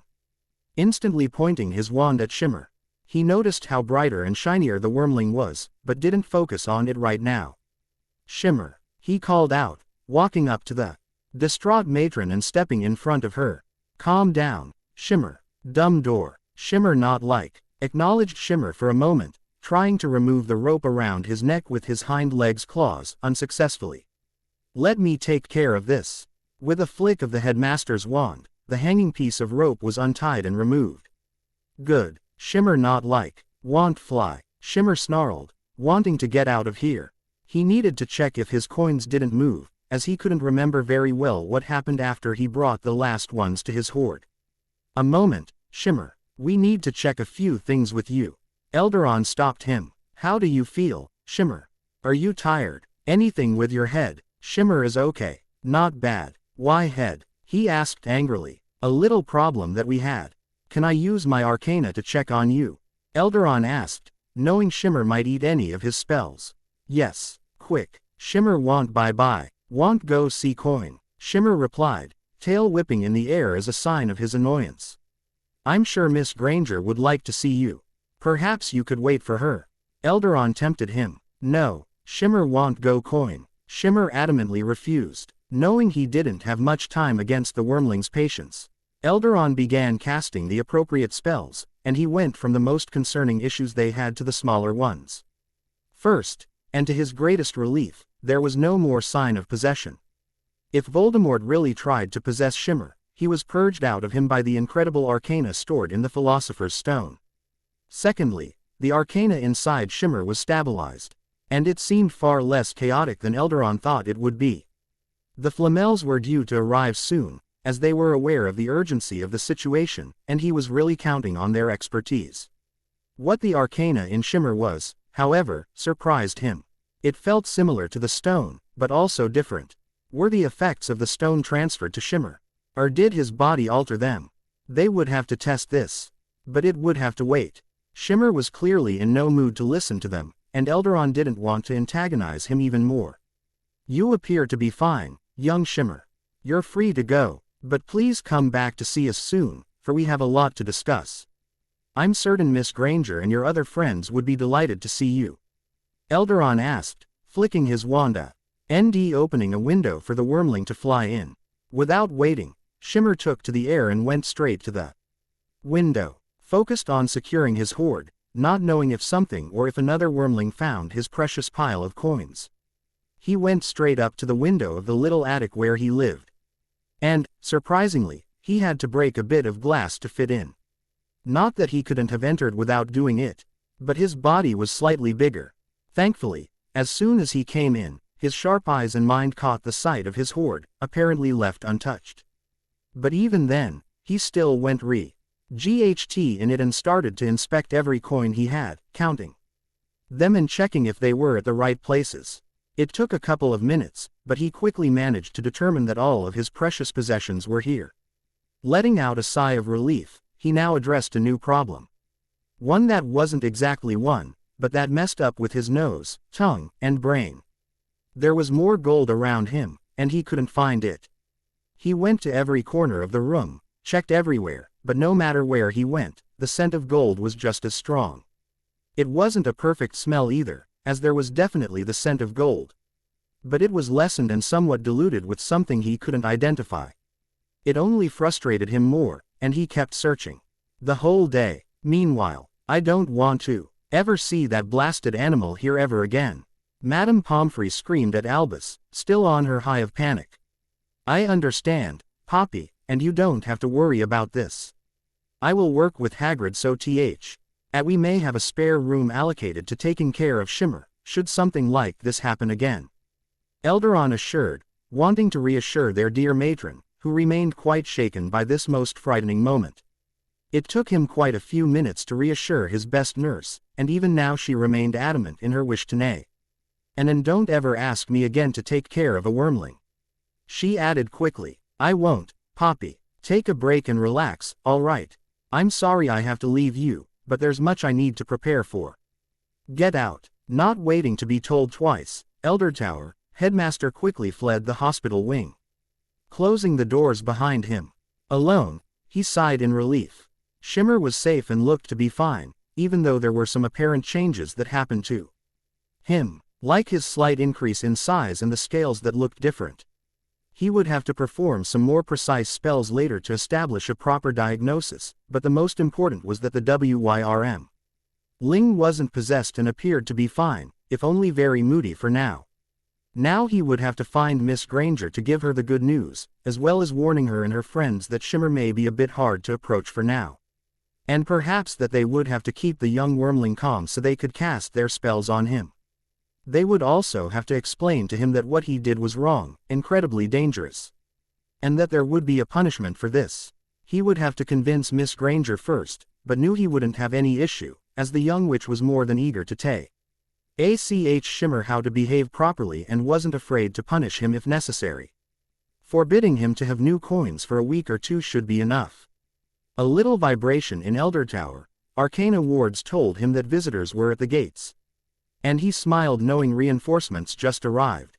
Since he was at the hospital wing, he didn't have to walk down the stairs from his tower and made his way toward the entrance while authorizing the access to the newcomers. Letting the castle guide him, he quickly reached his objective and saw two figures walking on the long bridge leading to the castle's grounds. The first was a man of old age, with clean white hair and wearing white robes beneath a white coat. His face was sunken, and his eyes held a powerful weight that silently spoke of a life filled with experience. The second, a woman just as old, wearing a darker outfit yet just as clean as her partner. Her hair reached her shoulders in a ponytail, just as white as the man's hair, and she had a kind air to her that was contrasted by her eyes as well. Nicholas, Colonel, it's a pleasure to see you again, despite the circumstances. Albus greeted them warmly. Albus Elderon, it hasn't been long since our last meeting. Nicholas Flamel replied in kind, raising his hand toward the headmaster who shook it. A moment, one could say. Colonel added, for people like you, perhaps. But, I'm afraid time is running out. There has been some new developments since my last letter, good ones as far as I could tell. Albus replied, really, this is truly fascinating. The wormling is still here, correct? Nicholas mused aloud, a feeling of excitement in his voice that didn't quite match his old age. He is, but I'm afraid he woke up quite moody and should be back later. If you would like to follow me, we can get you settled. Albus offered, starting to walk toward Elder Tower. That would be most appreciated. Colonel nodded. Good. Excuse my curiosity, but have you managed to put your affairs in order, as you said? We were taken by surprise by your news, but we were aware of the risks. A few more owls to send, and we should be ready. Nicholas smiled. Albus didn't reply, and simply led them toward some rooms left for the occasional guests that the castle had. What happened to that trace of possession you found? Cleansed by the stone, it appears. The traces of dark arcana are almost gone, and I couldn't find anything wrong when I checked this morning. Your help would be most appreciated on his body and arcana, since there seems to have been some changes. Albus replied, of course. By the way, did your potion master find anything interesting about your wormling's magical rejects? Nicholas continued. He confirmed that it was indeed arcana in a somewhat solidified state.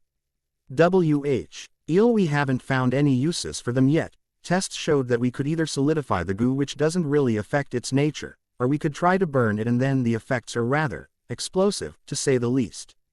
Albus said, recalling Severus' report about the goo.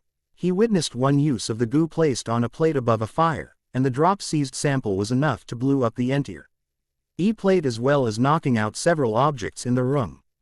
Is it now? Fascinating. And that was before he ate the stone, correct? Indeed. This new goo he spat out, we don't know if he'll ever be able to create it again. The original one was created, for lack of a better term, by the use of regular arcana spells.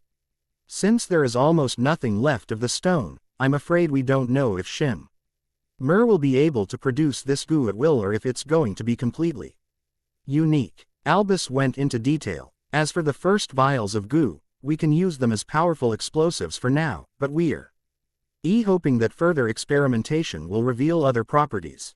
One theory could be to manage to use the arcana stored in the goo to power spells, runes, and wards. This may strengthen the effects of the basic spells, drawing the arcana from the goo rather than the surroundings. Or maybe, in addition to the surroundings. I cannot wait to experiment with this. A brand new form of arcana, so long spent working on a magical system that barely changed in 10 centuries, sounds exhilarating. Nicholas replied with an excited smile. I almost want to stay alive a little longer to work on this. May I ask how much time you have left? Albus asked with a slightly pained look. About a week. It may be short, but I believe we can do great work in so little time," Nicholas assured. Reaching the guest rooms, Albus let them in and gave them the keys. "Would you like to join us for dinner? I'm sure our young wormling will show up then. He likes to spend time with Miss Granger." The headmaster invited them. "Certainly. It will be nice to be around the sound of dozens of children once more. I find this a particularly pleasing way to go, leaving the world for the younger generations to take care of." Purnell happily agreed. "Do you remember the way to the Great Hall? We are old, Albus. Not senile." Nicholas grinned. "We will see you there. Then I bid you good afternoon. Dinner is between 6 p.m. and 8 p.m., Albus said, closing the door behind him. Taking a pocket watch out of his coat, he looked at the time. The hands of the watch showed 3:37 p.m., meaning that students were still in class until 4. As he started walking, Albus thought about how he could approach the situation with Miss Granger and the need to teach Shimmer to never steal again. He would prefer to speak of all of this privately, so he would wait for her and her friend's class with Flitwick to be over and take them to his office to devise a plan of action. Something else that he would prefer to do privately was to admonish the wormling, but he was quite sure that Shimmer wouldn't show up until dinner, which would take place in the Great Hall as usual. This would require planning and a very, very careful wording to the young wormling. As smart as Shimmer was, some words and, especially expressions and meanings could go over his head, which would defeat the purpose of the scolding. That evening, Shimmer was both tired and frustrated.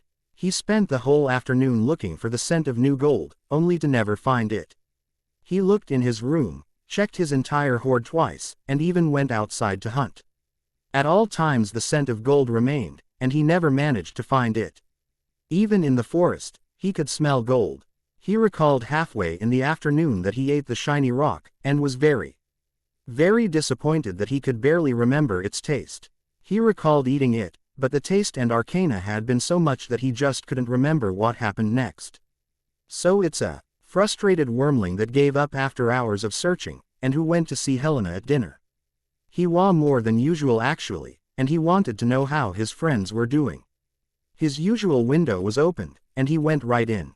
Stopping briefly on the rafters, looking at the room with more attention than usual, he noticed that there were 2 new humans at the old humans' table, and somehow these 2 looked even older than the rest.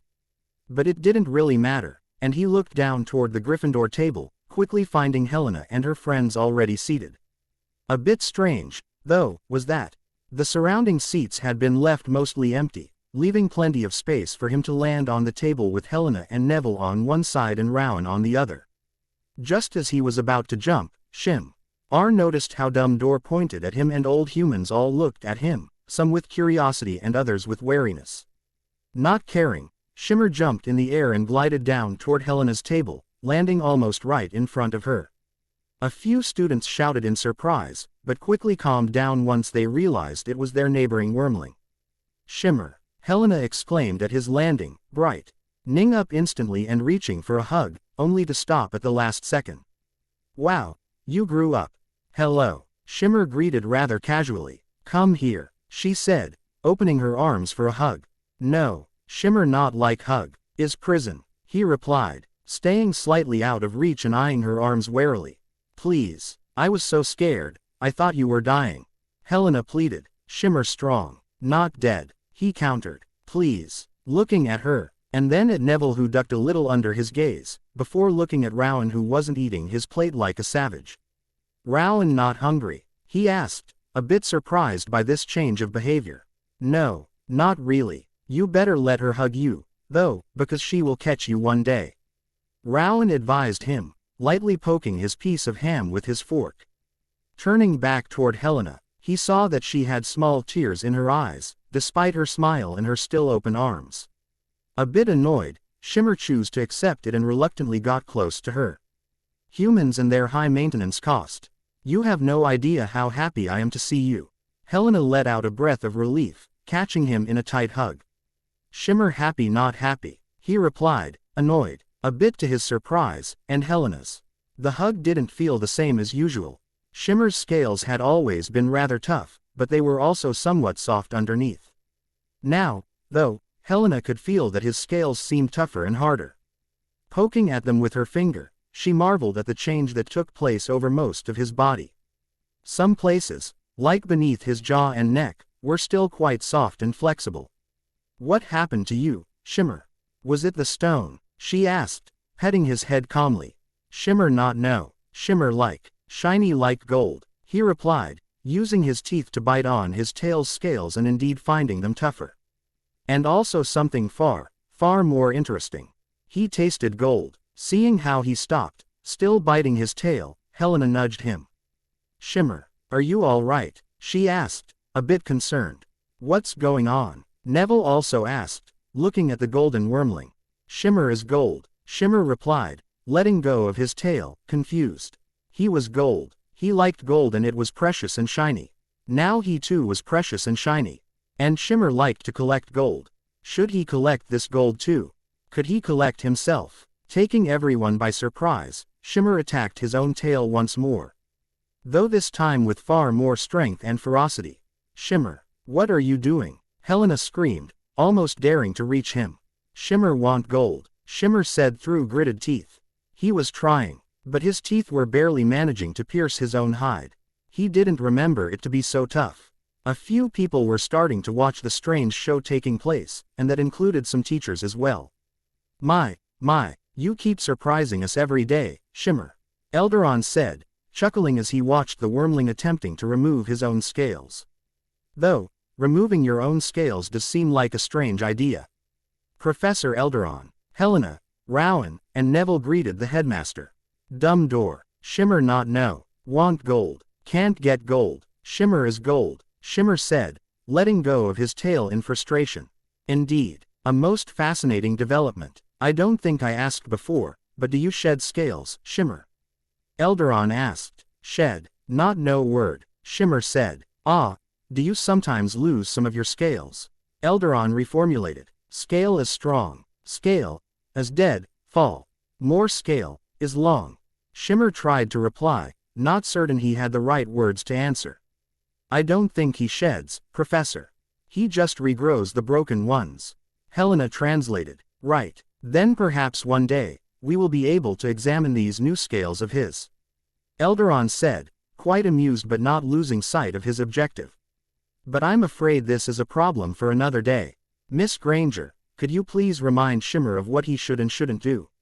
"Oh, right, of course, Professor," Helena quickly said, turning back toward Shimmer. Taking a deep breath, she steeled herself for the upcoming storm that she was about to unleash. "Shimmer, you've been a very, very bad wormling." Shimmer's reaction was instant, growling lightly at her works. Even if he didn't move, that was enough to scare most students, a few. Shuffling away as far as possible. "Shimmer is good wormling, is not bad. Bad as Quirrell, Shimmer not bad like Quirrell," he growled, glaring a little at Helena. Now Shimmer, that's not what I said. You are not an evil wormling, but your latest act of defiance was definitely bad." Elderon tripped to tamper the young wormling. "Professor Elderon is right, Shimmer. You shouldn't have stolen the stone. We told you to give it back, and you didn't, which makes you a bad wormling," Helena sternly said, frowning a little at the wormling. "Shimmer want nice stone. Smell very good. Smell gold. Smell arcana. Shimmer like more," Shimmer replied angrily, justifying his actions. "And it wasn't your stone, Shimmer. It belonged to my good friends, Nicholas and Purnell," Elderon said, pointing a hand toward the two very old humans that followed behind him. "You stole their stone, Shimmer. That was very, very bad." Shimmer observed the two old humans, and found himself growing curious at their smell. Letting go of his anger a little, he got close to them and started to identify different smells. But two were far different from the rest. "Shimmer sorry stone, Shimmer want smell," he told the two old humans. It was time for it to disappear anyway. And, well, who am I to refuse? Nicholas smiled, very amused, and reached toward Shimmer with his right hand. Taking in more of the smells, Shimmer could only open his jaw and salivate a little. These two humans smelled like the stone, shared its specific scent of arcana, but fainter and more diluted. Yet, they were filled with it, and the scent was both young and old. Lastly, they had the scent of death, not like Q. You Earl but like something that should be dead for a long time but isn't. He was confused by that last one. Smell like stone, shimmer like, smell small gold, smell lot arcana, alive arcana, smell old dead, Shimmer told them, wanting to eat the hand before him to see if the taste was good but refraining himself because he knew Helena said he shouldn't do something like that. He already had enough problems as it was. What a good nose. I indeed have many reason to smell like the stone. And look at what it did to you. Nicholas admired Shimmer's body, gently brushing his gold scales with his hand. He is quite pretty like this. I believe this is the first time I'm seeing a creature that is quite literally made out of gold and that isn't a golem. Purnell added, also petting Shimmer with a hand. Right, Shimmer. There are a few spells that we would like to cast on you, as well as a few tests that we have in mind. Would you mind coming to see me tomorrow? Eldaron asked the young wormling. Coin, Shimmer eagerly asked. No, Shimmer. Helena intervened, intention and a small frown. Since you stole the stone and destroyed it, you won't be getting any coins for 2 weeks. It took EU seconds for Shimmer to calculate how long it was, mainly counting the days one by one twice, before his eyes widened a little, and he glared at Helena with horror. No, Shimmer good wormling. Shimmer sorry stone. Really want stone. Stone is good smell good. He countered, not wanting to go so long without new coins. You still destroyed it. If you can't stop when we tell you to stop, just like with the stone, you will never get any new coins. Helena remained strong. Whining in despair, Shimmer quickly did a few turns around himself, trying to find words to change Helena's mind. His movement forced everyone to move back a little, but only Helena stood motionless, and he didn't have any idea of how he could get out of this. 1 week, he offered. I suppose that if Shimmer can help us with our tests, 1 week will be enough.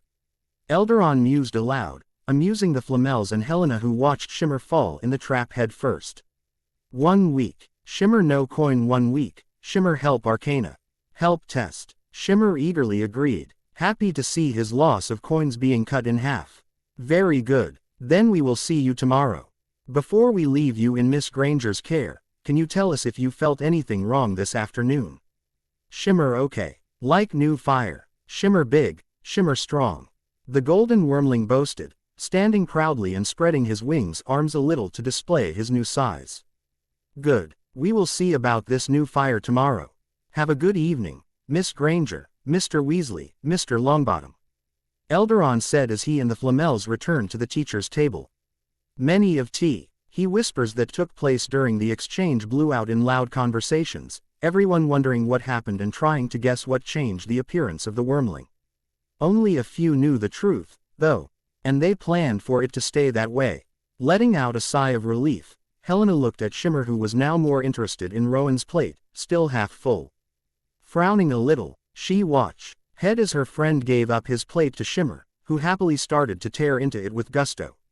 What's wrong, Rowan? You usually never stop eating, she asked, pointing at his abandoned plate. She is right, you know, Neville added, a bit shy but not cowed by Shimmer's presence like some other Gryffindors.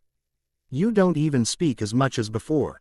Rowan looked up from his plate that was almost completely cleaned by now, with Shimmer licking it until not a crumb remained. He still had a lot on his heart and on his mind, and between what happened with the stone and what they learned about the Flamels, his thoughts were growing more concerning. Do you recall what happened with Quirrell? Rowan asked quietly, his eyes appearing to look at something out of reach. Yes, Helena said, not seeing his point. Did you see him die? Rowan continued. I know, I don't think so, she conceded. I know I didn't, Neville admitted. It was horrible, I can't help it, I still see him die. How Shimmer burned them alive. How they screamed and then how you know who escaped. Rowan quickly whispered, looking far more shaken in only a few seconds. The worst were the screams of absolute pain. Terrible and still echoing in his head. It had been a few days and the nightmares he had hadn't abated. Processing his words, Helena realized that she didn't know what to answer. What Rowan saw, she never saw it and hoped to never have to see it. She could barely imagine what it must have been like, and she didn't want to try. Did you tell anyone? Neville asked, concerned. No, I mean, I can't speak about this to my family yet. Rowan replied, slumping down on the bench. Well, maybe you could talk about this to Madame Pomfrey. I know that she can contact St. Mungo, and they have some doctors who you can talk to who help to heal with problems like this. Neville suggested. I'm not crazy. Rowan protested with a bit more energy. I'm not saying you are crazy. What you have, I think. A lot of people from the last war have it too. If you tell Professor Elderon, he will know what it is. I'm sorry, Rowan, but I don't know how to help you. Helena conceded, a bit defeated.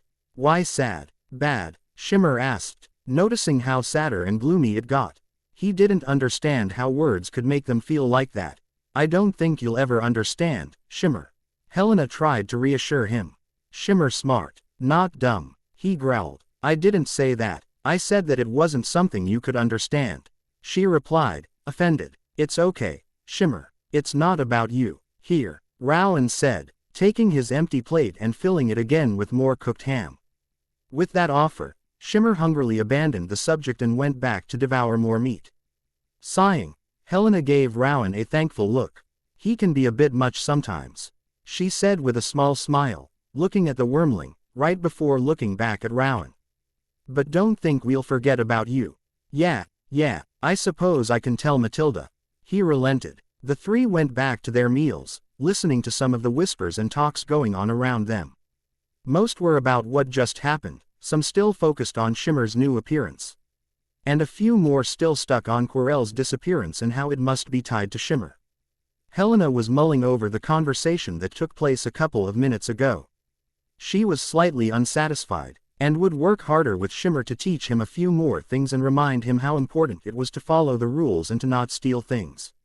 Seeing him comforted her tremendously. But she couldn't forget seeing Shimmer lying down unconscious and uncertain of his survival. She would have to work twice harder with him to make sure he understood the lesson. Rowan's words, though, gave her a lot to think about. She was worried about him and noticed how he had become a bit recluse, silent, and overall less active the past few days, and it somehow didn't occur to her that he could be stuck thinking about you-know-who. In a way, she was thankful to have been knocked out that day, as it spared her that sight that traumatized Rowan. Neville was still silent and shy, and he only asked to turn around and kept saying it was a bad idea to go after Quirrell. He wasn't shocked. Helena could only guess why, and wondered if it had anything to do with his parents being in a hospital. He didn't speak a lot about them, so Helena didn't know a lot, but something terrible happened during the last war and his parents were now taken care of in Arcana Hospital. Looking at Shish, a mer who was licking his plate clean with his tongue, which wasn't forked by the way, Helena could only be glad that everything turned out to be fine in the end. Sure, Shimmer would still have to go through a few tests to see if he was really fine, but it wasn't as scary anymore. Helena, Shimmer bye-bye. Want go sleep, Shimmer told her, licking his lips clean. All right, I'll see you tomorrow. Be careful, okay, she replied, using a hand to pet his head. Okay, he purred in reply. Retracting his head, Shimmer opened his wings and jumped in the air, surprising some students who weren't paying attention. His departure took place under the eyes of everyone in the hall, and he quickly flew to the window before making his way toward his hoard. There was some wind tonight, and he could feel that a storm would arrive soon.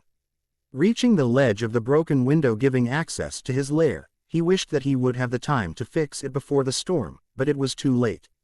And then, before his confused eyes, the broken window shifted and transformed. The shape remained roughly the same, but instead of a full glass window, it became a protected hole, aimed slightly outward and toward T. He ground to stop the rain from coming in.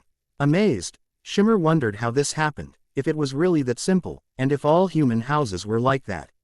Using the new window, he got it without problem and went straight to his hoard.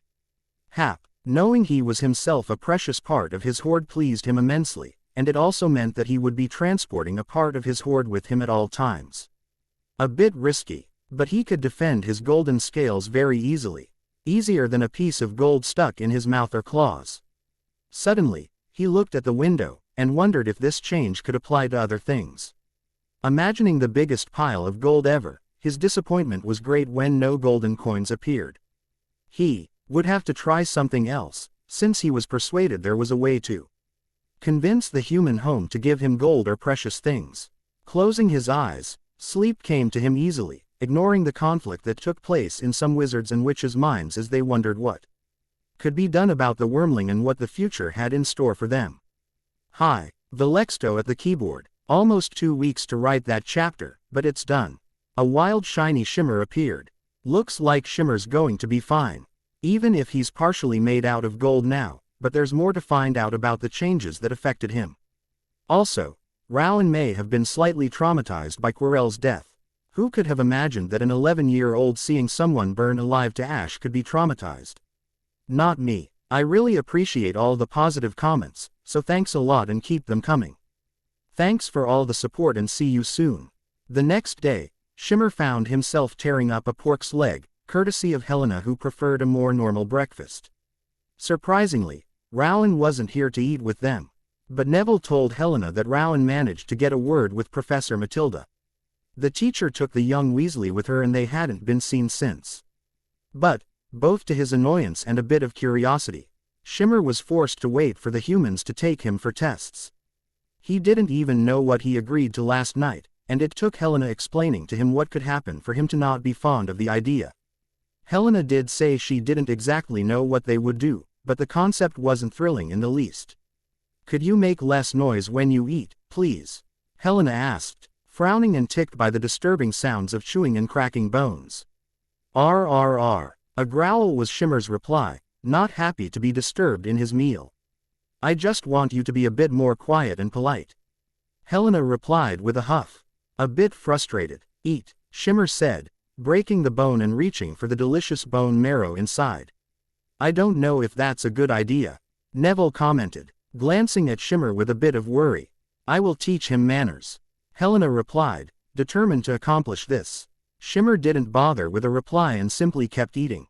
That was the moment the headmaster chose to arrive. "Good morning, Shimmer. Are you ready?" Elderon asked, tranquilly walking up to Shimmer, Helena and Neville. "Shimmer, eat," Shimmer growled. "I'm sorry, headmaster. He is very stubborn this morning. Since I told him about what tests are." Helena apologized. "Really, Shimmer, you don't want to do tests?" Elderon asked, amused. Shimmer not like, "Oh, so you want to spend 2 weeks without coins?" The old wizard continued. Shimmer froze as he recalled why he agreed to take part in these tests. "Shimmer do test, not want go no coin." Shimmer quickly replied, abandoning his bone and walking up in front of the headmaster. "Ah, much better. If you could follow me." Elderon invited him. "Okay," Shimmer replied, jumping in the air. He took the old man by surprise, flying on his right shoulder. Elderon let out a huff, not expecting this nor the new weight of the golden wormling, which was a bit too much for his old shoulders. "I'm sorry, Shimmer, but you're too heavy for me. Please, get down," Elderon said, gently pushing him away with his left hand. A small growl came from Shimmer, but he didn't challenge his place on the old man's shoulder and returned to the air, his wings flying quickly as he hovered on the spot. "Thank you. Now, please, follow me. Miss Granger, Mr. Longbottom, I wish you a good day," Elderon said, massaging his sore shoulder. "Thank you, headmaster," the two students replied. Taking the lead, Elderon walked toward the doors of the Great Hall, Shimmer following closely behind him. They crossed a few corridors and actually went a bit deeper. A path that Shimmer recognized as the one for the man in black with oily hair. Just as he thought, they entered the potion teacher's room and went straight to his private office. There, why were met with Professor Snape and the Flammel couple, already in a discussion. "Your conclusion seems correct, Professor Snape," Nicholas said, a vial filled with blue goo in hand. "Too much arcana, exposed to any quick heating element, will produce an explosion. This leaves a few uses, especially in warfare, but that's not much. I am aware, smaller doses only reduce the effects, and don't change the results. The most interesting use so far is the capacity to be used as a battery for runes, even if runes are already powered by the ambient arcana. There are things I haven't tried yet, such as its influence on spells and if it's edible," Professor Snape replied, much more focused and invested than usual, revealing a more curious side to the man that wasn't often shown. Perenelle was sipping on a cup of tea, watching the two scientists discuss with mild interest. Her eyes went to Shimmer as they walked in, and a faint smile appeared on her lips, as if she knew what was coming. Severus, Nicholas, Perenelle. I've brought our test subject. Elderon interrupted them. Hello. Shimmer greeted them, attempting to land on Snape's shoulder. No. Snape glared at him, pointing at a small perch stand. You can stand there. It was Shimmer's turn to glare. Shimmer no bird, eat bird, he said, preferring to land on the table. Fascinating, Nicholas said, finding the exchange very enlightening. And he was that smart before eating the stone, correct? Indeed. That's the reason why we kept him around. Now, I must apologize, but I won't be able to stay for the tests this morning. I trust Severus to be an excellent assistant. Elderon said. I am more than a mere assistant. Snape replied coldly. That you are, my boy. Elderon acknowledged. Shimmer want test. Now, Shimmer said, wanting to get this over with soon. My, so eager. Very well. Since we are quite short on time, we will begin with physical, biological and magical tests of your body. We can work on the goo later on our own time. Nicholas explained. Stand here, Shimmer, and don't eat the spells. Snape warned. Okay, Shimmer replied, staying immobile. Have fun. Elderon wished them, closing the door as he left. Now, let's see what these scales are about. Snape said. A small glow appeared on Shimmer's scales, giving even more shine to them, much to the wormling's pleasure. This is gold. His scales are made out of gold. Snape said, just as a floating quill started to write down the results. Indeed. The question is how much gold there is in them.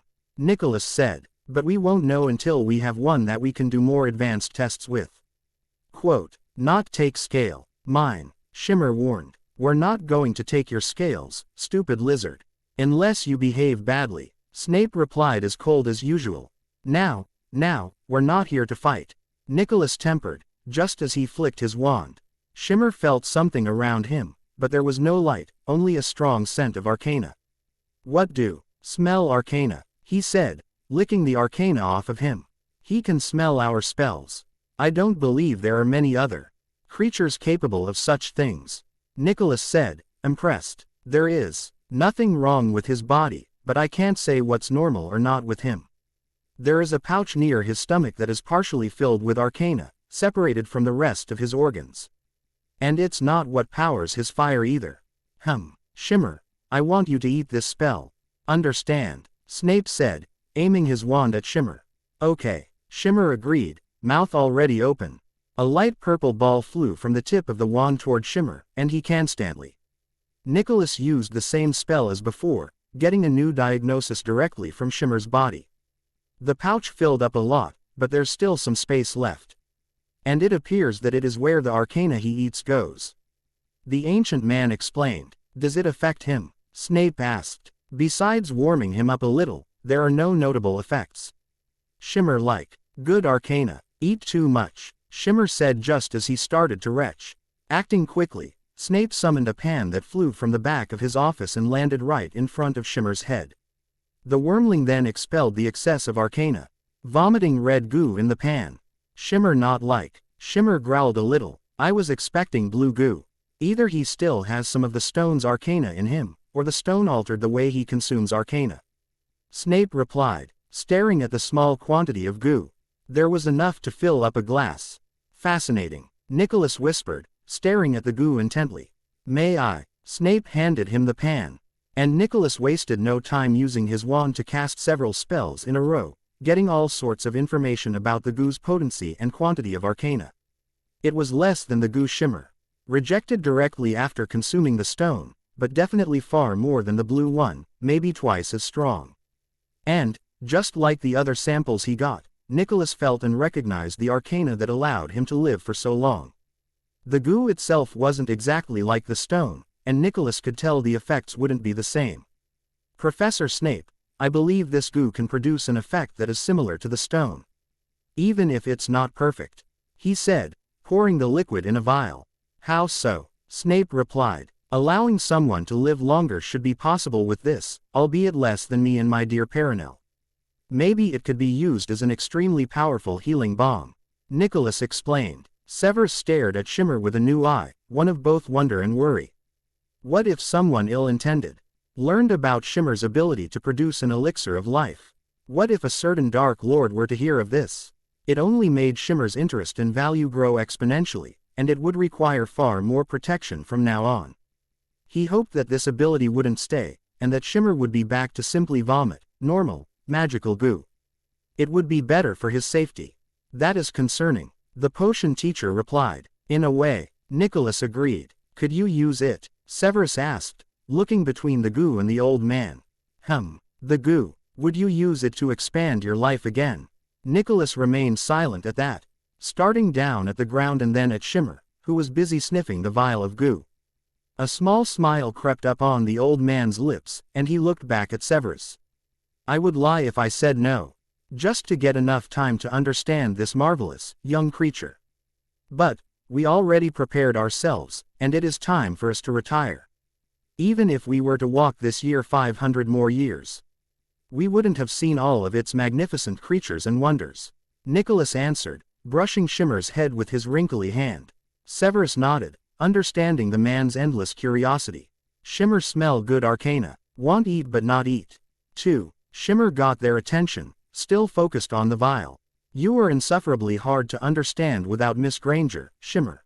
Severus glared lightly at the golden wormling. Shimmer not understand. Too hard word, Shimmer replied, leaving the vial to look at the potion teacher.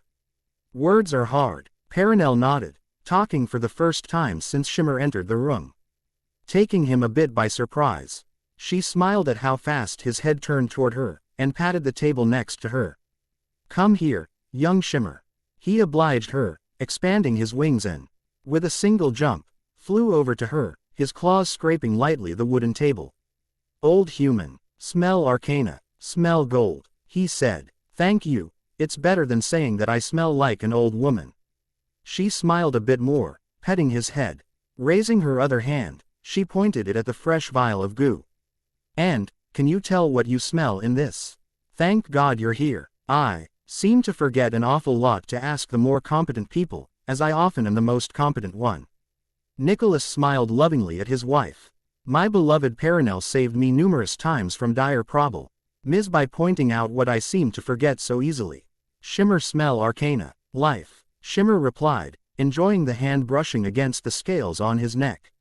Not gold, really, Nicholas exclaimed, getting curious once more. Since he is more golden than before, could it be possible he absorbed the ability to create gold by becoming gold himself? An interesting theory, but then why isn't he completely made out of gold? Severus pointed out, wormling scales are naturally arcana absorbent, it seems logical that they took it before the rest of his body did. Nicholas pointed out absent-mindedly, and if he absorbed this, he could have absorbed more. What do you mean? The stone extended our lives immensely, but didn't make us immortal, Nicholas explained as he focused once more on Shimmer. Though with far more graveness. We became dependent on the stone's ability to survive. If he absorbed the stone, his life could have been extended immensely. Perhaps indefinitely, though I doubt it. He wouldn't need to use the stone, as it became a part of him. Immortality, Severus said gravely, staring at Shimmer. In the purest, most natural way possible. A life extended indefinitely. No dark arcana, no ritual. Only limited by his new biology. Nicholas said, before shaking his head. Of course, this is only a theory, and it will be hard to prove or disprove without threatening his life. The three humans stared at Shimmer, contemplating what may be a new life form that was created artificially. The wormling stared back, not really sure what was going on. Shimmer knew we're talking about the red thing he regurgitated, but he didn't know why.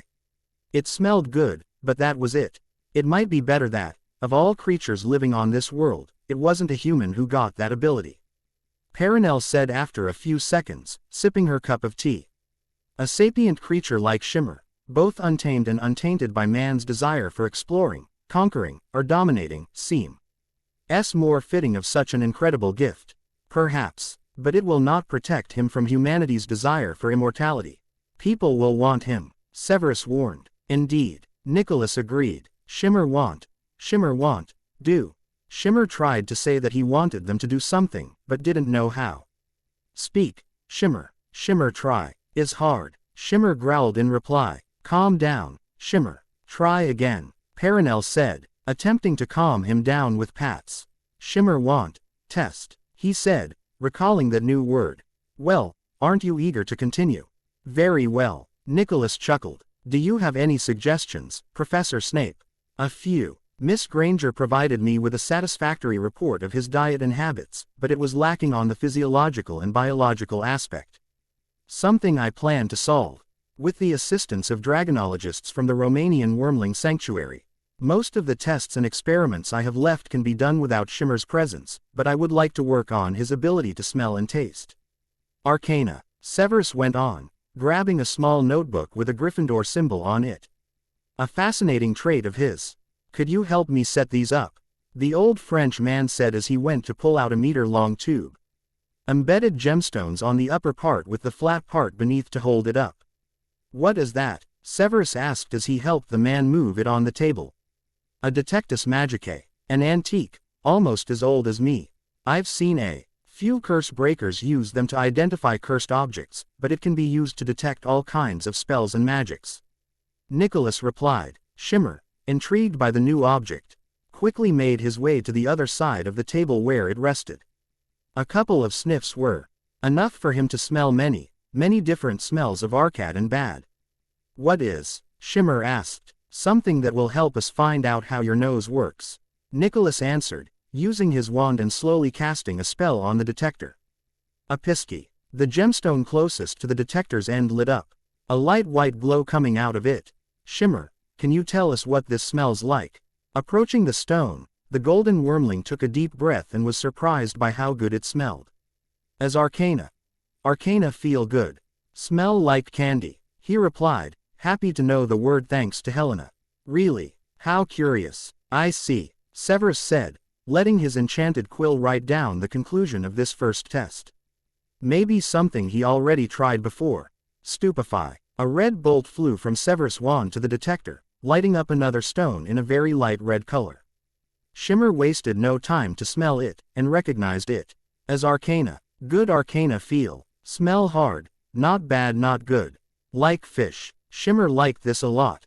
He was learning about Arcana spells, which would make him bet. Tear at understanding what the humans did and what spells tasted good or bad. And it was a fun game for a creature as simple as he was, not needing much to spend a nice moment. Good, even if I was expecting something else. Nicholas noted. Well, I will leave you to this. There are a few things I'd like to discuss with Madame Pomfrey. Perenelle said, leaving her teacup on the table before standing up, walking toward the door. Have a good afternoon, dear. Nicholas wished her, readying his wand for another spell. With that said, Nicholas, Severus and Shimmer resumed their tests. Shimmer liked it a lot, and even if the experiments varied as time went on, he didn't notice the hours pass. It was early in the evening, and the three just stopped. They might have continued, had Shimmer not stopped the two men. They cast so many spells that he had to smell, he got tired at the end. And then they moved on to the goo, and asked if he could produce it on demand, which they found out he couldn't. So, to test how much he could produce, they made him eat spells after spells, good-tasting ones thankfully. He regurgitated so much of it, enough to fill a whole cauldron, in many different vials and glasses. It left him tired, in a bad mood, and with an awful taste in his mouth. Shimmer won't go. No test. He growled at the two, just as they prepared another container. Nicholas looked up at the window, and noticed how the twilight was starting to come. Testing if he vomited different goos was inconclusive so far, as he only regurgitated the same red goo over and over again. Its properties remained the same, with equivalent potency and amount of arcana. The only thing they found was that the more arcana he ate, the less goo he would vomit, like if his stomach got tired. This wasn't bidding well for Shimmer, who hadn't realized yet that there was a problem in the first place. Perhaps we can stop for today. Nicholas agreed, actually starting to feel how tired he was. He may have used the stone to extend his life. He was still an extremely old man with a body that wasn't as young. Indeed, Professor Snape nodded as well, letting his quill rest on the page filled with notes. He looked at the many vials of red goo, aware of the potential value they had. Potential, because they weren't crazy enough to taste it. Not before cleaning it, which was something they would do another day. Shimmer won't eat. Shimmer almost shouted, flying up to the door. Stop shouting, you damn lizard. Snape growled, flicking his wand and letting the door open. Without wasting a second, Shimmer flew out and crossed all the dungeons back to the first floor, where he went straight for the Great Hall. He had enough tests, and hoped he wouldn't have to do more tomorrow. But, even if it was uncomfortable, he learned a lot and wanted to share it with Helena. Reaching the Great Hall, the doors thankfully opened. He swished in and aimed for the Gryffindor table, where Helena, Rowan and Neville were already eating. With little care for the humans around, and thankfully Helena left an open space for him to land, knowing he would just push everything aside otherwise, he landed right on the table. Even after almost a year of classes, his random arrivals could still take most of them by surprise. Shimmer, how are you? Helena asked instantly, a bright smile on her face as she was very happy to get her friend back. Shimmer not like test. Is hard, is bad, taste bad. Smell is fun. Shimmer no want more test. He growled, much to the Gryffindor's surprise, as he laid down on the table. Oh, I'm sorry to hear that. But it's only for a few more days. She tried to cheer him up. Another growl came from him, still not happy at the prospect of doing more tests. I get it, I don't like tests either. Rowan replied a bit nonchalantly. Rowan is, Shimmer asked, intrigued. It's not the same, Helena noted, frowning at her friend's words. I don't like any tests. Rowan clarified. That's not helpful, Helena said. Shimmer like Rowan not like test. Shimmer won't eat like Rowan. Shimmer continued, staring at Neville's plate that was the only one filled with food. Huh, Helena, Neville called, a bit worried as he didn't dare to pull his plate away from Shimmer. You are not going to be eating like Rowan. It would actually be a downgrade, she said with absolute certainty, picking up a plate and filling it with a bit of steak and a few bones. Shimmer was most happy to get this, as he never got to eat cows before coming to Eldertower since they were too big for him to hunt. He loved the taste of this new meat, far better than rats, and promised himself to hunt cows when he would be big enough to do so. For now though, he was happy to get smaller bits as he cheered in the meat with gusto. Hey, Rowan complained. It's true and you know it. Helena replied, not ready to let this go. HMPH. Rowan harumphed, reaching for a generous serving of beef casserole. With everyone going back to eat, they fell in silence as the students around them had their own discussions. The meal went on for a little while, with a few more talks here and there about their classes and the upcoming holidays. They still had a few exams to take, and with Quirrell's disappearance the teachers had to improvise a few things, but they would come to an end shortly. Shimmer, Helena called him as he finished his bone, cleaned of all meat. Yes, he replied. Would you like to take a small break with me? Maybe tomorrow morning. It's Saturday so I'm free and it's been a while. She asked, longing for a moment with her friend. It had been a while since they spent a moment together. Shimmer not no break, and Shimmer like, but Shimmer test, and Shimmer not want no coin. He whined in reply. It's break, Shimmer. And a break is some time spent relaxing, not doing, well, tests. I'm sure I can ask Headmaster Elderon to give you a small break. Helena assured him. Shimmer like. Shimmer thank you Helena, he said. You're welcome, she replied as she petted his head. Helena was quite proud of how her lessons improved Shimmer's speech. Even if there was a lot more work to do. The dinner lasted until 8, where the students were forced to return to their dormitory for the night. Shimmer went along with the Gryffindors, something he hadn't done in a while, and remained in the common room for a few more minutes as some of the students got to talk in the couches and where others, like Helena, focused on their notes and books in preparation for the upcoming exams. Shimmer watched as she wrote a few things, and how it seemingly made sense for the human girl. He couldn't understand how these lines, strange shapes and things, could be used to translate something that was spoken, even if he sort of understood the interest. He remained there, laying on the table next to Helena, resting in silence and watching over the students in the room. As time passed, most of them returned to their bedrooms. And soon Helena was one of the last ones there, with Neville who was also working hard on his notes. Thankfully for him, Helena was their more obscure subjects. Helena was forced to stop herself at some point, aware that staying awake longer would risk getting a warning from Professor Matilda for staying up too late. Again, thank you for staying with me, Shimmer. That was very nice, she told him as they went to her bedroom. Shimmer wants sleep. Is bye-bye, he replied, feeling a bit more tired than usual. Right. Coming into the bedroom, where her roommates were busy removing some makeup or reading a magazine. She made a beeline for her bed and dropped her belongings next to it. He grew a bit. Lavender Brown noted as Shimmer flew in. Yes, we actually don't know how big he will get, Helena replied. Really? Parvati Patil asked, surprised. Yes, when the wormling handlers come back, we will try to find out how much more he will grow. Huh, well I hope he won't get much bigger. Otherwise he won't be able to come back to the castle, Lavender said, brushing her hairs. I hope not, but that's a possibility. Helena agreed with a small frown. She actually didn't want her friend to get too big. Otherwise it would be hard to have him around. Shimmer want big. Big is good. Big Shimmer is more danger, is more hunt. The golden wormling replied as he landed on the window. He's almost as smart as a Slytherin. Parvati mocked. He's smarter than that. Helena came to her friend's defense, outraged by that ridiculous comparison. Smarter than Damon at least. Lavender said. Shimmer want bye-bye. Shimmer cut them off, whipping his tail against the window, making it rattle a bit. All right. Helena quickly made her way to the window, opening it quickly. Shimmer had no trouble passing through the window, even with his slight increase in size, and he stopped right as he was outside, standing on the window sill. Bye-bye, he said to his friend. Good night, Shimmer. See you tomorrow. Helena wished him a smile on her face. Spreading his wings wide, he jumped in the air and quickly found the right air current, flying straight to his tower and his hoard. The following morning, Shimmer went to Headmaster Elderon's office first thing in the morning. He wanted a break, and he would get it, but sadly for him the old man wasn't there.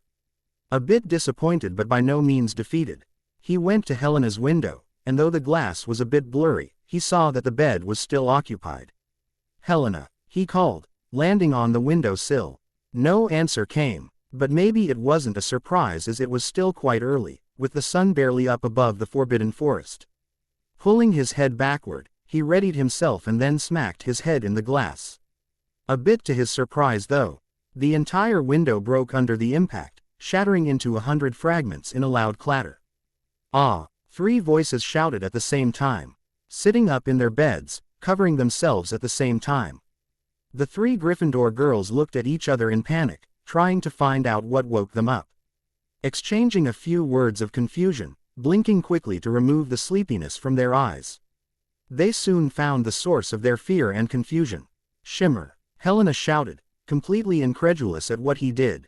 That stupid lizard. Lavender groaned as she flopped back down on her bed. Why did you do that? Parvati shouted as well, quite pissed off. Shimmer sorry, not want. Shimmer apologized, head down, still at the window. He wasn't bothered by the glass at all, but was conscious that he did something bad. You broke our window, Parvati continued. Shimmer want see Helena. Shimmer say Helena, not wake Helena. He tried to apologize. Well, you should have waited for me to wake up. Come on, now, she said quite sternly, grabbing her wand. Still head down, Shimmer walked in the bedroom and walked up to Helena's bed, without jumping on it like usual. Fenestra Reparo. Helena casted her spell, allowing the pieces of broken glass to slowly rise into the air and all finding their place, completely fixing the window. There we go. Thank you, Helena, Lavender said, ready to go back to sleep. Get him out, Parvati spat, also wanting to get a bit more sleep. You heard them, Shimmer. Go wait for me downstairs, Helena told him. Okay, he nodded. Flying to the door, he opened it with his claws and then went down the stairs.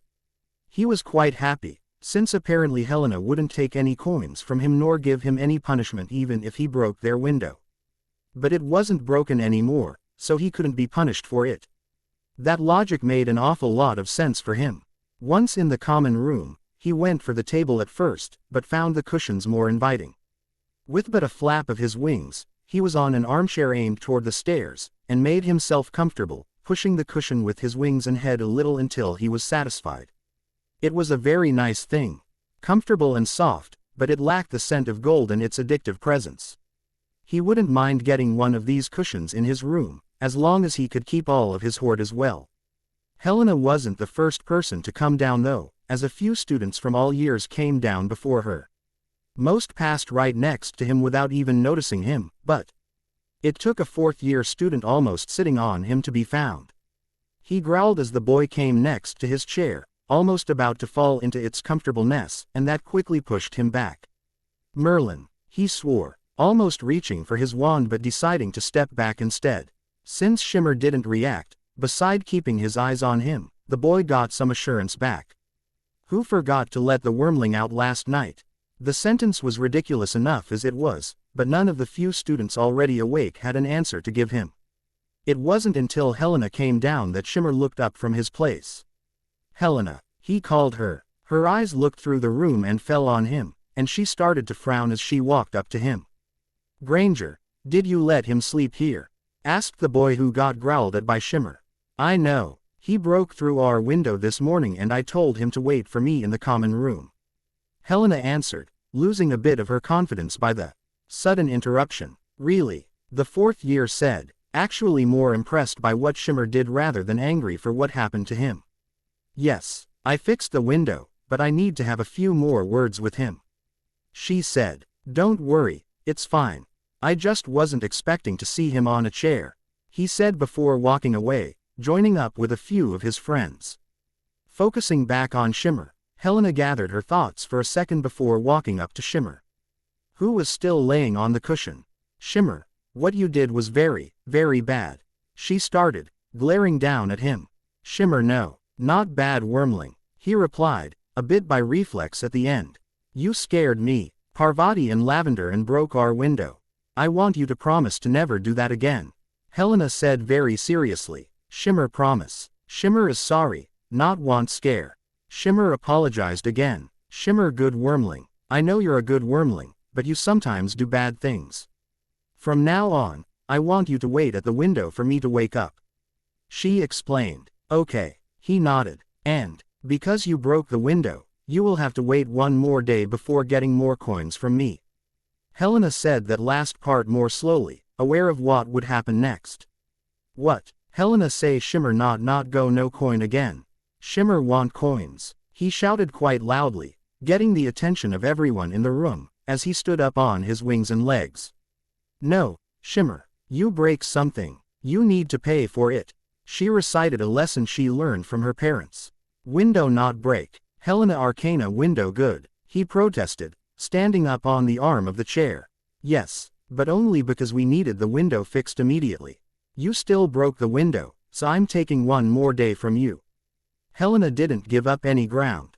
No, Shimmer want coins. Shimmer, Helena say Shimmer not go no coin again. Shimmer wasn't ready to give up as well.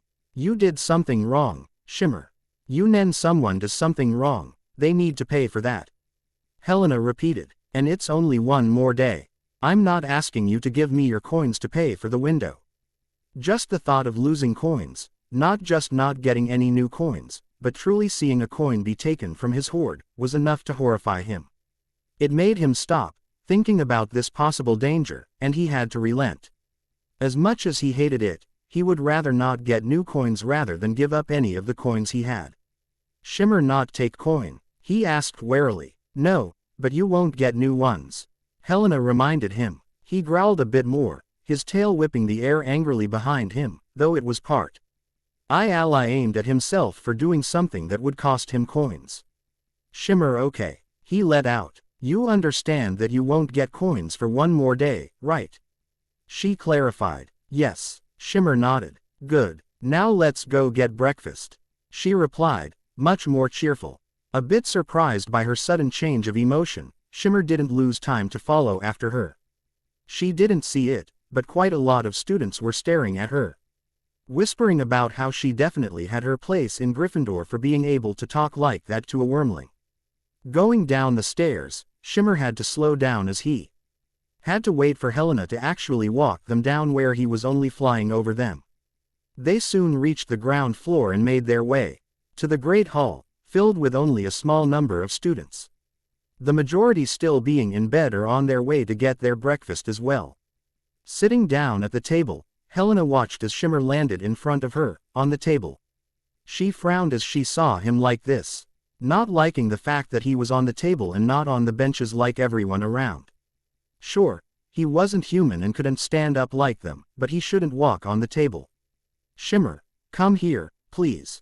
She called him, patting the spot right next to her, wondering what she had in mind, and a bit worried she wasn't done with him for breaking the window. He obeyed and used his nimble body to reach the bench with the claws on his wings before bringing the rest of his body.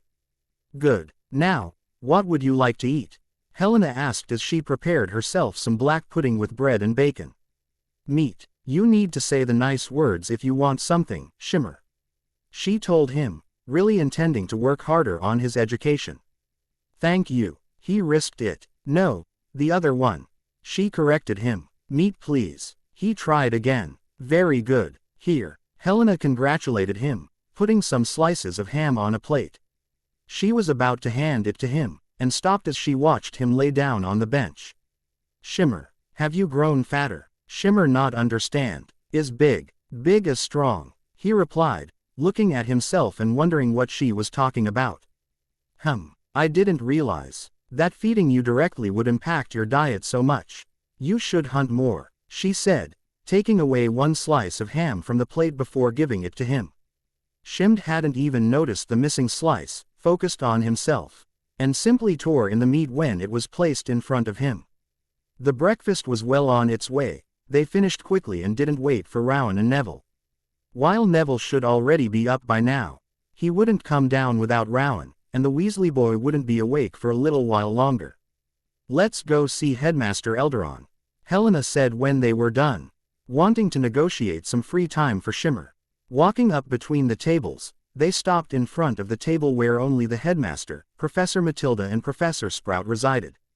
Ah, Miss Granger, Shimmer. Good morning. Elderon greeted them, a smile on his lips. Good morning, Headmaster, Professor. Helena greeted them back politely. Hello Dumbledore, Shimmer replied, focused on the old human as he hovered in the air. Shimmer, stop saying that. Helena harshly scolded him. Now, Miss Granger. I believe we could excuse Shimmer for not being fully capable of speaking correctly yet. Now, what can we do for you on this nice morning? Elderon calmed her down, a hand in the air. Yes, Professor. I wanted to ask if Shimmer could be exempted from doing any test this morning. Helena asked, collecting herself.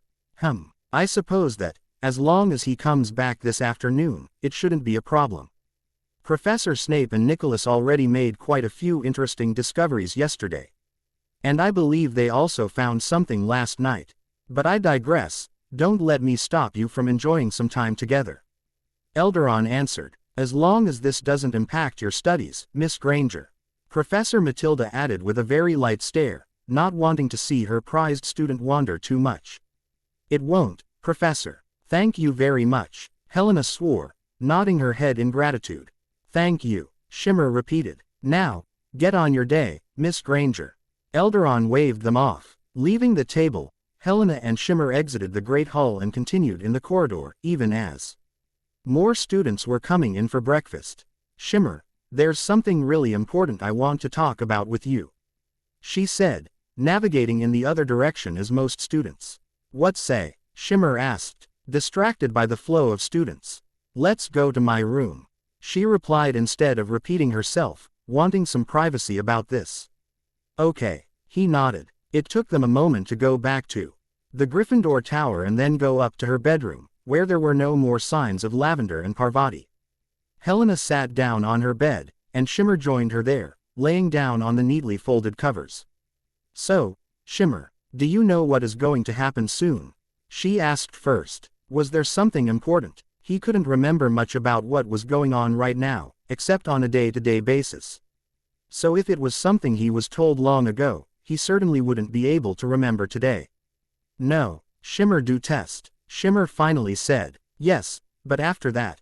She pressed on. Shimmer not know, not remember, he replied. Do you remember what happened when you went to hibernate last time?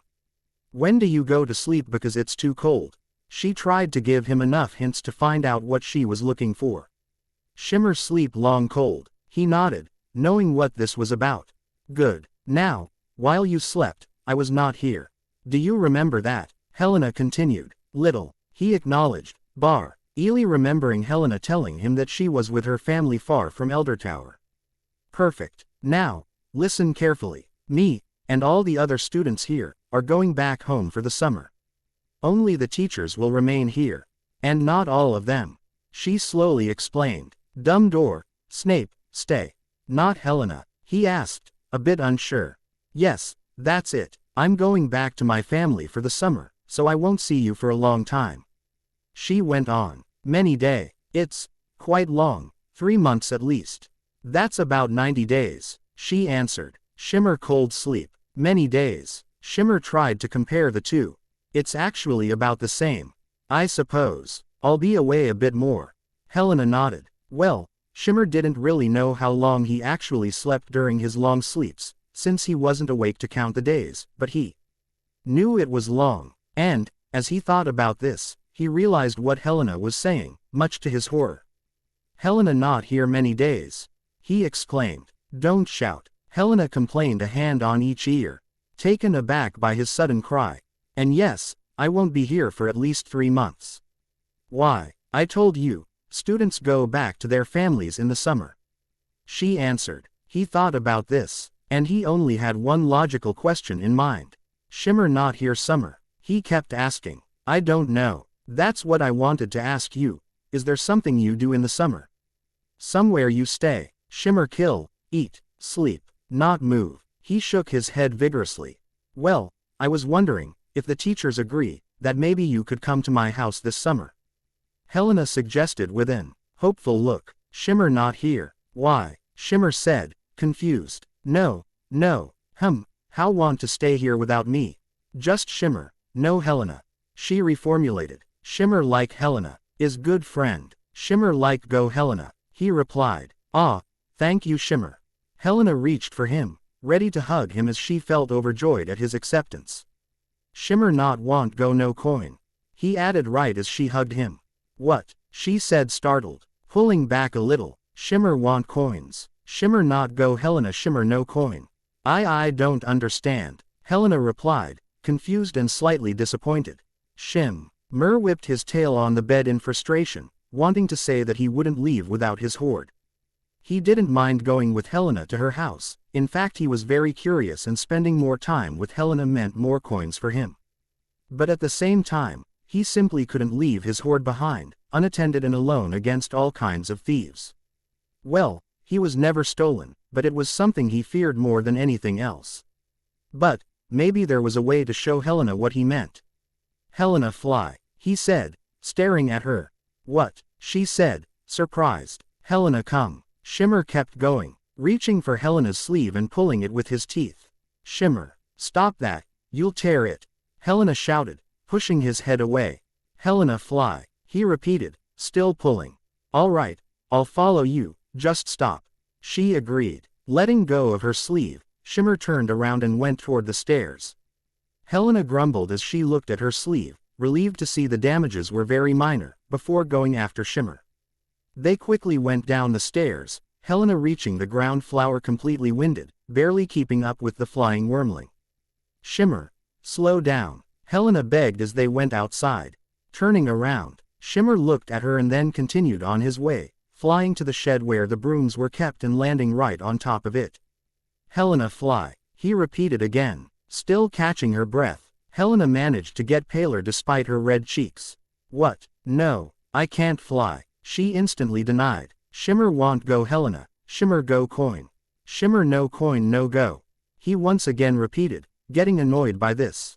I told you, I don't understand. Helena also repeated. Helena fly, Helena no fly, Shimmer fly Helena. Please don't. Shimmer, I'm scared of flying, I just can't do that. She argued. Angry, Shimmer jumped from his perch and landed right in front of Helena, who took a small step back in surprise. Shimmer coins, yes, he asked. You have coins. Helena guessed. Yes. Shimmer go Helena, not want mine coins here. Shimmer went on, doing his best to put the words in the right order. You want to come and oh. Ooh, you don't want to leave your coins here. Helena jumped as she understood. An excited gleam in her eyes. Yes, Shimmer nodded several times. And, you wanted to show me your coins. Helena realized, calming down a little, aware of the opportunity that was given to her. Yes, Helena glanced at the shed, thinking about the tools inside. But, as much as she wanted to witness where Shimmer lived, going on a broom and fly atop the Gryffindor Tower, she couldn't do that. No, I can't break in, I need to ask a teacher first. And I haven't told my parents anything yet. Shimmer stared at her, wondering what she was talking about. All right, I'll need to ask my parents first if they would be ready with you coming, and then ask Headmaster Elderon. Or maybe it would be better to ask the teachers first. She wondered aloud. Yes, definitely ask the teachers first. Come, Shimmer. Quote. A bit lost, Shimmer still followed after her as they went to the Great Hall. Many students were still there, including Rowan and Neville, but there was no sign of Elderon nor Professor Matilda. There was Professor Snape though, and Helena was ready to try her luck. Miss Granger. Snape welcomed them as they reached the teacher's table. Shimmer here, Snape. Shimmer growled, not liking being ignored. Professor Snape only glared at Shimmer, which had absolutely no effect, and Helena mustered her courage to defuse the situation. Good morning, Professor Snape. We were looking for the headmaster. She explained a bit weakly. The headmaster is currently in a meeting in his office. Oh, Helena simply let out, a bit disappointed. Was this everything, Miss Granger? Professor Snape curtly asked. Yes, thank you, Professor. Come, Shimmer. We're going to see Headmaster Elderon, she said as she turned around. Miss Granger, I would advise that you do not take Shimmer to the headmaster's office. Shimmer's presence would be incredibly detrimental to himself. Professor Snape stopped them before Helena even took 2 steps. Really? She asked, surprised. Shimmed, who remained in the air until now, and went back and forth a few times, had enough and landed on the table right next to Professor Snape's place. The people he's meeting with could be dangerous for Shimmer. It would be wiser to have him stay here until they leave. Professor Snape warned. In fact, since we will resume our tests soon, Shimmer should come with me. Helena was a bit saddened by the request, but there wasn't much she could do about it. She wanted to spend more time with Shimmer, and even if they did a few things together, it wasn't nearly as much as she hoped, especially since the case of Shimmer's place during the summer hadn't been discussed with Elderon yet. Shimmer not like test, Shimmer growled, like every student here, with perhaps the exception of Miss Granger. Professor Snape replied with a glance at said student. And I assure you that it will be nothing like yesterday. It's okay, Shimmer, we can still see Professor Elderon later. The Flammel won't be there too long, so you should spend more time with them until then. Helena told Shimmer, a sad look on her face. Intrigued, Shimmer looked at her. Why indeed, Miss Granger? Professor Snape repeated after Shimmer. I looked up their name in the library, and the history of the stone. I know what is going to happen to them soon without it. Helena answered sadly. Professor Snape stared at her with his usual frown, though there was something slightly different this time. Glad to see that there are some Gryffindors capable of thinking. The smartest one from your house died years ago, he replied, staring into Shimmer's eyes, his face relaxing slightly and letting out some hidden feelings of longing and grief. Helena dared not speak up, because she recognized the professor was thinking heavily about something very important to him, and didn't want to get his attention. Shimmer had no troubles doing so, though. Shimmer test? He asked, blinking. That was enough to pull Professor Snape out of his trance, and he instantly resumed his normal appearance. Tests? Yes, Miss Granger, I'll take care of Shimmer. You're free to enjoy your day, Professor Snape said. Very well, Professor. See you later, Shimmer. Helena smiled at the golden wormling, already starting to think of the arguments she would need to convince Headmaster Elderon that her idea was the best. Bye-bye, Shimmer said. Helena waved in reply, and Shimmer started at her some more as she joined Rowan and Neville, before looking again at Professor Snape. Snape smell. Fish and plant, he stated emotionless. I can already tell this is going to be a long day. Severus sighed with a frown as he stood up. Follow me, stupid lizard. We have much to do. Shimmer smart. Snape dumb like Dumbledore.